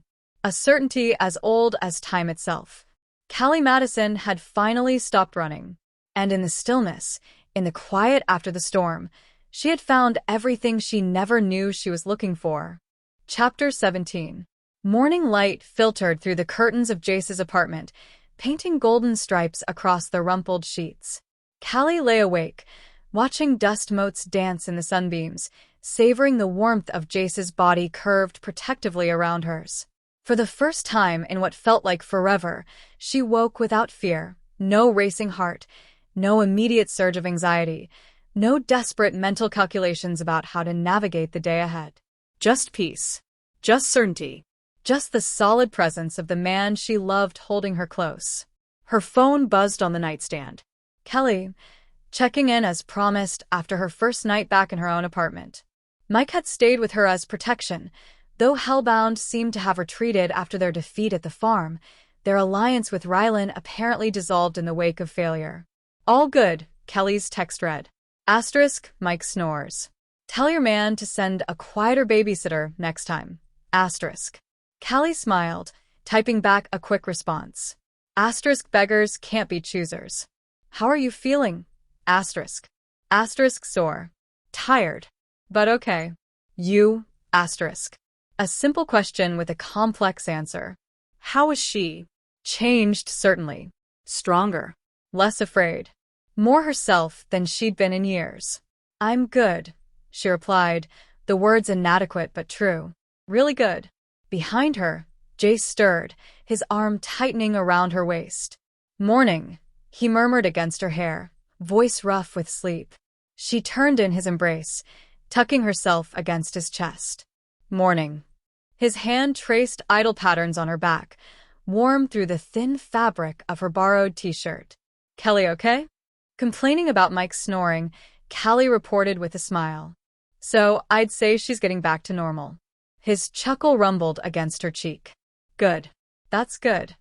They lay in comfortable silence, neither rushing to face the day ahead. The confrontation with Ryland felt like both an ending and a beginning, closure on a chapter of her life that had nearly destroyed her, the opening of a new story yet to be written.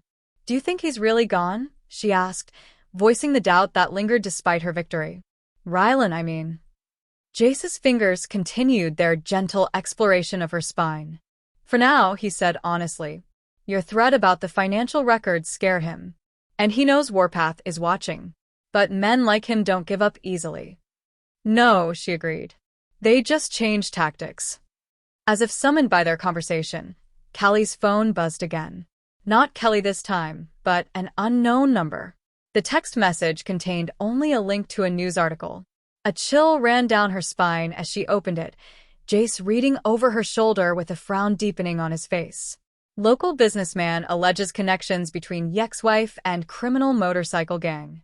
The article was brief but damaging. Ryland, identified as a respected financial consultant, expressing concern for his ex-wife who had fallen in with a dangerous element after their divorce. Warpath MC described as a known criminal organization with ties to illegal activities. Callie herself characterized as vulnerable and unstable following the end of their marriage. Son of a bitch, Jace muttered, sitting up abruptly. He's trying to control the narrative. Callie read to the end, anger building with each carefully crafted insinuation. This is what he does, she said, throwing the phone down on the bed. Twists everything, makes himself the hero, makes me the villain, or worse, the victim who needs saving. From you. From myself. We can fight this, Jace said, his jaw tight with anger. Sue for defamation. Have our lawyer contact the paper. That's what he wants, Callie realized, understanding clicking into place. A legal battle. Dragging this out in public. Making it impossible for us to move on. She shook her head. No. We're not playing his game anymore. Jace studied her face, seeing the determination there. What do you want to do instead? She thought for a moment, considering her options, her strengths, her newfound voice. I want to tell my story, she said finally. The real story. Not his version, not what he wants people to believe. The truth. How? The same way he did, publicly. But instead of hiding behind anonymous sources and vague allegations, I'll speak for myself. Directly. Honestly. Jace nodded slowly, pride evident in his eyes. The town paper? A statement. Better, Callie said, an idea forming. The town itself. Tonight. At Warpath. Word spread quickly through Ravens Creek. Partly through Warpath members, partly through the small-town grapevine that had always been more efficient than any formal communication system. By evening, the bar was packed, not just with club members, but with townspeople curious about the woman who had returned after 10 years, who had sparked a conflict between rival motorcycle clubs, who had faced down the ex-husband who claimed she needed saving. Callie surveyed the crowd from the back room, anxiety fluttering in her stomach despite her resolve. This was different from confronting Ryland in private. This was public. This was her story, her truth, laid bare for everyone to judge. You don't have to do this, Jace said from beside her, his hand warm on her lower back. Not if you're not ready. I do, she insisted. This is how it ends, not with violence or threats, but with truth. With me reclaiming my voice, my story, my life. His eyes searched hers, finding only certainty there. Okay, he said simply. I'm with you. However you want to play this. The band that usually performed on Friday nights had seated the small stage at the front of the bar for Callie's purpose. She moved through the crowd, conscious of eyes following her, of whispers trailing in her wake. Jace followed a step behind, his presence a tangible reassurance. When she reached the stage, the room quieted. Expectation filled the air, curiosity and judgment, and, from Warpath members at least, supportive solidarity. Sheriff Cooper stood near the bar, his weathered face unreadable. Callie sat at a table near the front, her bruises still visible but fading, her smile encouraging. Even Drew had positioned himself where Callie could see him, his usual hostility replaced by something that might have been respect. Thank you all for coming, Callie began, her voice steadier than she'd expected. Most of you know me, or knew me, before I left Ravens Creek 10 years ago. I'm Callie Madison, and I'm here to tell you the truth. She took a deep breath, looking out at the faces watching her. Some familiar from her youth, others new but equally attentive. Some of you may have read an article in today's paper, she continued. An article suggesting I'm somehow a victim of Warpath MC, that I've been manipulated or coerced since returning to town. That article was written at the behest of my ex-husband, Ryland Wagner. Murmurs rippled through the crowd. Ryland's brief, destructive presence in Ravens Creek had not gone unnoticed. What the article didn't tell you, what Ryland didn't want you to know, is that I came to Ravens Creek specifically to escape him. After 5 years of emotional and psychological abuse, after discovering his infidelity and financial deception, I fled our marriage with nothing but my car and the clothes on my back. The room went silent, hanging on her every word.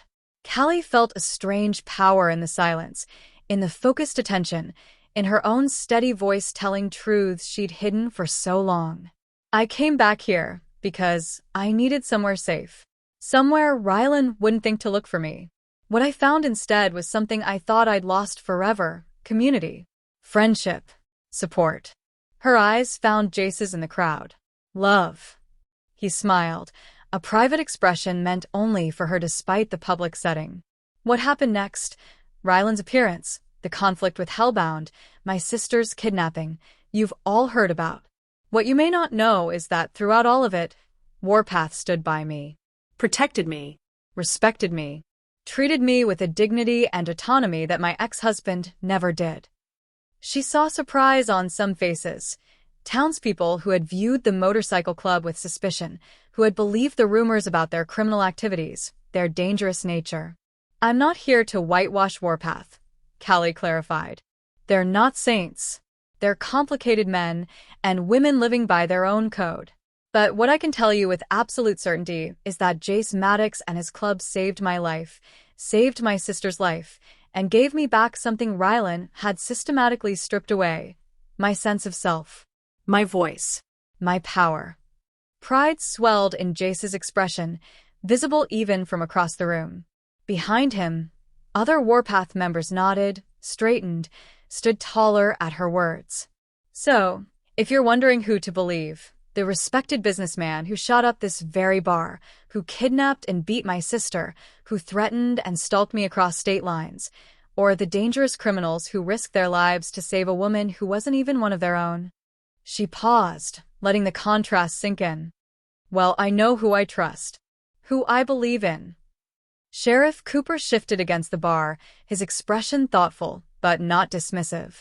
Not a full endorsement of her words, but not a rejection either. I'm not asking you to choose sides, Callie continued. I'm just asking you to know the truth. To understand that sometimes the real danger isn't the obvious one. Sometimes it wears a suit and a smile, and calls itself love while it destroys you from within. The silence that followed her words was heavy with understanding. Many of the women in the room nodded, recognition in their eyes, if not of Ryland specifically, then of the type of man he represented, the insidious control masked as care, the ownership disguised as protection. That's all I wanted to say, Callie concluded, suddenly self-conscious under the weight of so many stares.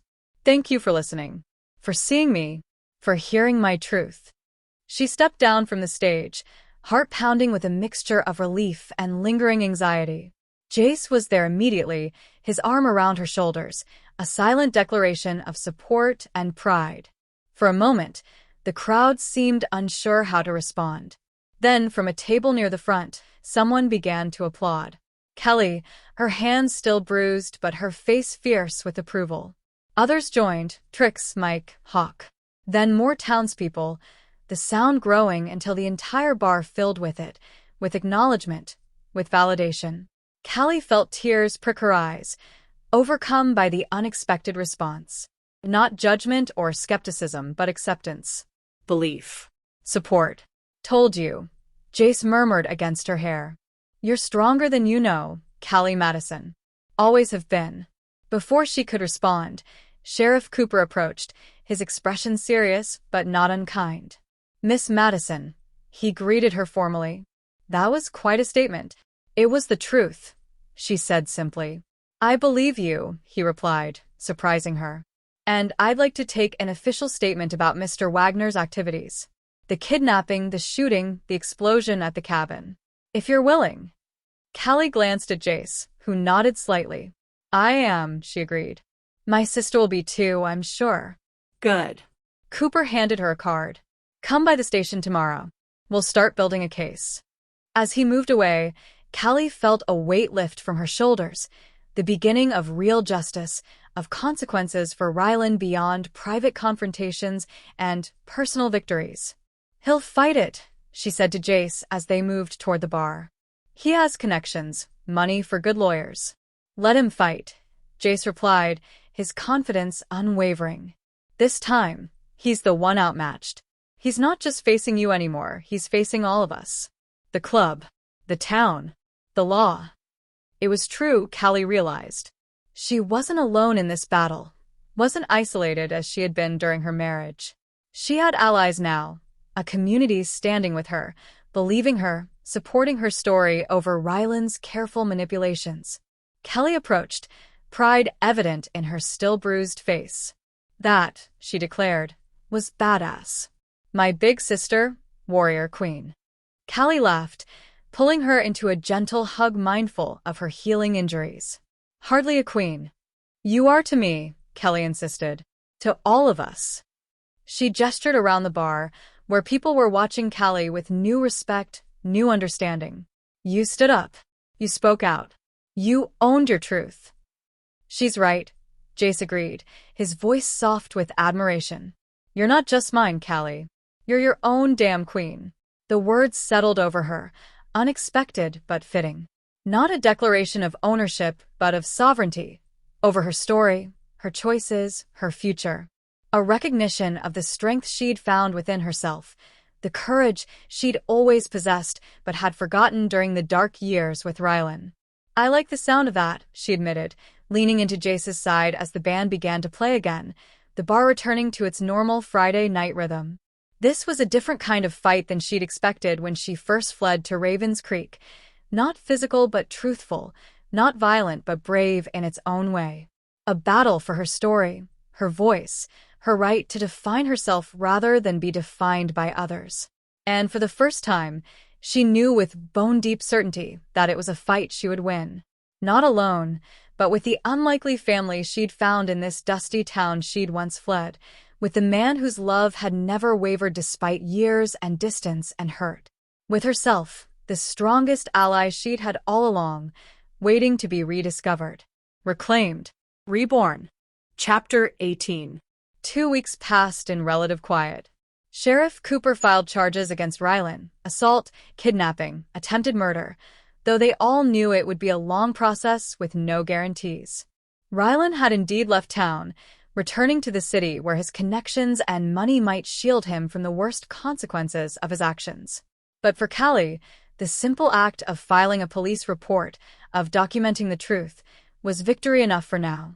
Each day without Ryland's shadow looming over her was a gift, a breath of freedom she hadn't even realized she'd been missing. You sure about this?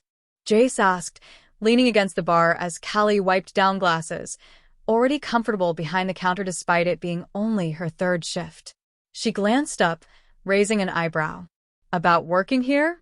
Little late to ask now, isn't it, boss? His mouth quirked into that half-smile she loved. Not complaining. Just making sure this is what you want. You could do anything, you know. Go back to school. Open that bookshop you always talked about. I know, she acknowledged, touched by his concern. But right now, this feels right. Being here, learning the business, feeling useful. And it did feel right, in a way that surprised her. Warpath Bar wasn't just a business to Jace. It was a home base, a gathering place, the heart of the club he led. Working here connected her to that world, made her part of it without the pressure to join more formally. Besides, she added, I like it. Meeting people, making drinks, being part of the community again. Jace nodded, understanding in his eyes. Speaking of community, I saw Mrs. Jenkins at the hardware store yesterday. She asked about you. My old English teacher? Callie felt a rush of nostalgia. I should visit her. She was always so kind to me. You should, Jace agreed. She said she's got all your old papers in a file somewhere. Called you her star pupil. Warmth spread through Callie's chest at the reminder that her history in Raven's Creek wasn't all painful memories and ghosts. There had been good parts too, people who had seen her potential, who had cared, who had helped shape the woman she was before life and fear, and Ryland had intervened. Maybe I will, she decided, setting down the last glass. Tomorrow, when Callie comes to visit. She always loved Mrs. Jenkins, too. The mention of her sister brought a smile to Jace's face. How is she doing? Still giving Mike a hard time. Always. Callie laughed. She says he's too quiet. Too serious. Too. She searched for the right word. Too protective. He's supposed to be protective, Jace pointed out. That's why I assigned him to her until we're sure Hellbound's backed off completely. I know, Callie said. And she knows it too. She just likes getting under his skin. Poor Mike, Jace said with mock sympathy. Hawk offered to trade assignments. Said he'd rather face Hellbound again than another day of Callie's constant commentary. The easy banter felt good, normal in a way Callie had forgotten could exist. For so long, conversations with Ryland had been fraught with hidden traps, with the constant need to monitor his mood, to ensure she said nothing that might trigger his cold anger or cutting criticism. With Jace, words flowed naturally, without fear or calculation. Even disagreements, and they'd had a few in the weeks since reuniting, were honest, direct, and ultimately productive. No manipulation. No silent treatment. No subtle punishments for perceived infractions. Just two people, learning and relearning each other, finding their way forward together. The bar door opened, admitting a gust of cool evening air and a group of Warpath members returning from a ride. Among them was Drew, still reserved around Callie, but no longer openly hostile. Since the night she'd publicly told her story, since the rescue of Callie from Hellbound, his attitude had shifted from suspicion to a grudging acceptance. "Boss," he greeted Jace with a nod, then, after a brief hesitation, "Callie." "Drew," she returned, handing him a beer without being asked. "Good ride." Scout reported Hellbounds pulled back to their original territory, he said, addressing Jace, but not excluding Callie from the conversation. "Looks like they've cut their losses after the farm." Jace nodded, satisfaction evident in the set of his shoulders. Good. "Any word on their new alliances?" "Seems like those fell through too," Drew reported. "The other clubs got cold feet after seeing how we handled the situation with Callie. The news was welcome. One less threat to worry about, one less shadow on their future." Callie felt a knot of tension she hadn't even realized she was carrying loosen in her chest. "So it's over?" she asked, hope creeping into her voice despite her attempt to remain neutral. Drew shrugged, taking a long pull of his beer. "With Hellbound? Probably not forever. These things cycle. But for now." He nodded. "Yeah, I'd say it's over." "Good work." Jace clapped him on the shoulder. "Tell the others drinks are on the house tonight. They've earned it." As Drew moved away to deliver the news, Callie caught Jace's eye. "On the house? Someone's feeling generous.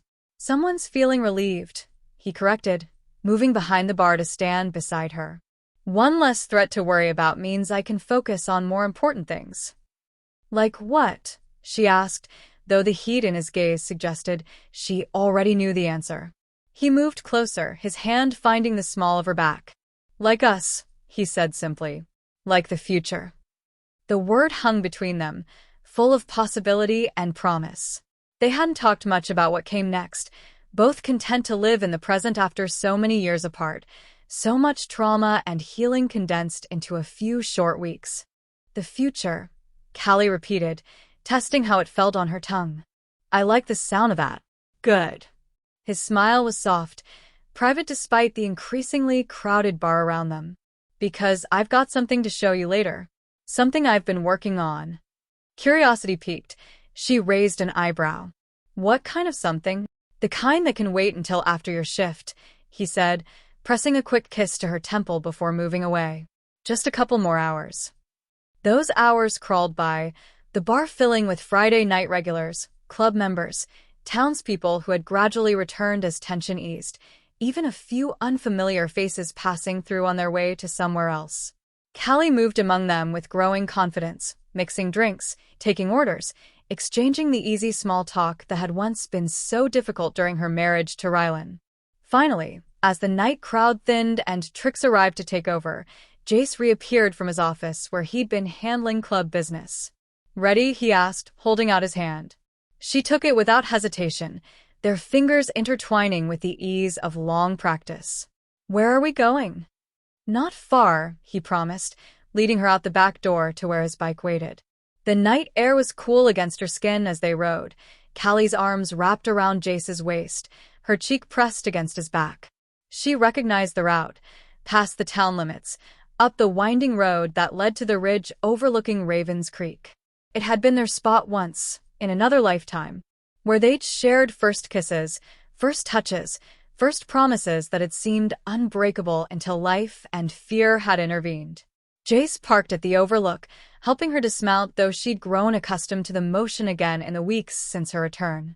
Hand in hand, they walked to the edge, to the flat rock that had been their favorite perch, their private kingdom above the world. "I can't believe it's still here," Callie said, running her fingers over the smooth stone surface. "Unchanged after all this time." Not quite unchanged, Jace said, guiding her hand to a specific spot near the edge. In the moonlight, she could just make out what his fingers had found, initials carved into the rock. JM plus CM, surrounded by a rough heart. You did this? She asked, though she knew the answer. When? After you left, he admitted. I came up here a lot. To think. To remember. To try to understand why you disappeared. The confession made her chest ache with regret for the pain she'd caused, for the years they'd lost. I'm sorry, she whispered. I was so scared back then. Of how much I felt for you. Of what we could become together. I know, he said, no accusation in his voice. I understand now, even if I didn't then. They stood in silence for a moment, looking out over the twinkling lights of Ravens Creek spread below them. Their past, their present, their potential future all contained in that small town with its secrets and ghosts and second chances. But this isn't what I brought you here to show you, Jace said finally, turning her away from the view toward the trees that lined the ridge. Nestled among them, barely visible in the darkness, was a cabin, not the rough hunting structure her family had owned, but something newer, more intentional. Warm light spilled from its windows, a beacon in the night. What's this? She asked, letting him lead her closer. Mine, Jace said simply. I bought the land 5 years ago. Built the place myself, with help from the club. As they approached, Callie could see it clearly, a small but beautiful structure of wood and stone, perfectly situated to maximize privacy while maintaining the view of the valley below. It's beautiful, she said, meaning it. But why didn't you tell me about it before?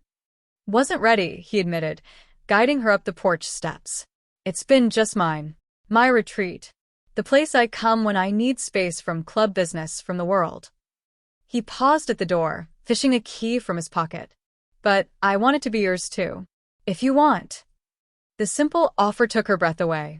Not just access to his private sanctuary, but integration into his life in a way that acknowledged both their connection and their independence. I'm not asking you to move in, he clarified, reading her expression. Not yet anyway. But I want you to have a key. To know you can come here anytime you need space, peace, time to think. He smiled. Or time with me, away from the noise. Callie took the key he offered, the metal worm from his pocket. Thank you, she said, knowing the words were inadequate for the trust he was extending. This means everything. He unlocked the door, leading her inside to a space that was quintessentially Jace, simple but comfortable, practical, but with unexpected touches of beauty. A stone fireplace dominated one wall. Bookshelves lined another, filled with volumes she remembered him loving and others that had clearly been added in the years since.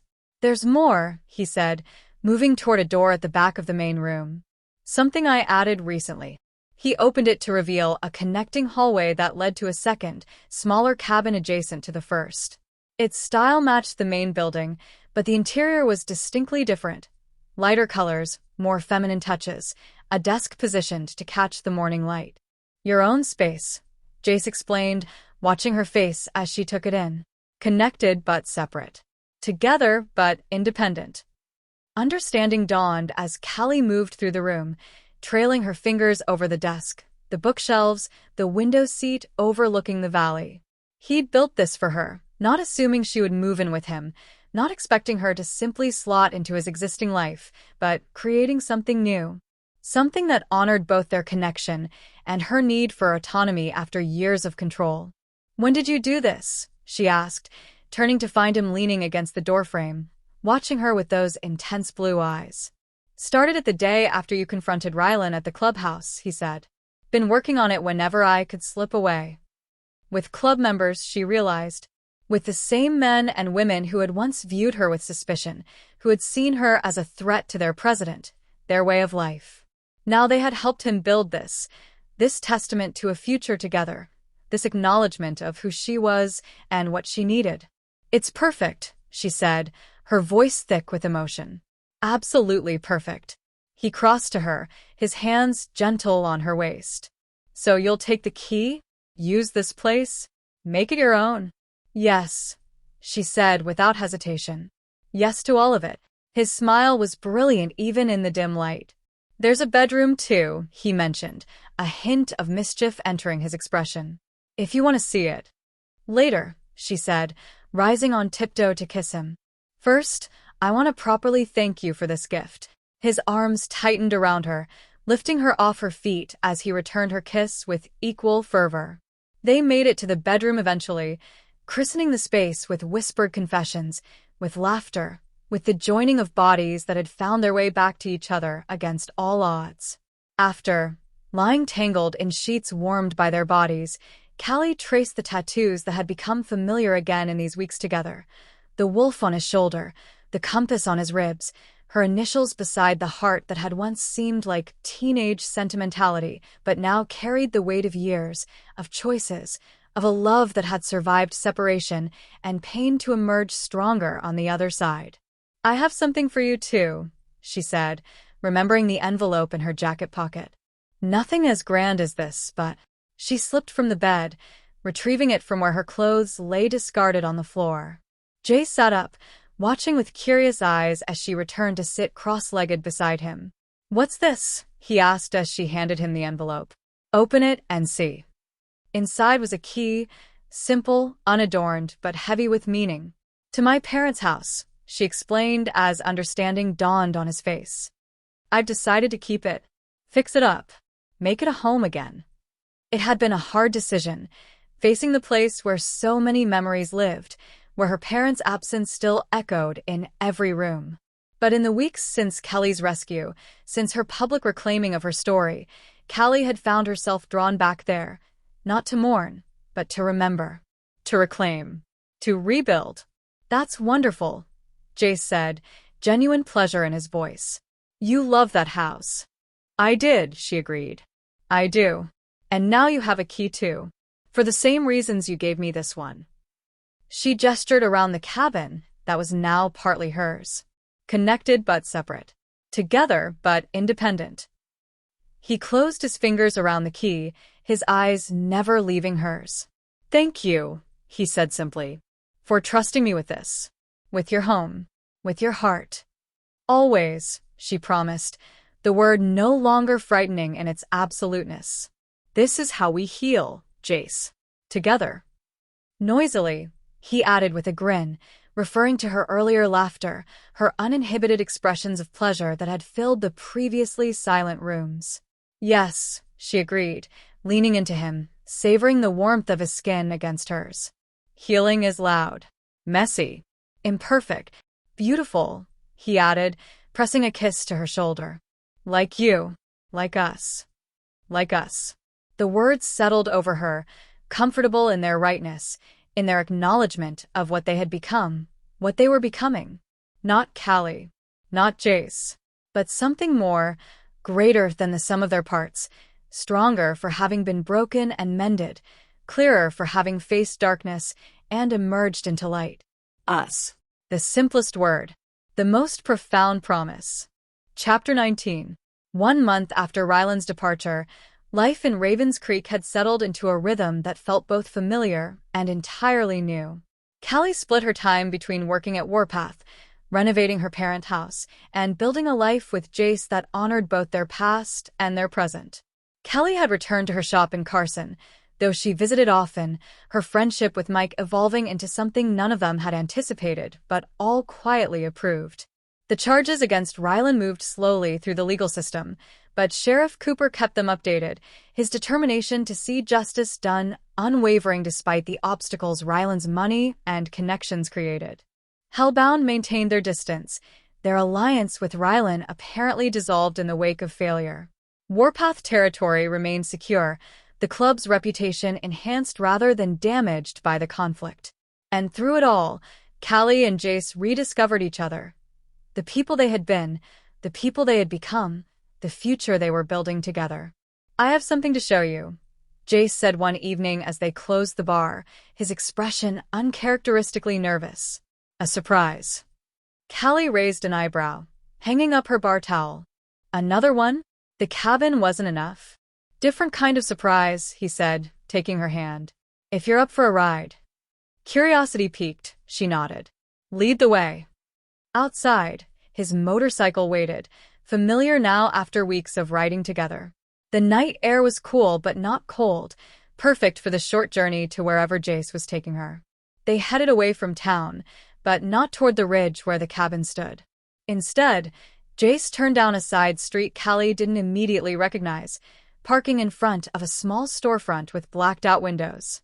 A neon sign in the shape of a needle glowed red against the darkness. "Iron needle tattoo," Callie read aloud, understanding dawning. "You're taking me to a tattoo parlor?" Jace dismounted, helping her off the bike, though she no longer needed assistance. "Ben's place," he explained. "He's the best artist in 3 counties. Does all the clubs work?" She remembered Ben, quiet, observant, one of the men who had helped rescue Callie from Hellbound. He'd been kind to her in the weeks since, his initial wariness giving way to a calm acceptance that felt like friendship. "And we're here because," she prompted, though she had a suspicion. Jace's smile was both nervous and excited. "Because I made an appointment. For both of us if you want. But no pressure," he added quickly. "You can just watch if you'd rather." A tattoo. The idea had never occurred to her during her marriage to Ryland, who had viewed body modification as common and unrefined. But here, now, with Jace, it felt right. A permanent mark to commemorate this new chapter, this reclaimed life. "What did you have in mind?" she asked, already knowing her answer would be yes. His smile widened, relief evident in his eyes. "Come inside, and I'll show you." Ben was waiting for them, his usual quiet demeanor softened by genuine warmth as he greeted Callie. "Wasn't sure you'd come," he admitted. "First tattoo can be intimidating." "Is it that obvious?" she asked with a self-conscious laugh. "That I've never done this before?" "Only to someone who's seen as many first-timers as I have," Ben assured her. "But don't worry. I'll be gentle." The shop was immaculate, nothing like the seedy parlors depicted in movies. Clean lines, sterile equipment, examples of Ben's work adorning the walls, intricate designs that showcased his considerable talent. "So, what's the plan?" Ben asked, directing the question to both of them. "Jace mentioned designs but wanted to wait until you were here to finalize." Jace reached into his pocket, withdrawing a folded piece of paper. "I had an idea," he said, handing it to Callie. For you. "But only if you like it."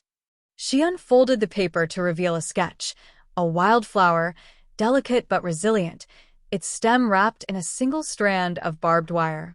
Beautiful and dangerous, soft and savage. A perfect representation of the woman she had become. "It's perfect," she breathed, genuinely moved by the thought he'd put into it. "Where did you?" "I remembered," Jace said simply. "That wildflower that grew through the chain-link fence at the old railway yard. The one you said was your favorite because it shouldn't have been able to grow there, but did anyway." The memory hit her with unexpected force. A summer afternoon when they were 17, exploring the abandoned rail yard on the edge of town. She'd spotted the flower, impossibly lovely amidst rust and decay, and had waxed poetic about its symbolism. She hadn't realized he'd been listening so intently, had remembered for so long. "Yes," she said, blinking back sudden tears. "This is exactly what I want." "Where?" Ben asked, all business now as he examined the design. "It would work well on your inner wrist, or your shoulder blade." Callie considered, imagining the design on her skin. "Ribs," she decided. "On my left side. Over my heart. A place that would be private, visible only to those she chose to share it with. But also symbolic, a permanent reminder of her strength, her resilience, her ability to bloom in unlikely places." "Good choice," Ben approved. "Small enough to be elegant, but with enough detail to matter. It'll take about an hour, maybe a bit more." "And for Jace?" Callie asked, realizing she didn't know what he planned to add to his already extensive collection of ink. Jace exchanged a glance with Ben, some private communication passing between them. "Just a small addition," he said, "to an existing piece." Ben nodded, understanding something Callie didn't. "Ladies first," he declared, gesturing toward the padded chair in the center of the room. "Ready." Nervous but determined, Callie nodded, following Ben's instructions as he prepared the area, transferring the design to her skin. checking placement until she was satisfied. The first touch of the needle was a shock, not as painful as she'd feared, but intense, unavoidable. Jace held her hand, his thumb tracing soothing circles on her palm as Ben worked, his concentration evident in the set of his shoulders, the careful movements of his hands. "Doing okay?" Jace asked after a few minutes, his eyes never leaving her face. "Better than okay," she assured him, surprised to find it was true. There was something almost meditative about the process, the steady hum of the machine, the focused attention of the artist, the gradual emergence of art on her skin. They talked quietly as Ben worked, about the bar, about Kelly's latest visit, about the progress on Callie's house. Normal, everyday topics that stood in stark contrast to the extraordinary intimacy of the moment. "Almost done," Ben announced after what felt like both forever and no time at all. "Wanna see?" He held up a mirror, angling it so Callie could see the design now permanently etched into her skin. The wildflower was perfect, delicate but strong, its petals rendered in exquisite detail, the barbed wire a stark contrast that somehow enhanced rather than detracted from its beauty. "It's amazing," she said, genuinely awed by Ben's skill. "Better than I imagined." "That's what I aim for," he replied with a rare smile, applying a bandage with gentle hands. "Take care of it while it heals. Jace knows the routine, he'll help you."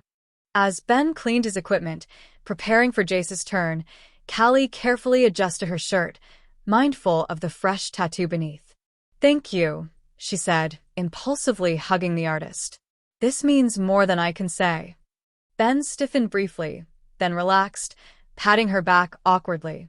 "Just doing my job," he demurred, though the pleasure in his eyes belied the modest words.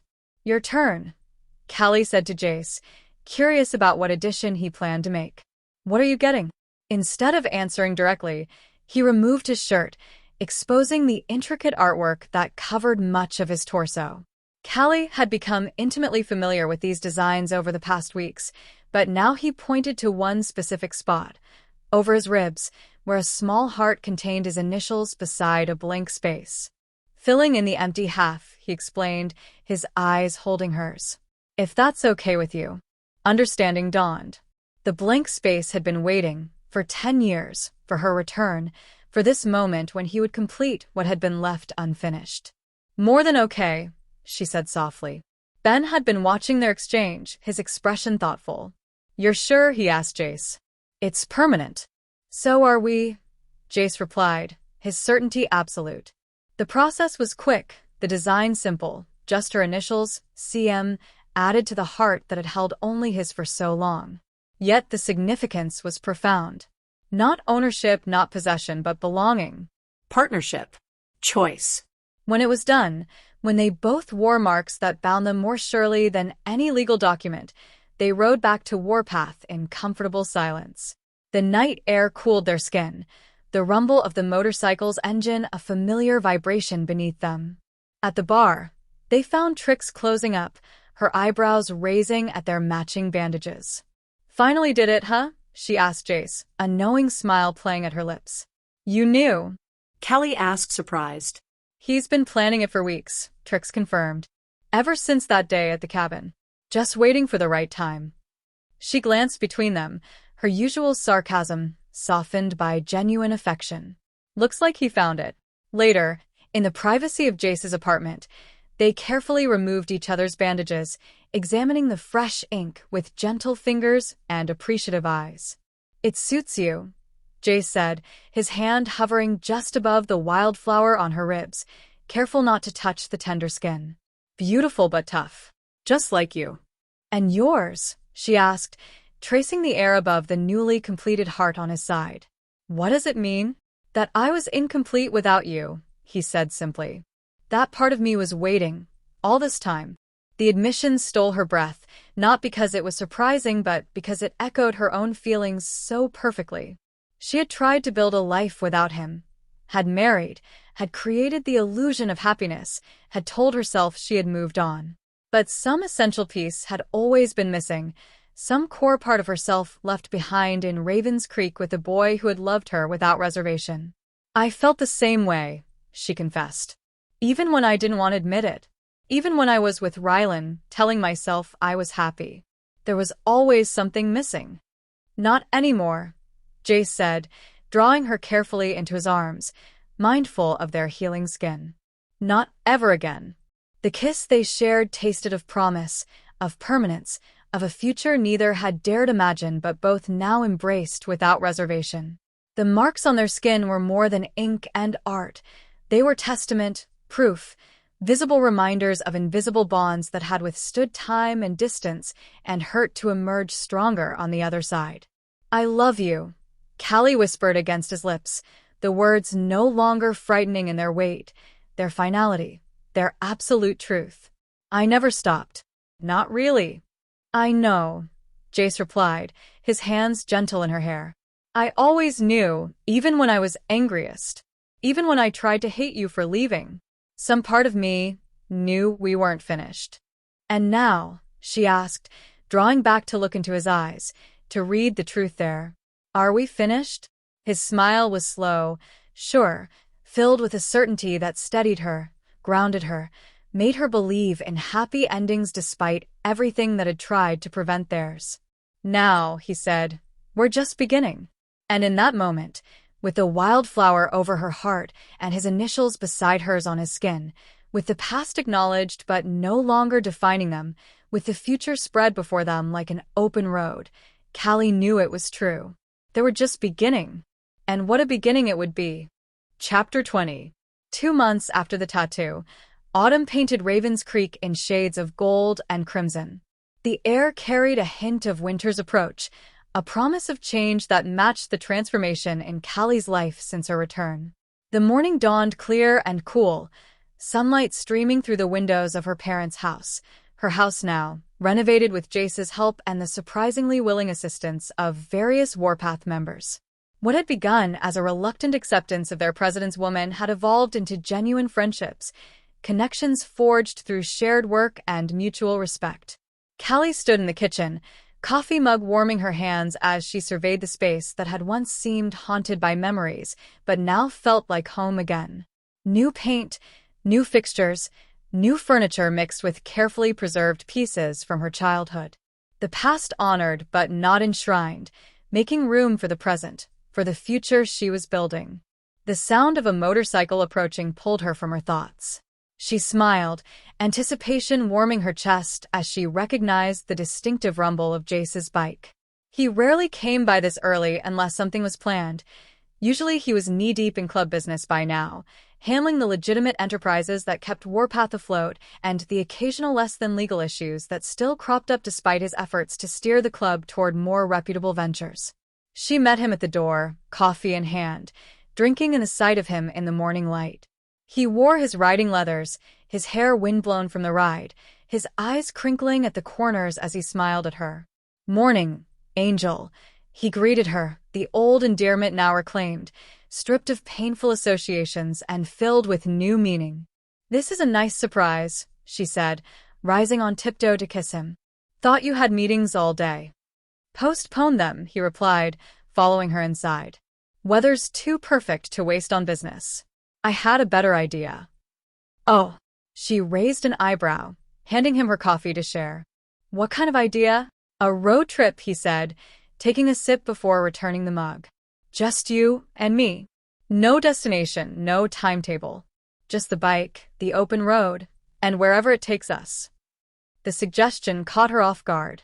In the months since her return, since the confrontation with Ryland, since Kelly's rescue and the tentative peace with Hellbound, they'd been cautious, staying close to home, to the club, to the safety of familiar territory.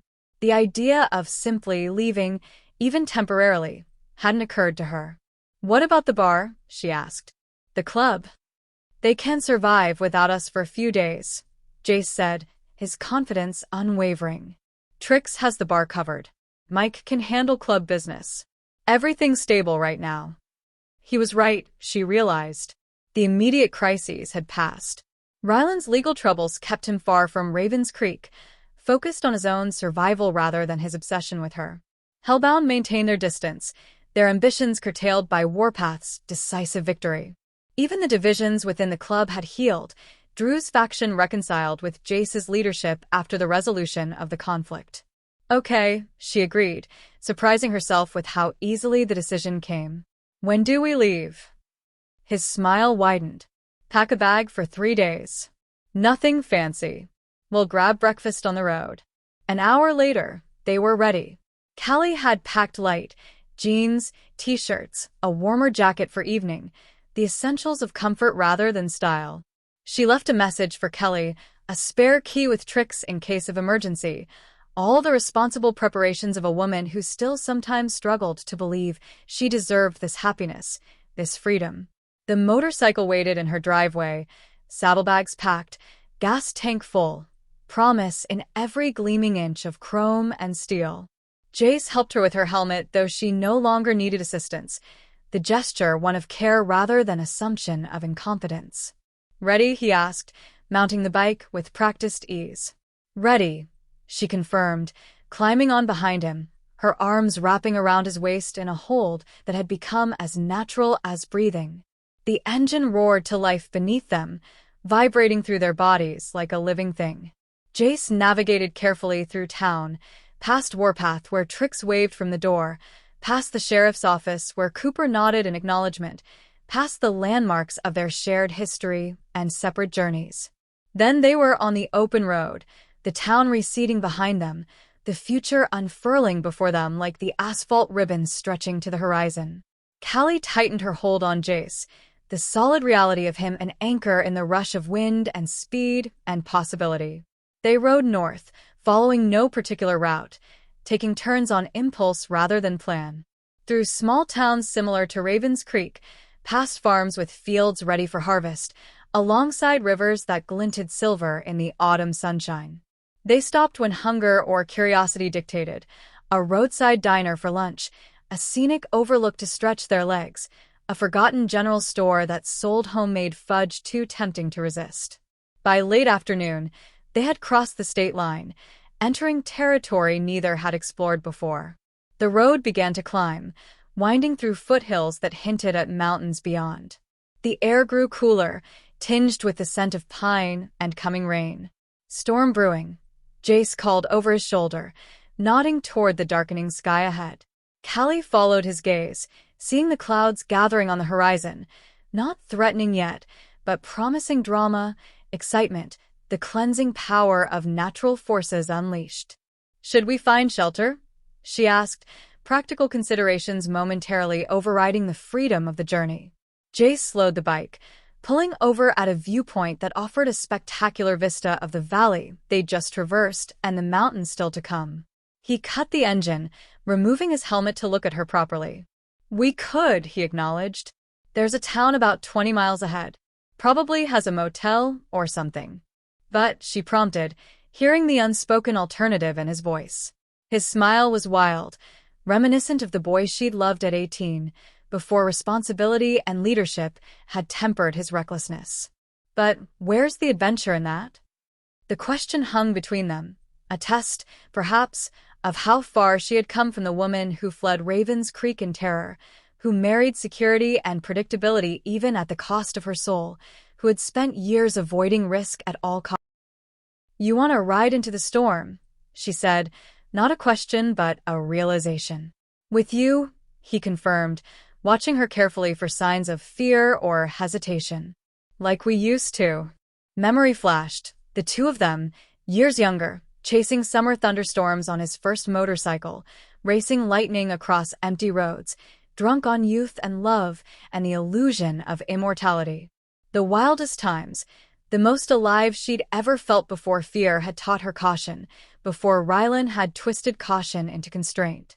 We have better gear now, Jace added with a grin. And I'm a better rider.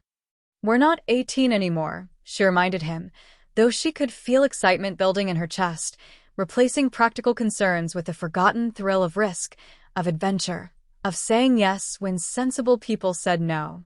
No, he agreed. We're smarter, stronger. His hand found hers, squeezing gently. But we can still be wild, Callie. We can still be free. The choice crystallized in that moment. Return to safety, to predictability, to the careful boundaries she'd drawn around her life even after escaping Ryland's control. Or ride forward, into uncertainty, into exhilaration, into the storm that might drench them but would never destroy them. Not now. Not together. Let's do it, she decided, her smile matching his for wildness, for joy. Let's ride into the storm. Jace's answering smile was brilliant, a flash of the boy he'd been and the man he'd become, the perfect synthesis of past and present that made her love him with an intensity that still sometimes stole her breath. They mounted the bike again, helmets secure, jackets zipped against the cooling air.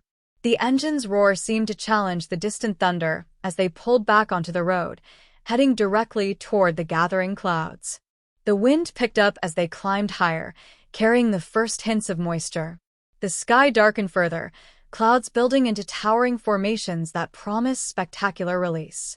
Still, they rode on, leaning into curves, accelerating on straightaways, two bodies moving as one with the machine beneath them. The first drops hit as they crested a ridge, fat spatters that quickly gave way to proper rain. Not the deluge of a cloudburst, but steady, determined precipitation that soaked what their gear didn't cover. Lightning flashed in the distance, thunder rolling seconds later, still far enough to admire rather than fear. Jace pulled over beneath a stand of pines that offered minimal shelter, cutting the engine to be heard over the rain and wind. "Still okay?" he asked, concern for her comfort overriding his own excitement. Callie laughed, removing her helmet to feel the rain on her face, in her hair. "Better than okay," she assured him. "I feel alive." It was true, every sense heightened by the storm. The sharp scent of pine and wet earth, the cold kiss of rain against her skin, the rumble of thunder in her chest, the taste of wildness on her tongue. This wasn't the careful existence she'd constructed with Ryland, nor even the cautious rebuilding of recent months. This was life, raw and real and wonderful in its unpredictability. Jace watched her, his expression softening from concern to something deeper, more profound. "God, I love you," he said, the words nearly lost in a crack of thunder, but their meaning clear in his eyes, in the reverent way he reached to brush wet hair from her face.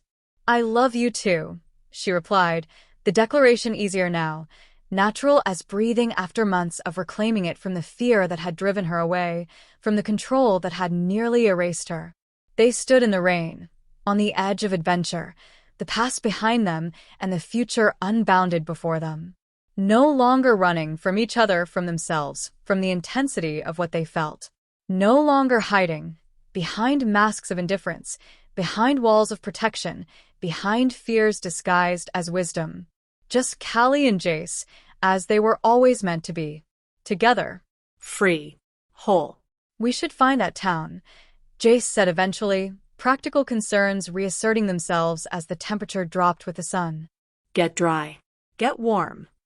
"In a minute," Callie said, not ready to end this perfect moment of communion with the elements with him. "Just a little longer." He nodded, understanding without explanation, and wrapped his arms around her from behind, sharing warmth as they watched lightning dance across the darkening sky. His chin rested on her shoulder, his breath warm against her neck. "Still sweet on me?" he murmured, an echo from their past, his question on their first date, his teasing words after their first kiss, his whisper after the first time they made love. Callie turned in his arms, rain mingling with joyful tears on her cheeks as she looked into the eyes of the man who had been her first love, her greatest regret, her unexpected second chance. "Forever savage for you," she whispered, sealing the promise with a kiss that tasted of rain and homecoming and endless possibility. The storm continued around them, nature's drama unfolding in flashes of light and crashes of sound. But they were no longer observers on its edge. They were part of it. Wild, elemental, unafraid. Riding into the storm, into the unknown, into the future they would create together. One road, one journey, one love strong enough to weather any storm. Forever.